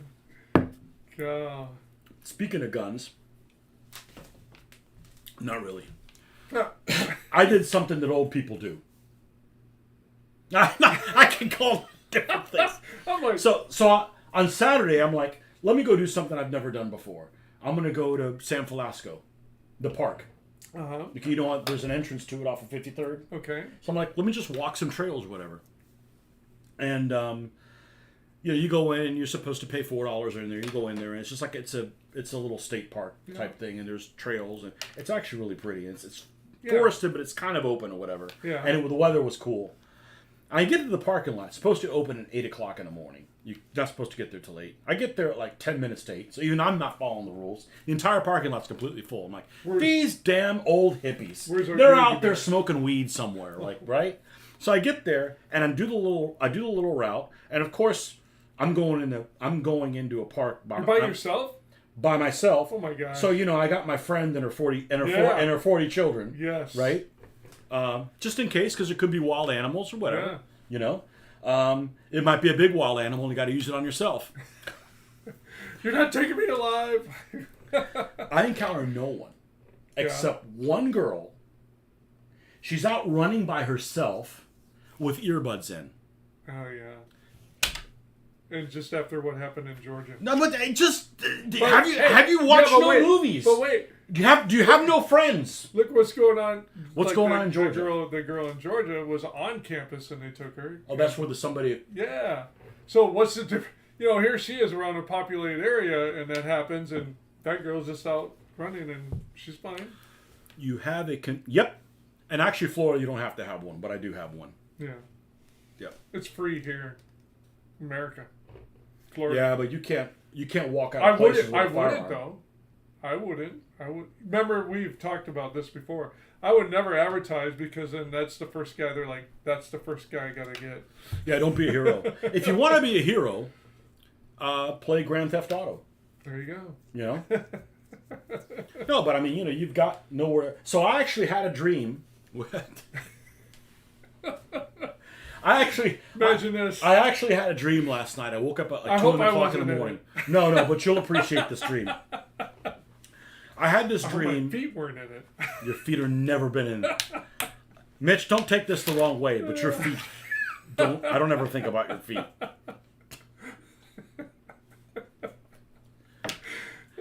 My daughter and my wife were on the side of a road in a civilized, like in a city. Okay, and my daughter goes and takes the city bus. There's something that never fucking happened. But anyways, she goes and somebody comes out of the bus and grabs her and takes her. Like, taken. And the first thing I think of is, I jump on the back. There's a handrail on the back of the bus. Yeah. I'm taking, and I'm on the bus with her, right? And I'm thinking, what's the thing you grab from taking? You got to do it in the first 24 hours, right? Because as soon as you go, you got to get her. After that, they're gone, right? Never find her. And I can see in the bus that there's some like trying to get everybody's attention. Look, they're taking her against her will or whatever. And of course, everybody's worthless in this fucking country. Nobody stands up. Anyway, because they all had earbuds on, they couldn't hear him. So, cut to the next scene because when you're in a dream, there's scenes that are missing, but you know what happened, right? Yeah. So I'm watching the news, and somehow I catch a glimpse of they took her to Barcelona. So I gotta get on a. So they were your people. That's the French Spanish, so no, not really. And so this next scene, I'm talking to some guy. I'm like, I gotta get over there, but there's no freaking gun. How am I gonna get a fire? How am I gonna get weapons in Europe? So I'm talking to some guy. The right people. So I'm like talking to some guy in a hotel, like the hotel from what do you call it? From John Wick. Yeah. Like, come on, you know a guy that can get. Well, I can get you this thing or whatever, Get the And then I woke up and I'm like, glad I didn't have to kill nobody. Oh god. Oh. Anyways. And then you had to go real world. I gotta go to work. You talk about his feet though. Yeah, I enable you, freaks. Everybody's into freaky stuff. Yeah, it's just not your feet. Yeah. And actually, I'm okay with feet. I actually know one person, it's an adult, that hates feet. They hate their own feet.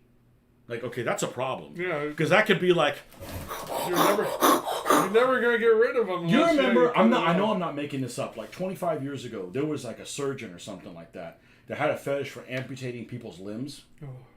That there was nothing wrong with. I'm like, yeah, I know. We got a special punishment for you. And we're gonna call you Art because you're gonna be hanging from the freaking wall. Staple you. No, but I know this adult that does not, and no, I'm not related to him, and I don't live with them. That would be weird.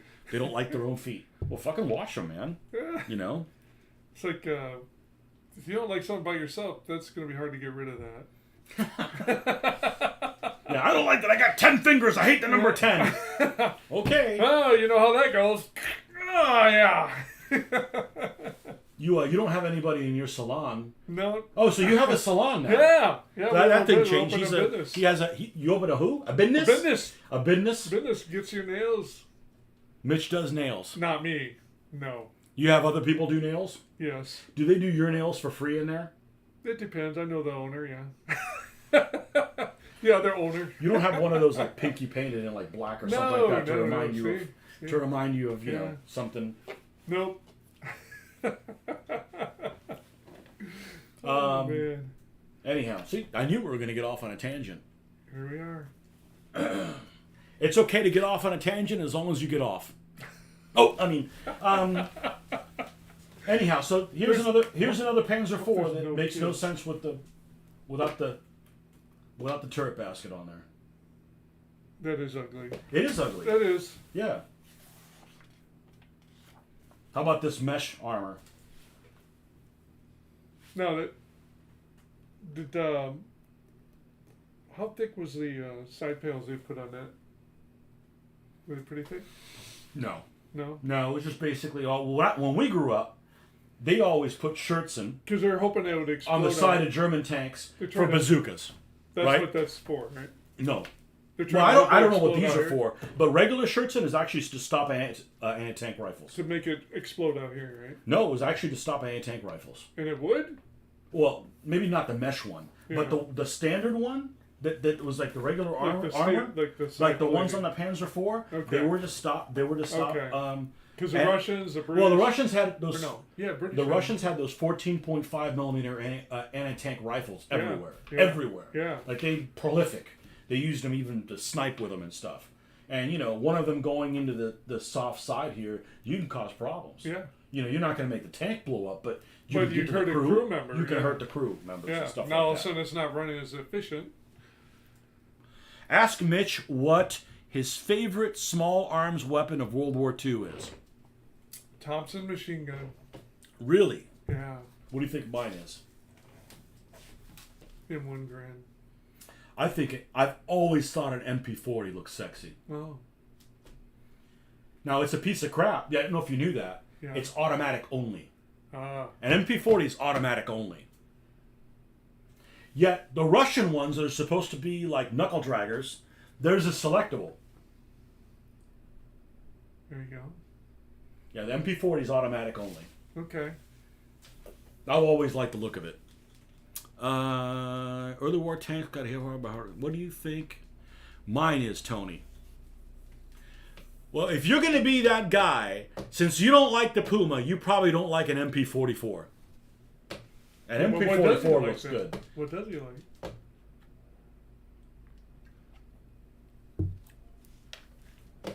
What does he I don't know.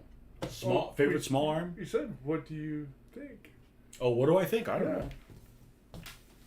Most people would say MP44. Axis looks or good. allies? I think the Garand is a great weapon, except It is. the but feed I like mechanism. it. The feed Yeah. mechanism is retarded. Because imagine, It's just You know- dumb as hell. Give you it a know- box like the BAR. they always call it, people would get that, the thumb because you... Your favorite is the SMLE, which carried 10 rounds. I mean, there's probably different versions like the jungle thing and this, that, and the other. Yeah. But you know, the Bowser, you got 5 with the stripper Yeah. clip, right? Yeah. And then you got 5 in that integral magazine. The British one had 2 of those, so you can put twice as many rounds in there. Well, that's not bad, you know. Mm-hmm.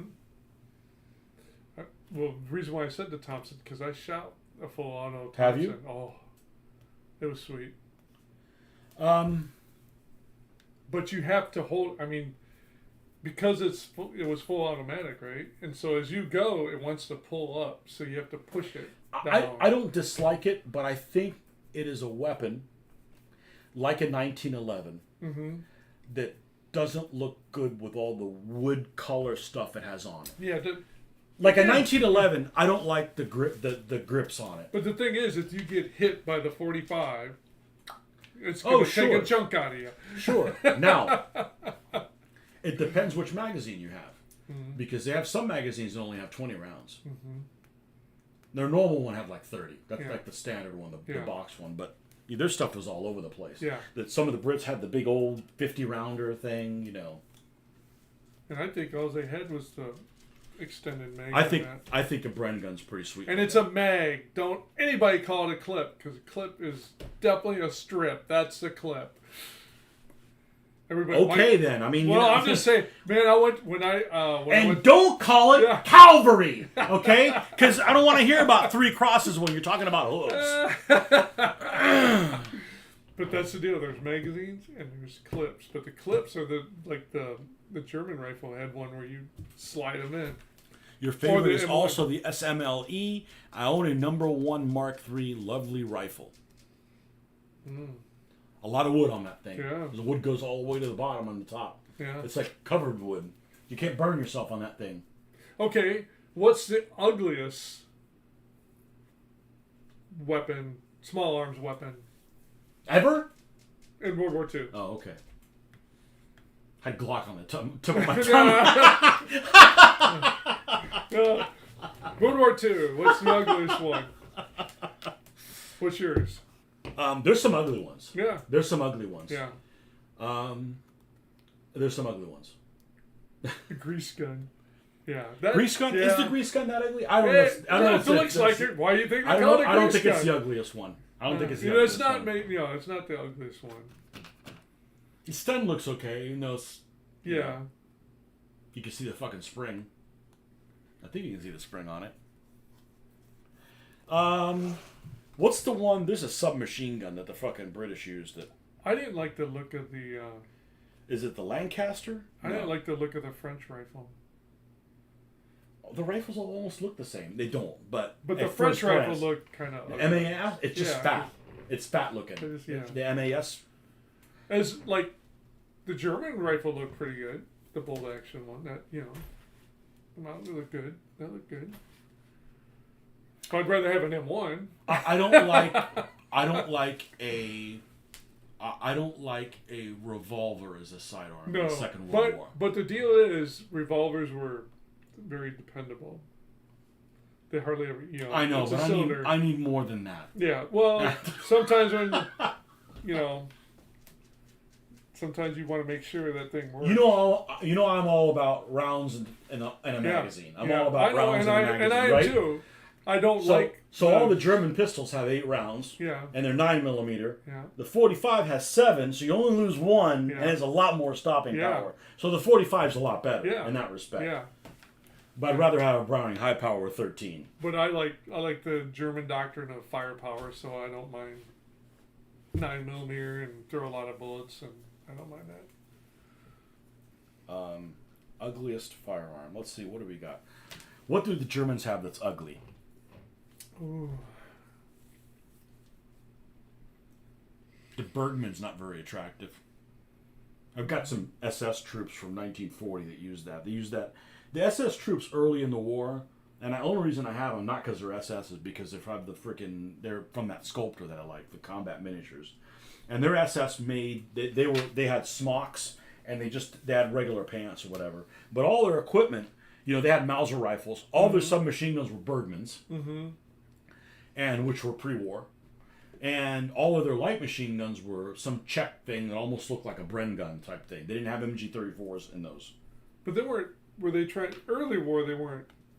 They were in very small units. Yeah, because they were. Like when they went to France, they had like a battalion or something like that. It wasn't until they needed manpower that they kind of turned. The Nagant revolver is fairly ugly. Absolutely. Yeah. Absolutely. FG-42 is kind of ugly. I think it's kind of cool, but I don't love it. I don't really like anything paratroopers. The paratrooper helmet, German paratrooper helmet, I think is stupid. Yeah, because... You know what's fugly, speaking of paratroopers? And I mentioned this the other day. I'm never painting. I don't care if they did it on purpose. I ain't painting U.S. paratroopers with freaking mohawks. No. It looks fucking stupid. It's a bad idea. And it's what? They only did it for Normandy, right? Yeah, and they just look dumb as fuck. Yeah. Sorry. It grew out in 2 weeks. Right. Yeah, it looks dumb as shit. You know? You don't grow a mohawk. You hold the Germans down, shave their head like a frickin' mohawk, and let him go back and tell his friends. Right. Look what they did to my hair. Well, speaking of Danes, the ugliest thing about the Danes is those dumbass helmets they wore. Yes. Yeah, that's the worst helmet. That is. You guys just. Danish helmets are. They look like a sad puppy dog. Yes. Yes. You have a lot of helmets, and you wouldn't dare have a Danish helmet. I don't have no Danish helmet. You would have no Danish ugly. helmet. I would not put that in my man cave. Oh, man. The pistols that Danish officers used. Sounds like we're knocking on the Danes pretty hard. Well, they should have lasted more than a week. They should have lasted more than a week. Soviet automatic pistols are homely. The Tokarevs, do they even have a safety? I saw a picture of one of them. Like, I don't want to fire one of these things. Oh, it's like an accident waiting to happen. Literally, an accident waiting to happen. An accident waiting to happen. Yeah, but they shot their own troops all the time, so it didn't matter. I mean, that's right. Just fire. You know, There'd be no warning shot. I just start shooting. you used to be able to get those things pretty cheap. Yeah, because they have no safety. Nobody. I don't know if they have a safety or not, but I haven't had a good look at one, but Yeah, I've never. and they're a real weird caliber. So then we're speaking of small arms and all that. I think they're 7.62 Yeah. by 25. Some goofy. It's this. I think it's the same round that's in the paper shot, which is a So- really hot round. I went to a gun show, and I remember when I first came to Florida in 2006, going to gun shows. We let you in that early. Yeah, That's when this state went to hell. We started letting the Yankees in. but gun shows, you used to be able to go to gun shows, and you would see a lot of war weapons. Right. And this last gun show I went to was fairly big. It was up in Jacksonville. And, man, I think I could count on my hand the People just any not. war weapons. You know, from World War II. Yeah, World War II stuff. It just, most of it's modern. Yeah, you used to be able to see a lot of Garans and stuff like Shotguns. that. You know. Remember they used to have a lot of those Mosins for Yeah, sale? Yeah. Yep. Like under under $120. Yeah. I mean, that's a good round. Yeah. I don't, you could Right. drop somebody with one of those. I got one. Do you? Yeah. I lost it in a boating accident. And boating, use it as an oar. Yes, I had to, and it slipped out. I have nothing. The two most iconic pistols I have are your 9mm Luger, okay, and your 1911. Mm-hmm. Here's a question for Mitch. What is your favorite infantry and armor division emblems of World War II for any military? Why don't I get that question? Well, you didn't ask me. I'm not going to answer it. Do you even know them? Oh, you like that one? I like this one. Do you? 82nd? Yeah. You like that one better than the Screaming Eagles? I like Screaming Eagles better. Because I like airborne. I like airborne stuff. Do you? Yeah. Why? You don't like having any tanks, do you? Because it's almost No like, tanks! Yeah. You're on your own. I mean, it's like there's no question. You know what their call sign is? AMF Yo-Yo. AMF yo-yo? Yeah, adios, motherfucker. You're on your own. Oh man. Oh god. I actually don't like airborne No. stuff. You don't? That's not the. And I say I stuff. just love it. I don't. It's Because nothing they're against the on their own. veterans. They're because they're. Yeah, it's not. they're- It's nothing against the Whatever veterans. they do, usually, like when they parachute, they just know what they're up against. There's no question. I don't know if it's going to be next week because it depends on what time I get off work. Because this is like the worst day of the week for me. But when we do aircraft, I'm going to jump the shark. I hate the Hellcat. I don't care how effective it is. It is an unattractive aircraft with unattractive paint schemes. I just don't like it. Yep. So Airborne. He's an airborne fan too. if we're talking about U.S. divisions, I like the 45th. I like the Thunderbirds. That's a cool symbol. That's a cool symbol. That's a really cool symbol. I like that. And I hate the U.S. Armored Divisions. They're dumb as... you got this 3-color triangle, and then, it's the first? Oh, we'll put a 1 down there somewhere. Yeah. Like, really? That's freaking lame. Most of the U.S. infantry divisions are, interesting. yeah. Yeah. That's why you I gotta think- go with airborne stuff. I think the British and the Germans have the best division stuff on there. Mm-hmm.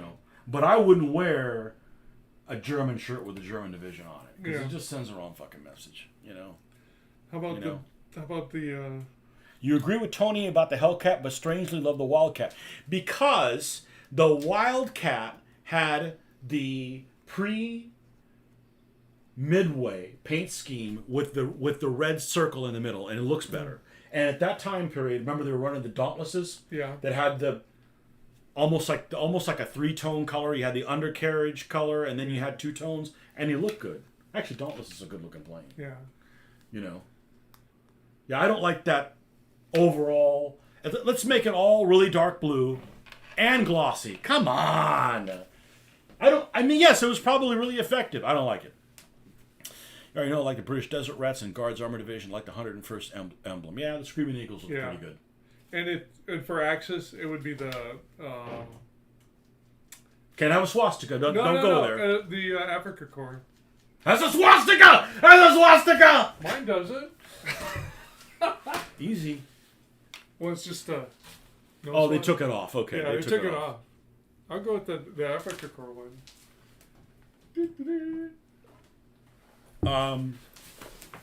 But there was so much. I mean, that was. See, I guess that's why I like the desert stuff, because it was just about. There was less genocide? Yeah, there you go. You know, it was like a gentleman's war. In a way. Well, in that area. The Germans and the British definitely respected each other, and you're better if you're going to be captured by somebody. You're better off. That's who you want to be captured. Yeah.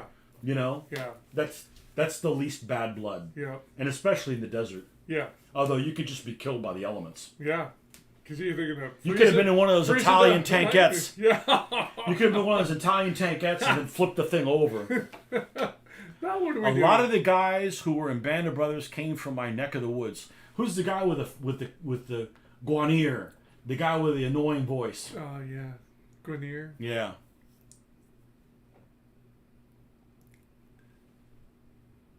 The Maroon Cardinal.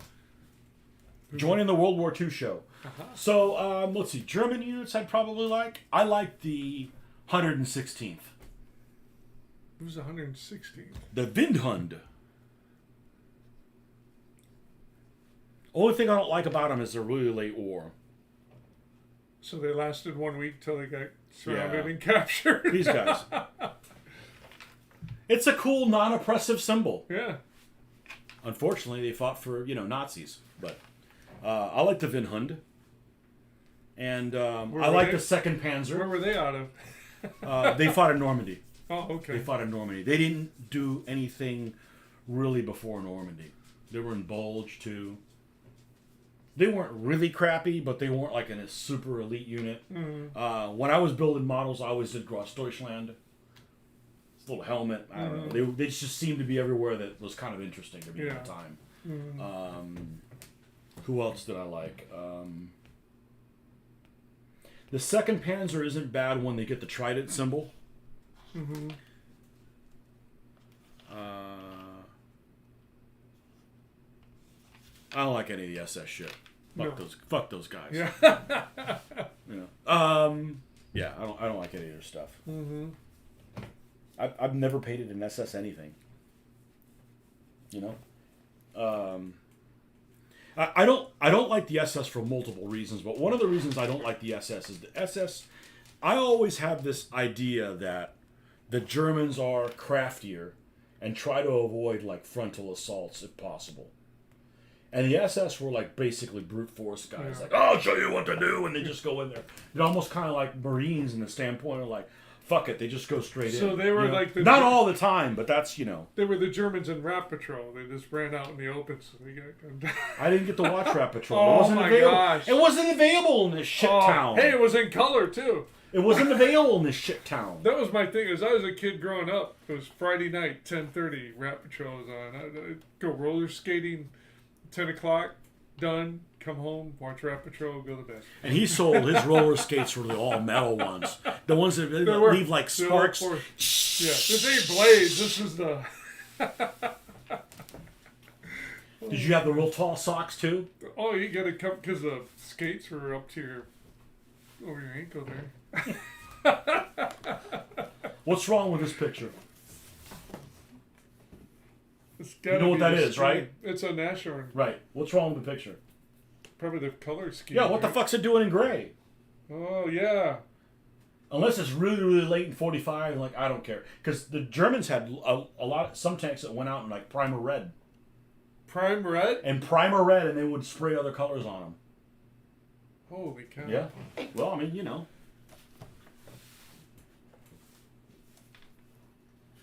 Old Brumbar. No, that's Another a thing. nasty vehicle. No, that's the wrong color. It's gray with green camouflage. But then we're gonna do Zimmerit on it, like. But that thing's nasty. Oh, verbal wind? Unless you have supply problems and they can't bring you enough ammo. Yeah.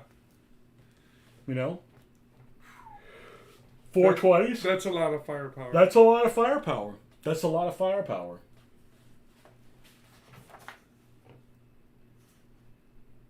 This good looking tank. Check 38. Yeah. There's that Russian gun. Big gun. It's a very big gun. So the regular field gun for the Russians is 39 caliber. Mhm. 76.2 millimeter L39. This is almost a 55 caliber gun. It's that Because they much poured longer. it out. Hmm? Is this the one that the German Oh, poured? originally. Yeah, they either modified the ammo or something like that. The first version of Marder 3 mounting the rechambered Soviet 76. They must have rebored it. Yeah. And it's not the same round as the Pac 40. You would think, oh, we'll start sending these Pac 40 rounds early now. It's but it was effective. They started using them in the desert in Gazala. So mid 42. Hetzer's got a Hetz. Somebody else watched Rat Patrol too. One of my favorites of summertime. One of those channels that will play old action shows. Yeah. I don't watch TV. I tried watching an episode of it, and I'm like, actually recently it was on YouTube or something like that. But, okay, what the fuck are these doing? What the fuck are these Americans doing in the desert? And it's not Tunisia. Like, really? Like, we couldn't handle. Like, I grew up like Brits are in the war too. You know, I mean, I watched. They got a British guy in their unit. What, translator? His name's Muffin. Well, he's the guy in charge of the tea, right? No, he's the gunner. Hey, we're gonna let you in this unit there, British guy, but no more of that tea crap. You just start making that coffee. He was a gunner. Hey, they had a British guy in Hogan's Heroes too. That's right. Oh my gosh. Oh I god. used to watch that with my dad. Oh. So the thing about Hogan's Heroes is they got all the Germans were played by Jews, right? You're right. So here's the thing that doesn't Yeah. make any sense to me. All right, if I'm a group of people that these people were out to get me, Yeah. and they exterminated almost everybody they can get their hands on, why would you make them seem stupid? Right? Right. Because you don't want them to be glorified. No. But they got to be somewhat competent to get that many. You know what I mean? It's just kind of like saying, I don't know. But I used to watch that with my dad. That and Johnny Quest. Oh, I remember Johnny Quest. Johnny too. Quest, the original one. All right, Nordic. Thanks for stopping by. Tiger, you a fan of the Tiger tank? No, Panther. Yeah, I prefer the Panther. I'm not a fan of interwoven road wheels. Yeah. And neither is the first guy that had to change one. Like, there's something wrong with this road wheel in the back. You got to take this one out, and that one out, and then that one out, and then put them back on there. Well, that's what you get for being a damn Nazi, man. asshole. Oh. I'm not very sympathetic, sorry. Yeah. Yeah. That would be a nightmare. This drawing looks off. The shape of the turret looks wrong. It's a little too teardrop-ish. Right? Yeah. By the way, see if there's that Panzer IV above view that I was telling you about, because the turret's not on center. And I'm not surprised you don't know it, because it's not.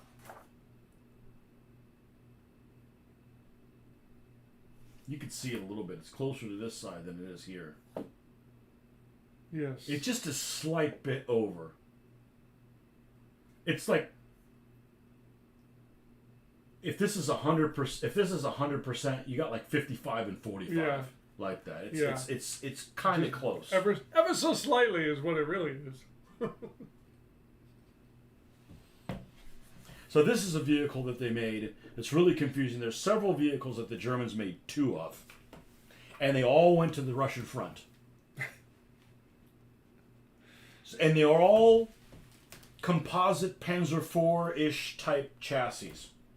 They made one that had an open top tank destroyer that had a 105 millimeter field gun, two of them, and this is in 1942. Holy cow! So they made two of those. Then they made some that had the 105 howitzer also open. They made two of them as well, and they have really complicated names. And then they made two. This is one of them that had in 1942, a 128 millimeter gun. Holy cow! And I believe this is the one called Stur Emil. They made 2 of them. Oh my god! So, who had those? Oh, they were in separate units or whatever. Oh, they would split them up. One of them was captured in Stalingrad Oh. and is in the Russian museum. They because had it was it. captured One of these. Why would you put inside it the in pocket. there? Well, there's a Oh, reason. in the oh, you mean There's in a the reason pocket. they lost the fucking war. Oh yeah, I thought you You meant know? in the city itself, Yeah. but Yeah. in the pocket. Okay. A 128 millimeter gun. Oh my god. Now this had a weird chassis. It was like extended. It's a really unattractive vehicle, as a matter of fact. You know, they probably drove that damn thing in there, and then they ran out of supplies stuff for it, especially for ammo. I mean, that's a weird. It looks like you built it. But a 128 That's huge. in 44 No, 42. and 42, 42, yeah. it's just brutal.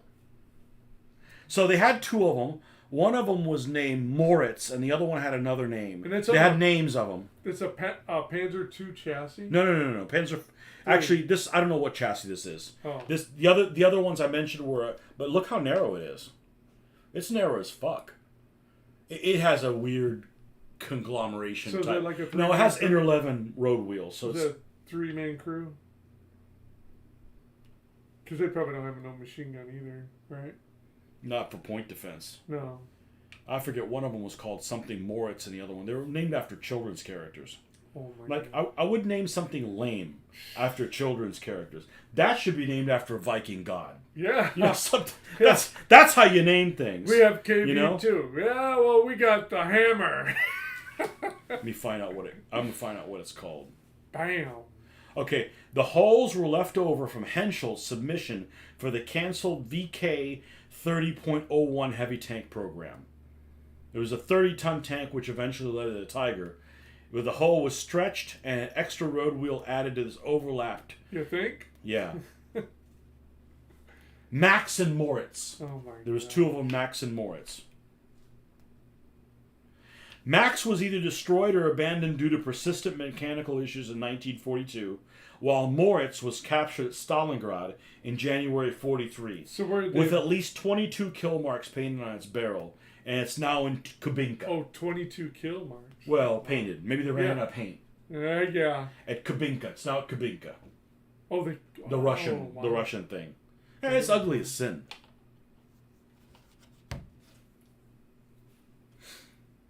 Yeah. So, anyways, That's what do you think did that? That looks like shore bombardment. Whoopsie daisy. Is it Italy? Tunisia. Oh. Well, maybe they got caught by Probably an by an airstrike. Allied bomb or Yeah. mine. I don't think it's a mine. Maybe Probably no mine strong enough to move that airstrike. thing. No mine strong enough to move Nuh-uh. that. Probably an airstrike. Somebody caught him. This is Elephant here, but this is a Ferdinand. There's no hull. There's no hull machine gun. That's a nasty. 15-inch mortar. Yeah.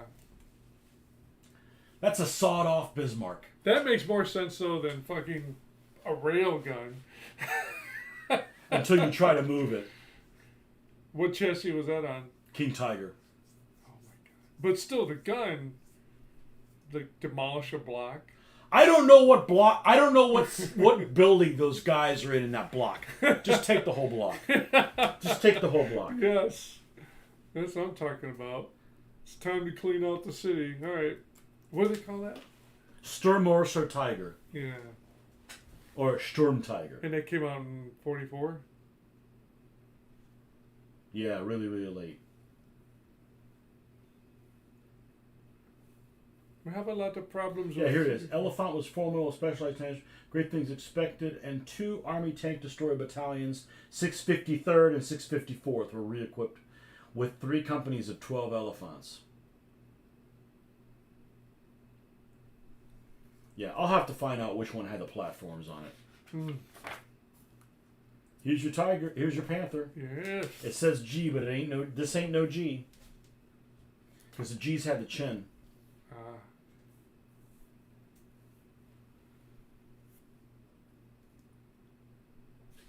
You ever see the videos where these guys are going around the battlefields and just trying to find anything that they can find there?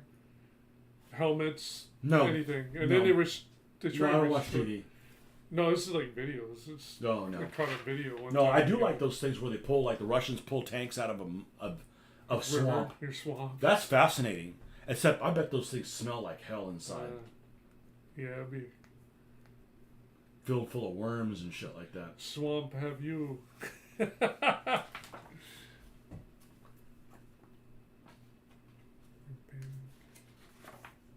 Yag Tiger, I've got one of those.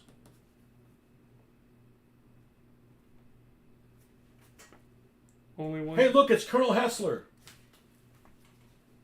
I grew up on that movie. Because that's I was talking about this the other day. I watched war movies that were on TBS. Yeah. Whatever TBS showed. So TBS must have bought the Yeah. rights for the Battle of the Bulge from 1965. So they were playing that one all the time. Yeah. They were always playing Guns and Navarone. Yeah. Every now and then, longest. Well, you as black and white. So I wouldn't watch it. I Yeah. watched a black and white A movie. Bridge Too Far. Every now. Bridge and Too then. Far. But freaking Battle of the Bulge, they put that on.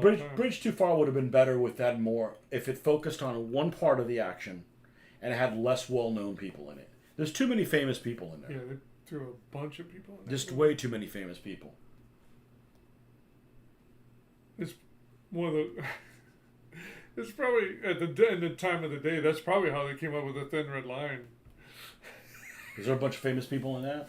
Oh, they tried, but it was. Oh, that's So what you're saying is you're one of the people that because people No, either I don't hate, like- I hate people that either movie. hate Thin Red Line or I hate love it. I hate it. Well, I only There's saw like it 10 one minutes time. I like when they assault the hill. That's it. Well, that's Done. that's what we want to see Yeah, out of a war that's movie, it. not whatever the That was other it. part of it is. That was it. Because everything else is like.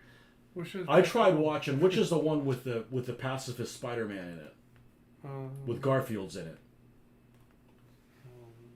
on Iwo Jima or Okinawa. I get those two mixed up.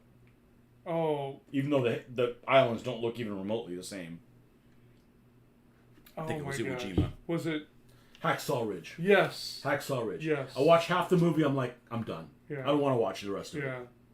I don't watch it. I don't want to watch a war movie about a pacifist. Yeah. It was an interesting movie though. Speaking of which, if you want to get my daughter pissed off, Yeah.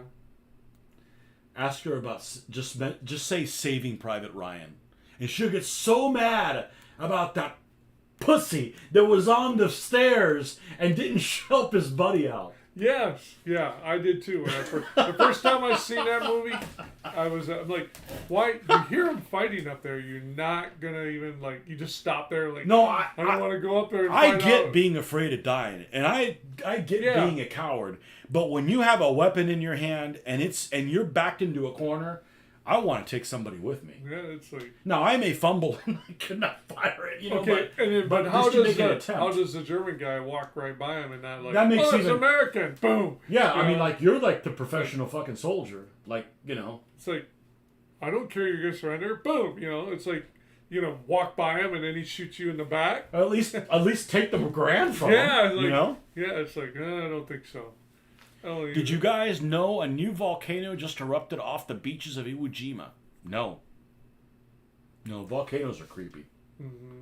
I don't want to live anywhere near one. Count me out. No, no, nothing good comes from a volcano. Lava? No. Nothing good comes from it.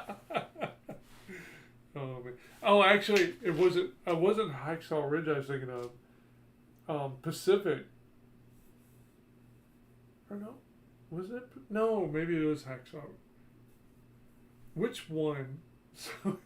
I've I only just seen each once, so Well, there. I tried watching Pacific a second time and lost interest. I think it was Pacific. It was kind of weird because I forgot all about it. But there was a GI that went to the mouth of the cave, was gonna go bathroom in there and take a dump, and all of a sudden, I think you said it was Pacific. was it? I think it was Pacific. Because all of a sudden and he's like comes running out and his pants are down. They're all like, what the hell? What are It's the like, two shoot movies? him, shoot him. What are the two movies back to back? Oh, that's Flags of Our Our Father and and Letters from Iwo Iwo Jima. Jima. I watched them both back to back. Yeah. Way back in the day. I Yeah. preferred the Japanese one. Yeah. There Yeah, that was something pretty different. good. Letters from Me and Gene were pretty good. I don't remember anything about Flags of Our Fathers. Nothing. Well, Other than I saw it. yeah. Well, it's kind of sad in a way because of the one guy, the Indian. Well, don't ruin the movie. Oh, you never seen it? But just that he had a hard time coping with everything that happened. Speaking of volcano, it's ironic that the once feared Japanese base at Rabaul was later destroyed by a volcano there. I didn't know that. I didn't know that either. No. You know what I found? They have these videos, and they're really cool on YouTube that says, you've probably seen the one, Eastern Front year by year. And it has all these divisions in the map. And you can see where all the pockets form. Yeah. And it's literally like 1 day for each second. And it's really cool because like, okay, I wonder what the front looks like on this day. And you could tell what it is. And I'm sure some of it is just approximations. But they have one in the Pacific, which I'm nowhere near as familiar with. Yeah. I didn't know that at the end of the war, they were still fighting over New Guinea. Because they actually hopped it. They were like I knew that Burma was still split. Yeah. That was still over there. Yeah. But New Guinea was still split.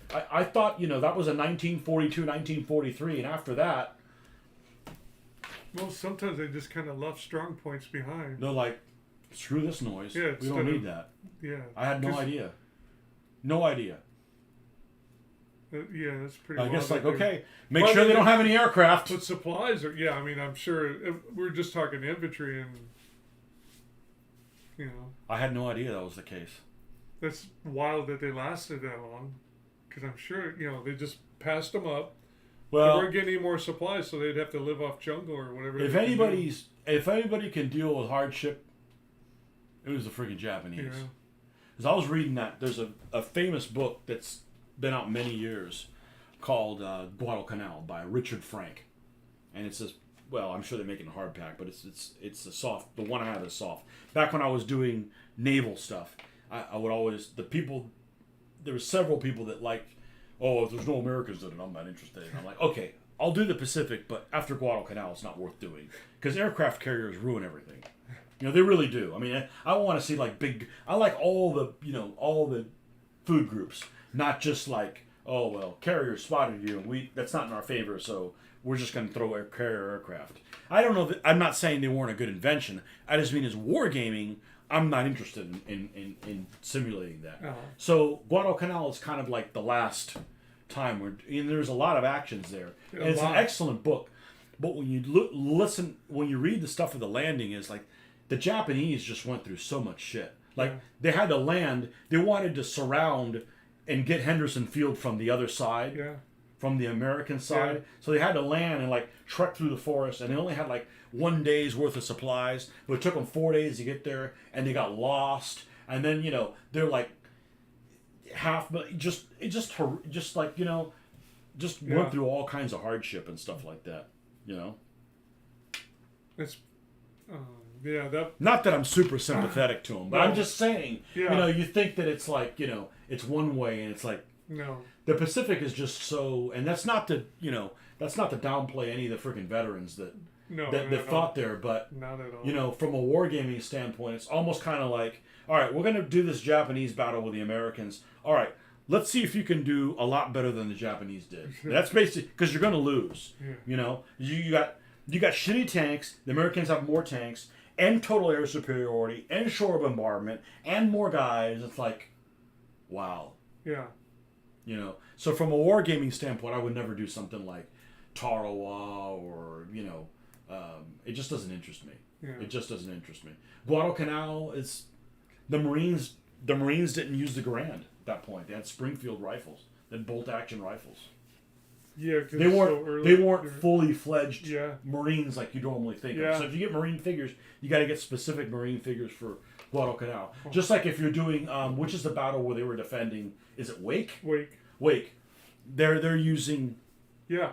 The World War They're I using the looking soup hat. heads. Yeah. That's what we used to call them. I was like, oh, the soup heads. They're using different helmets. Yeah. Stuff like that. What's worse than an Italian tankette? Italian tankette equipped with only a flamethrower. And that's all they got. Just the flamethrower. They might have a machine gun on there. Yeah. Nope. Just one flamethrower. Oh my gosh. What's the point? Oh, it's an Italian stug. Semovente, which means slow-moving animal. It'll creep up on you. Look And it out! has a 75 millimeter gun, but it's look, it's really low. It's an L18. That's really slow. That's a really low, slow howitzer type weapon. And then Japan. That's Who get their ass kicked by the Soviets in 1939. yeah. That's That tells you how bad they are. Oh, did you watch that movie that supposedly has the Japanese and the Russians in it? yes. And the Japanese like go charging, like they're suicide. They're already suicidal in 1939. Yeah. They're like, well, that's the only way they take out the tanks. It's like I think. What are they? I bet that movie sucked, doesn't it? You never seen it? No. Oh, they were like. They were I like, saw the action scene at Historicon that were there one time. Yeah, they're just kind of ramming them with their trucks and they have suicide Stuff bombs you do on in war them. games. Yeah. Stuff you do in war games. It's like, I did something like that. I was playing a blind ASL game one time, and I was playing Germans in France. And blind advanced squad leader. And there was this town, and I had these ammunition trucks. And I was encountering these Charbies. I didn't know what to do with them. So I took this ammunition truck and parked it next to the Charbie and dared him to shoot at me. And he wouldn't shoot at me. So I ended up starting a fire in a nearby hex and it spread onto the tank, onto the ammunition truck and blew up and took out the Charbie. But that's like, that's like the kind of shit that you would have to do, to deal with stuff like that. and that's a yes. So will Mitch be willing to play a war game with Tony when he plays World War II skirmish? Assuming I gotta retire to learn the rules. Maybe you need to come over one day a week and we'll work our way through the rules. Oh, we could do that. My You got work, enough stuff done, right? yeah, yeah, So we got 200 vehicles done. 110. Oh, Actually, I've got. we'll have to wait till I it have gets to more than 300. 200 built. I'm just painting them. I'm on a tear. Give me a couple more years. we have to wait till he gets to 300. So unlike Mitch, who says work is really easy, my work is like cunt. yeah, see, Every day picked at my work job. is even more and more challenging. I picked my job. I'm waiting for a global recession of unusual size to come Probably- my way. Probably coming. I hope. I can't wait. It's too Here busy. soon. Like, I stopped coming here because I just don't know. It's just too stressful knowing that I don't know when I'm going to be able to leave. God, So, that's crazy. yep, it's just fucking stupid. So, and it's worse every day. So, anyhow, it's better not to make any plans. So, But yeah, I like playing World War II. look at this cute little thing. You know what that is? It's a Polish tankette, a TKS. Oh my. It's cute. Oh, Poland right there. Yeah, there you go. What, they have ski trips? It's Poland ski trips or what? Yeah. Look at this cute little thing. The German's like, look what I caught, Mom. They really got the shaft. Yeah, The Poles really got the shaft, man. they didn't see that one coming. Yeah, I'm super sympathetic to the Poles. Because they were the meat in the sandwich, and then they get fucked at the end of the war, too. Yeah, You know? both ways. Yeah, But I won't build Poles in... No, Because in 44... that doesn't even sound like much fun either. Well, because then they're using British vehicles and they're dressed like Brits. Yeah. At least here they've got their uniform and their Yeah. helmets and they have some unique stuff that's cool. Just Yeah. like French, I would never do French in 44. I mean, Resistance is okay, but regular they just wear U.S. gear, U.S. tanks. yeah. You know. Well, they didn't have no way to build tanks or build their own stuff, so. What do you got that you can give me? That was their best tank right there, the 7TP. Did they have any armored battles? Probably. That's probably got bombed out by Stukas. Just got out. Yeah. The problem is the Germans in that time period, they combined arms like nobody else. Yeah. They took some casualties. It's not like the Germans went in No. there and like Well, they yeah. didn't lose. They didn't lose anything. Well, there's like The Germans took casualties. Yeah. But they were they were ahead of everybody else in the combined arms thing. Yeah, I mean, it's just like when you go on the attack, it's just a matter of like how. I mean, you gotta. It blows my mind that during Desert Storm we lost more guys to deployment than we did in the war. That's probably the most efficient war that there ever was that I can think of. Is anybody? I don't think they lost a single Abrams. I think Abrams have been lost since then because they were recovered. They were given to somebody else who we only lost. I mean, the war didn't itself, they give some Abrams to the Iraqis, the Iraqi army? Afterwards, Yeah, I don't know. Not after Desert Storm, after the one here, they've lost some. Oh yeah, we lost some in the last one. Yes, because they figured out shooting at the back, towards the back side. There's a weak spot somewhere in there, and we just get above them. And one shoot of the engine one deck. of them, and one. They killed a driver somehow. I don't know if there was a explosion or something. Killed the driver, and they were like on a canal or a dike or something, and the tank went in. So the tank's done for. Yeah, basically, it's out of action. I guess. And then they did find a weak spot. Something with the Well, every rear. tank has a weak spot on the rear. Well, they figured something out where they could hit it with a what do they call their rocket? RPG. RPG. Yeah, RPG. Yeah, where they hit it with RPG and it would take it out. But you could count them on one hand. I don't like these Churchills, and I don't like any British tanks that have these stupid close mortars with a huge caliber. Yeah. I don't like them. Yeah. Don't let them get that close. They're too specialized. Yeah. They're too specialized. These things are cute. Mark 6s. Polish. No, British. Oh, it is British? Yeah. Oh. Yeah, that's early war. Yep. The heavy machine gun. Yeah, this is a 15 millimeter Beza. And here's a 30 cal. 50 cal, sorry. What's 50 the cal. insignias? That's 7th Armored Division. Oh. Yeah, these things, when they stop, and they keep rocking. They had them in the desert? Yeah, man! Was they supporting infantry? No, they're in the Armored Division. Were they? And recon, yeah. Oh, recon. Yeah, you could take out light tanks with it. You could take out Italian tankettes with that. Oh, yeah. Big time. Yeah. It's Polish tankettes versus Panzers in 1939. Yeah. I always thought the Tetrarch looked cool. Really late. They didn't use them very much. Mm-hmm. And British armored cars are pretty attractive looking, except some of the ones have ugly ass turrets. Matildas, love Matildas. Matilda 1 just looks like it's unfinished. Like, you want to put something on the side of that? Nah, it just get in the way of the mud. It costs extra money if you want flaps. I'm not a fan of the Valentine. No. You know, in game terms, it's a shitty Matilda. It's got less armor than a Matilda. Same gun. Lower profile, but it was the Soviets' favorite Lend-Lease tank. That one? Yep. Wow. I don't know why. What kind of gun? In this one, 2-pounder. They eventually had some with 6-pounders in them. Towards the end of the desert? Yeah, and they took some of these and put a big turret on them and put a 25-pounder gun in them, and they called that one Bishop. Huh. With a rotating turret. But those didn't show up until Sicily. Mm.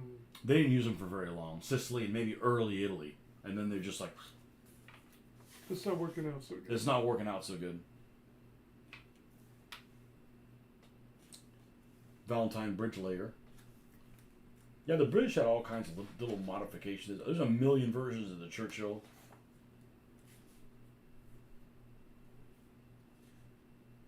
What did they at Dieppe? What did they use? Were there? Churchills. Yeah, that's what I was gonna say. Churchills with 2-pounders. Yeah, and they put like all kinds of to deal with. Yeah, the I obstacles. thought they captured everybody out there, but there's some people that made it out. Yeah, but not many. They send in the Canadians. Oh, let's see. Yeah. This is crazy. Let's send the Canadians in. Yeah. There's still, but they learned from it, which probably saved a lot of lives for Normandy then. I got one of these. Little 3D printed A13. Ah. It looks weird because of the spacing of the The road wheels look like tables. Mm. Hey, we need some extra we need some extra road wheels. I have to get some of those tables and put them on there. And then okay, we'll put one here. We'll put one here. Oh shit, we don't have space for 2 more. Oh, okay, put them together. It just looks like it's just thrown together, you know. And this turret, this is extra applique army. You can see on the sides. This is actually what the turret looks like. This is added on. There's actually hollow space between them because this turret is this one with the applique armor on it. Hey, you gotta make do. Yeah.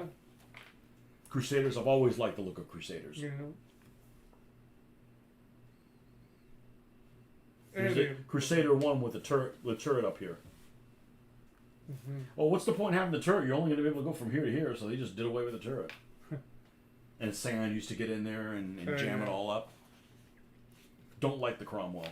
Mm-hmm. It's like a faster, block-headed looking Sherman. It's got a low profile, though. Yeah.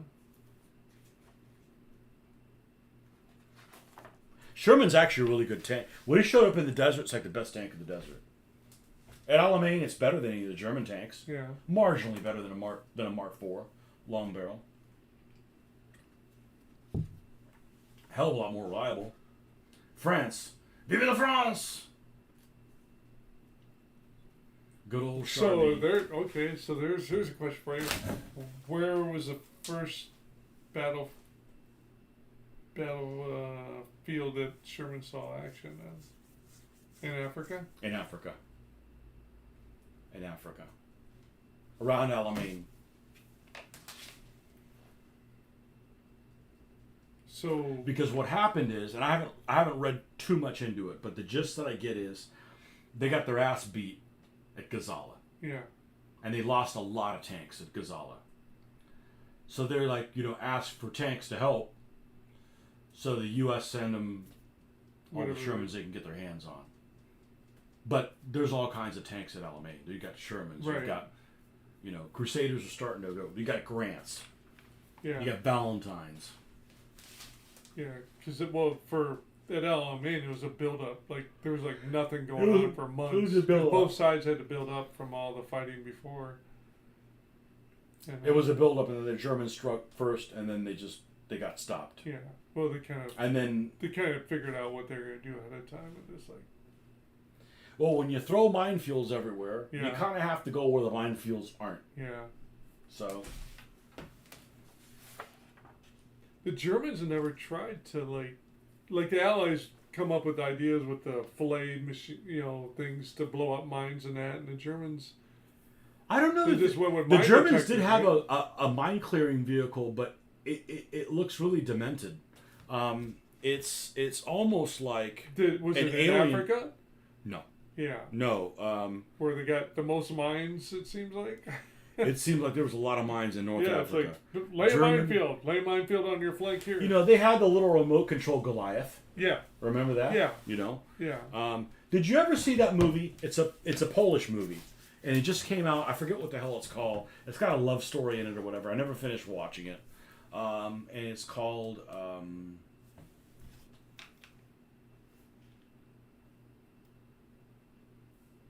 Let me find this picture. German mine clearing tank. No, Yeah. not a modern one. Yeah. World War II. I don't care about modern Oh stuff. my gosh. Now we learned our lessons and we have lots of mine. Oh man. It was this weird ass thing. Okay, so forget that. Polish movie. Oh, it's called Warsaw 44. No, I didn't see that one.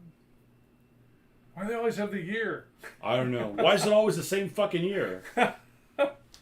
Like everything happened in 44? Okay, so it's about the Warsaw Uprising. I didn't know a whole lot about it. But there's this one scene in the movie where, and it's all from the Polish uprising viewpoint. There's this one scene in the movie where they launch this attack and they catch the Germans off guard because they weren't expecting to have an uprising. Right. And they end up having this parade through part of the town, like, hey, we won! We captured a German tank! And I'm looking at the German tank and I'm like, that looks awfully like a mine-clearing vehicle. And it goes to another scene where it goes down the road and all you hear this huge, and they really overdid it. It's almost like a small nuclear explosion. Oh my and there's freaking, like, red mist and blood falling from the sky or whatever. And, you know, they detonated the German mine-clearing vehicle and it's full of TNT or whatever. But, like a lot of that shit would vaporize. I mean, you have an explosion of that size, and it's gonna cook any liquid of the people that are in it or whatever. But it was like I had to stop watching it. I had to stop watching it. It was a Polish movie. I think it's called Warsaw 44, and it was on Netflix or whatever. So what was the German mine? But so only late war stuff they were coming up with. Yeah, I don't know the Germans. Which is had weird. a mine-clearing vehicle so earlier than 1944 or whatever. Which is weird because all of a sudden you're not going on the offense as much anymore, you know? You're pretty much fighting a defensive war at the time, and now that, you know what? It sucks having our guys go out there with mine detectors and find mines. The Allies seem to use vehicles. Do the Russians have one? Here's a tractor. But that's not the one I'm thinking of. They only supposedly made one of these things.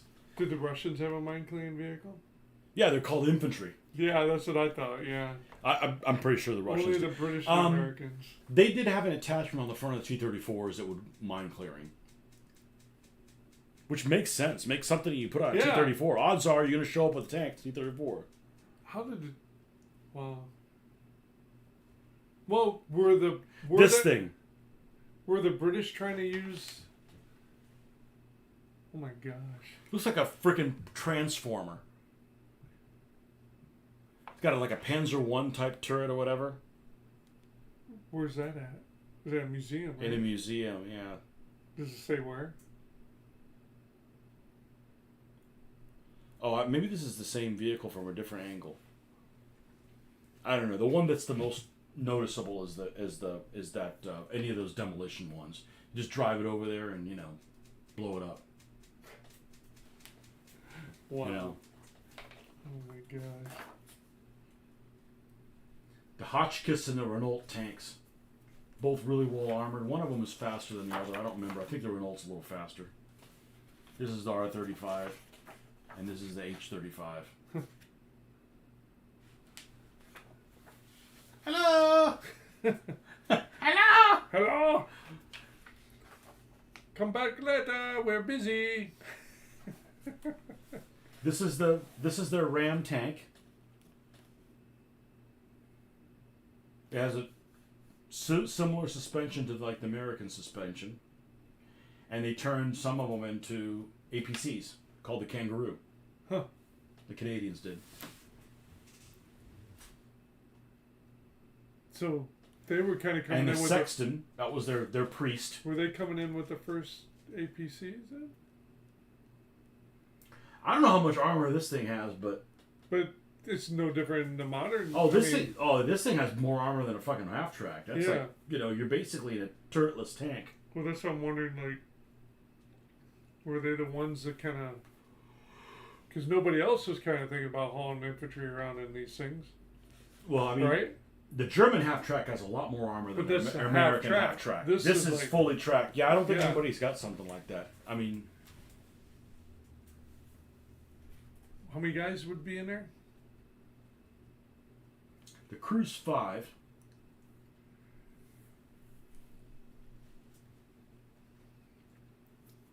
Let's see if I can glance on here.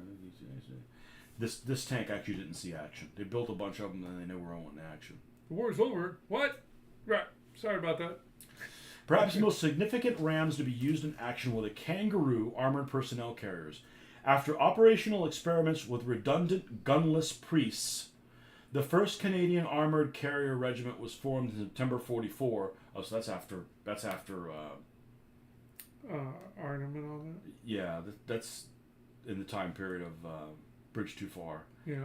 Was formed in September 44 with rams that had lost their turrets to provide space for 8 to 11 infantrymen on benches. Wow. That's a lot better than riding a half track. Definitely. That's what I'm saying. Are they the first ones that come up with? Let's put them in a Yeah, I mean, you heavy know, armor. the Soviet Union. There's a guy. I mentioned this on one of my programs. It was an aircraft site that had a picture of a Yak 9, and it was in full color. Let's see if I can show you a picture of it. It's a pretty cool Yak 9 color.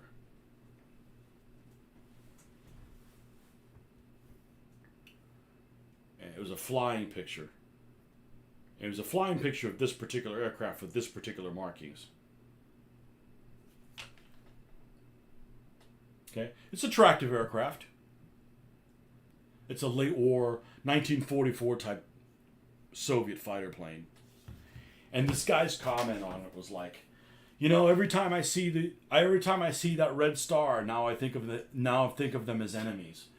And it's like, the Russians were always the fucking enemy. I mean, just because you made a deal with them to fight the Germans didn't mean they were the good guys. Yeah. The Russians were always the bad guys.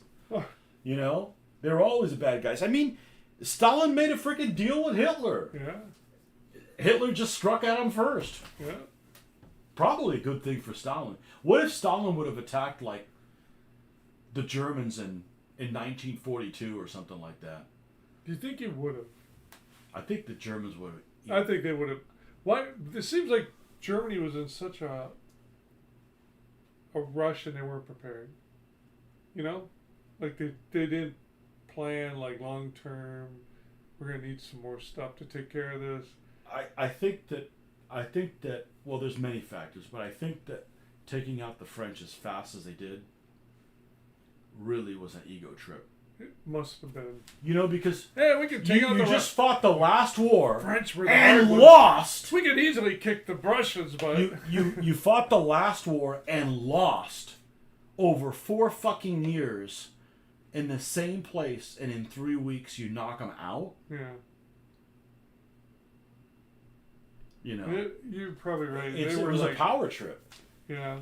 And Hitler's like, well, I must be a fucking genius. Yeah. Because look what I just pulled. Yeah. And we didn't realize that's when his luck ended. Hey, you hit your high point. Good job. You know, but it must have been a power trip. Yeah. You know? But they were all like...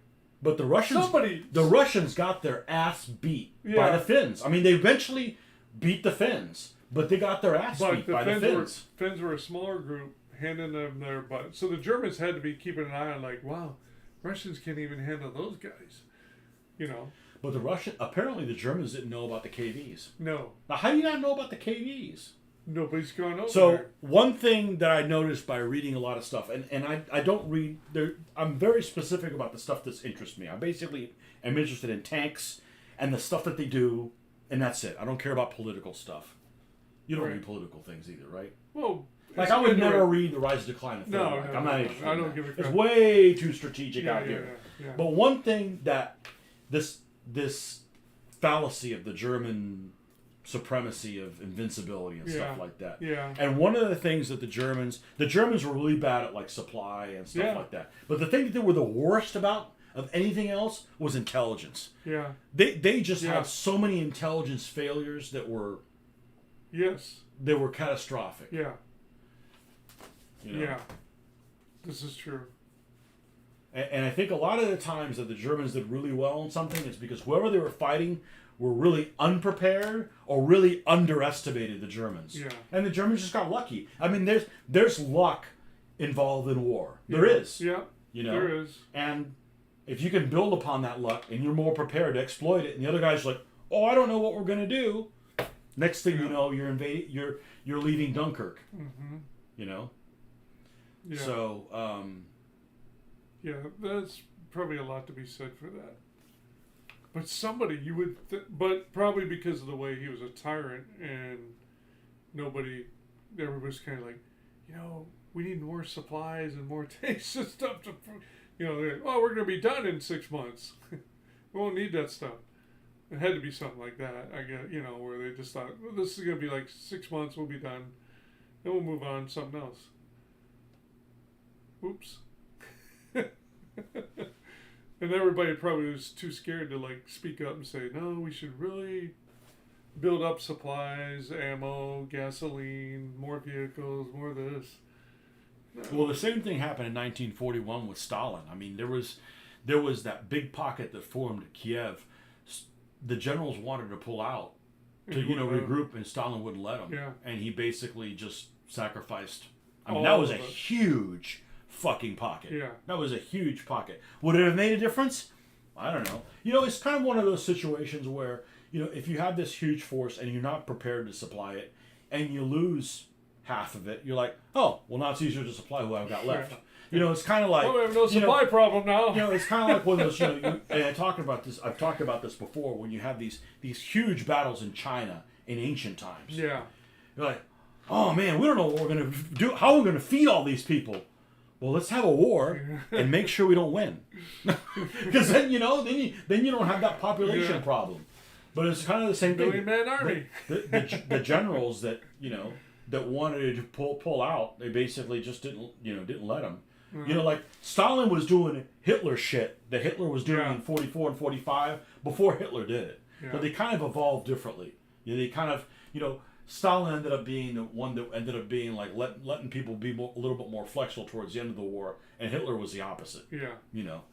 But yeah, they lost a shitload in those pockets. Yeah, and I think the Germans, because of their losses, thought they had them then, because there was literally about couple million, 3 million surrendered, lost, all that in the early. So we used to think growing up, our thought was,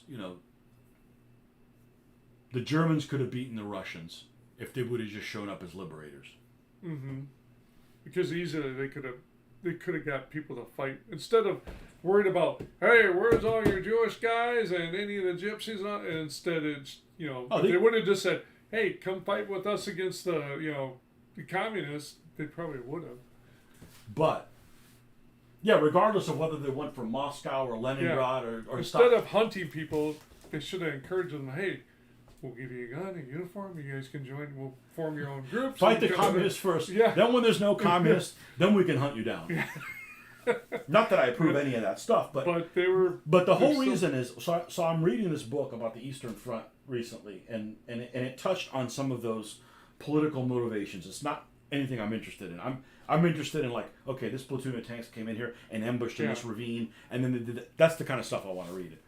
And when I start, one of the things that dawned upon me is you're looking at the Eastern Front from a person who's not a racist. Because I'm thinking, okay, it's a war of elimination, and we're looking at it like, okay, Germans, they're white people, Russians, also white people. Like, why are you hunting each other down? I mean, it doesn't make any sense. But the whole German motivation to go into Russia was basically to exterminate them. They're going to take all their land. They were basically going to use them as serfs and then kill them, and then repopulate the land with Germanic people. Yeah. And I'm looking at Russians and Germans, and a lot of them look like the fucking same. And they're so can't look at it that way. But the Germans would have never done that because their whole purpose of going into that area was a racist reason that you don't look at it from what they were told to do. Yeah, it just doesn't make any sense. It doesn't make any sense. Yeah. So they would have never. stooped. They never liberate. would have stooped to the level to come as liberators Yeah. because that was that was That's the whole not point. what the whole plan was. That was not what the whole plan was.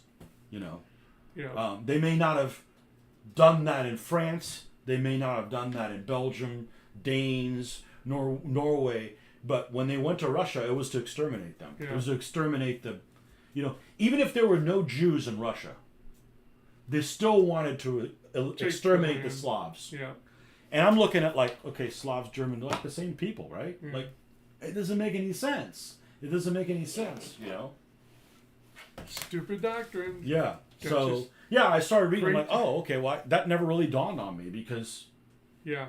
I don't look at things from a stupid racist viewpoint, Right. Makes sense though. That's probably and Like, if you have a country, right, and let's say you don't like some of the people in the country, for whatever they are, they wear their hair funny or something. yeah. Right. So why go through all the trouble of rounding them up and killing them? Send them to the Russian front. Let the Russians kill them, right? But it just doesn't make any sense. You're looking at things from just a demented viewpoint, And so, as I've grown, we grew up in the 70s and the 80s and stuff like that before the Iron Curtain fell. Right. So even though the Russian stuff that the Russians wrote is bullshit, and it's skewed so that they don't maybe to look better, so that they don't get killed and sent somewhere else. Yeah. It's another viewpoint. Yeah. The Germans did the same thing too, because it's like, oh no, we're just trying to kill communists or whatever. So there's like two wrong versions of reality. Mm-hmm. So I can't read like German general stuff and not be like, I can't read I don't think Manstein's a genius or anything like that. Mm-hmm. It's just one of those like, you're just padding your stats. You're padding your stats. There's this this memoir of this German general called Raus, and he was the commander of the 6th Panzer Division in the Drive of Russia. So one of the accounts that you hear about this KV-1 or KV-2, there's mixed things on both. I think it's probably was a KV-1, that they were doing this drive and they encounter this KV-1 that basically stops an entire Panzer Division for like a day or week. I forget which one it is Raus's account. And he's got these Czech 35 tanks. And he can't deal with this KV-1. So I start reading this account, and it's all full of basically he is the messiah of anything tank-wise. And because they didn't clone him and put him everywhere, the Germans would have won the war if they would have just if he was everywhere. And it's just like, okay, you're not being honest. Yeah. And it's like I can't read shit like that. I can't read So skewed what's things. he saying? What was he saying that he made decisions on that got rid of the tank? What did they do? They Oh well, stood them, or- the account, and I'm very ad-libbing here. A column of Czech tanks shows up, and it blows the shit out of them. So they try getting around behind them, and they take out that. And then they call in the 88s. Yeah. He sees the 88s set up, and he takes out the freaking 88s. So they basically had to wait till nightfall and freaking send in the engineers and like blow it up, and it still wouldn't die. And they had to go in there with hand grenades and kill the crew. It was like literally like one tank that did this. Oh. But that's what it's kind of a famous account. It was in like one of the, it was in Latvia, Lithuania, one of those places, and they dealt with it, with that way. But this account is just like. So after they were getting reports of these KVs, is that when they started working on Tigers then? Sorry, what? Tigers, to come up and deal with that. Oh, no, it still took some time for that, but Yeah, that's what I mean. Well, I mean, still, once you run into it, like you just said, it's going to take time to come up with the answer. And probably the first answer was a Tiger 1, right? No, the right answer would have been, we better beat these guys quick. Oh man, We better beat these guys quick. Was that what they tried to come up with? I don't remember exactly, but it was certainly one of the determining factors. I just don't know why they didn't know. The German intelligence. Well, had I all think kinds you're of right. failures. Look at even not only in the Eastern Front, but even in the Western Front, how they were kind of manipulated into believe, overlord and all that. You know, they pretty much the Allies would dangle stuff and they'd bite on it and Yeah. they believe Hey, over here. Yeah. Here's light horse. Yeah. Oh, okay. Let me go over there. You know. Exactly. You're right. I mean, their intelligence, they had really not a very good network that ever gave them the right answer. At least they switched the enigma around. Because Yeah. in World War One, within a month of the war starting, there was a German light cruiser called the Magdeburg that was in the Baltic. It hit a mine. The Russians were coming. And the guy tried to sink the code books, and the Russians got a hold of the code book. And he gave it to the British. The British knew what the Germans were doing in World War One. When they were getting ready to take a fart, before they even farted, the British knew. So they were out in force and stuff like that. And I remember watching this program. I don't know how accurate it is. You know, the British would break it, and they had broken the German code at some point, and Churchill knew it. And I don't. This was this one program that I saw. I don't know how accurate this was, but they said that Churchill knew that if he ordered he found out that they were going to do this big raid on Coventry, and if he took precautions, the Germans would have known that he did it. So he supposedly didn't do anything. That's what I remember. I don't know if it's accurate or anything like that. I mean, that's pretty cynical, but you know. But the Germans would change the codes. Yeah, the German code wasn't. I mean, it wasn't practice- broken all the time. Yeah. Everywhere, all the time, they would change it. You know. Yeah. But still, the Brits were ahead of the Germans on that shit. You know. The Allies had more friends. Yeah. The Germans didn't make a whole lot of friends. Or You know? the Japanese. Who did the Germans pick as allies? They picked the Hungarians, Yeah. and they got the Romanians, who couldn't serve next to each other because they wanted to kill each other more than the Russians. Like, you know, Man. it's like you start a world war and you don't get first pick. Yeah. You know. Or I listened to a guy once. The Germans and Japanese never communicated what they were doing with each other either. The one would do something, just like when Japan attacked Pearl Harbor. They never told Germany. And then Hitler's like, "What? You're at war with America? All right, we'll declare war on them too." There was no talk ahead of time. Well, they're about, two racists that gonna are trying do on the this. same team. Yeah. Like, we hate everybody but white people. And it's like, well, we hate anybody that's not Japanese. How do you get along? Put them on the opposite ends of the earth. They never interact with each other. Yeah. You get the worst teammates. Oh, God. So, Man. but yeah, no, it's, but yeah, that's the stuff that, look at this thing. I have like 5 of these. The land battleship. Well, yeah, they were selling them for $1 a piece. I'm like, I'll take them. You didn't talk them down to 50 cents? Crew, 10. Oh, man. You know what must smell in there? You go with 10 Russians in a tin can. Yeah. Man.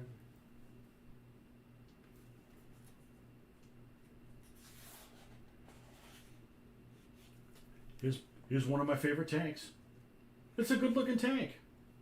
No? Yeah. I think I'm going to have 3 of them. You got 3? I think I will. I got 3 built. I have 3 of them. T-34. This is the earliest version. I had a shorter barrel. Still had the big hatch. We had a pier around it.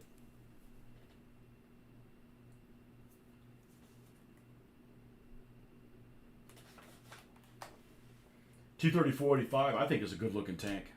I think it's a really good looking tank. They were pretty... 85 millimeter gun, man. That's, you can mess with things Yeah. with that. Here's one of your amphibious tanks. Yeah. God, that thing's ugly. Yes. I will have 3 of those. T-70 is a good looking light tank. Didn't say it was any good. No.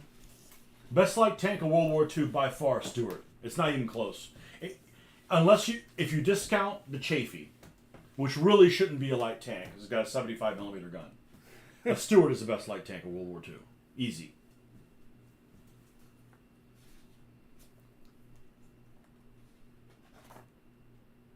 KV. Yep. No rubber on the road wheels. God, that had to be loud.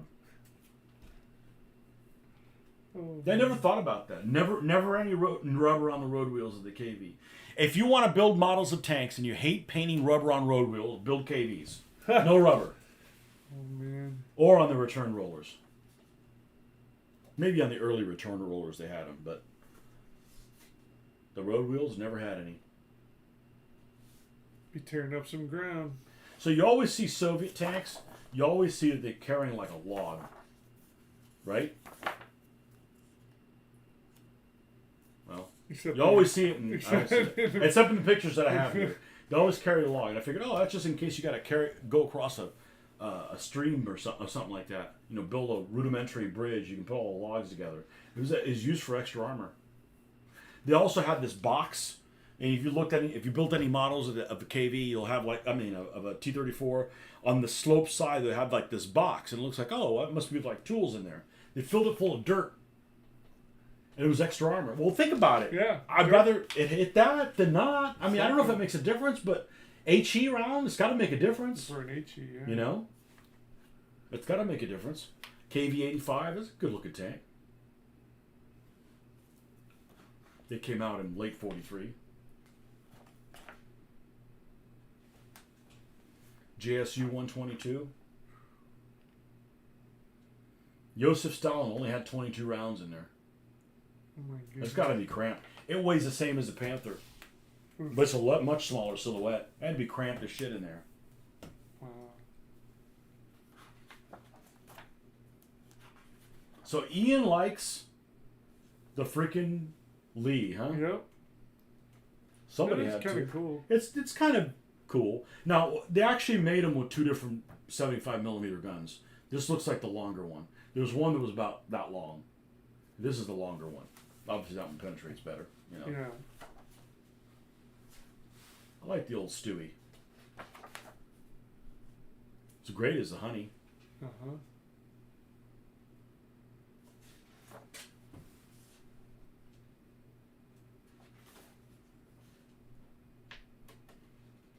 Dick Turpin. Isn't he like a senator? Oh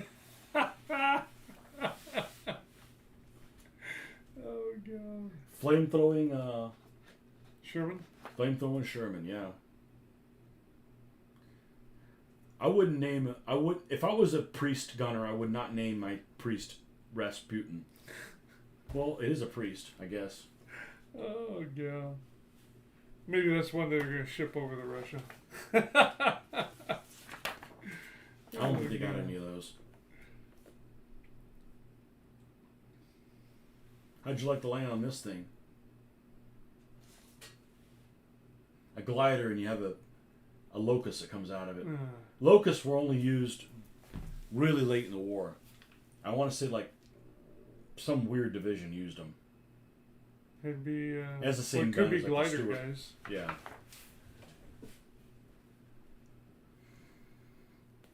And then the Chaffee, which really shouldn't even be a light tank. It has lightish armor, but it still has the same gun the Sherman has. The same Sherman 75. Hellcat, fastest track vehicle of the Second World War, supposedly. And it looks like it's on this chassis, but it's not. It's its own chassis. Huh. Pershing, no picture of the Pershing. How many Persians were built?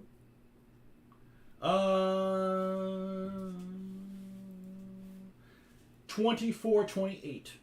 Almost 2,500 of them. Dang.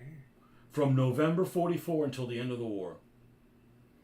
So That's that means pretty good. in November 44, they probably didn't make it. None of them fought in 44. They all probably fought in 45. That's pretty good. 90 millimeter gun.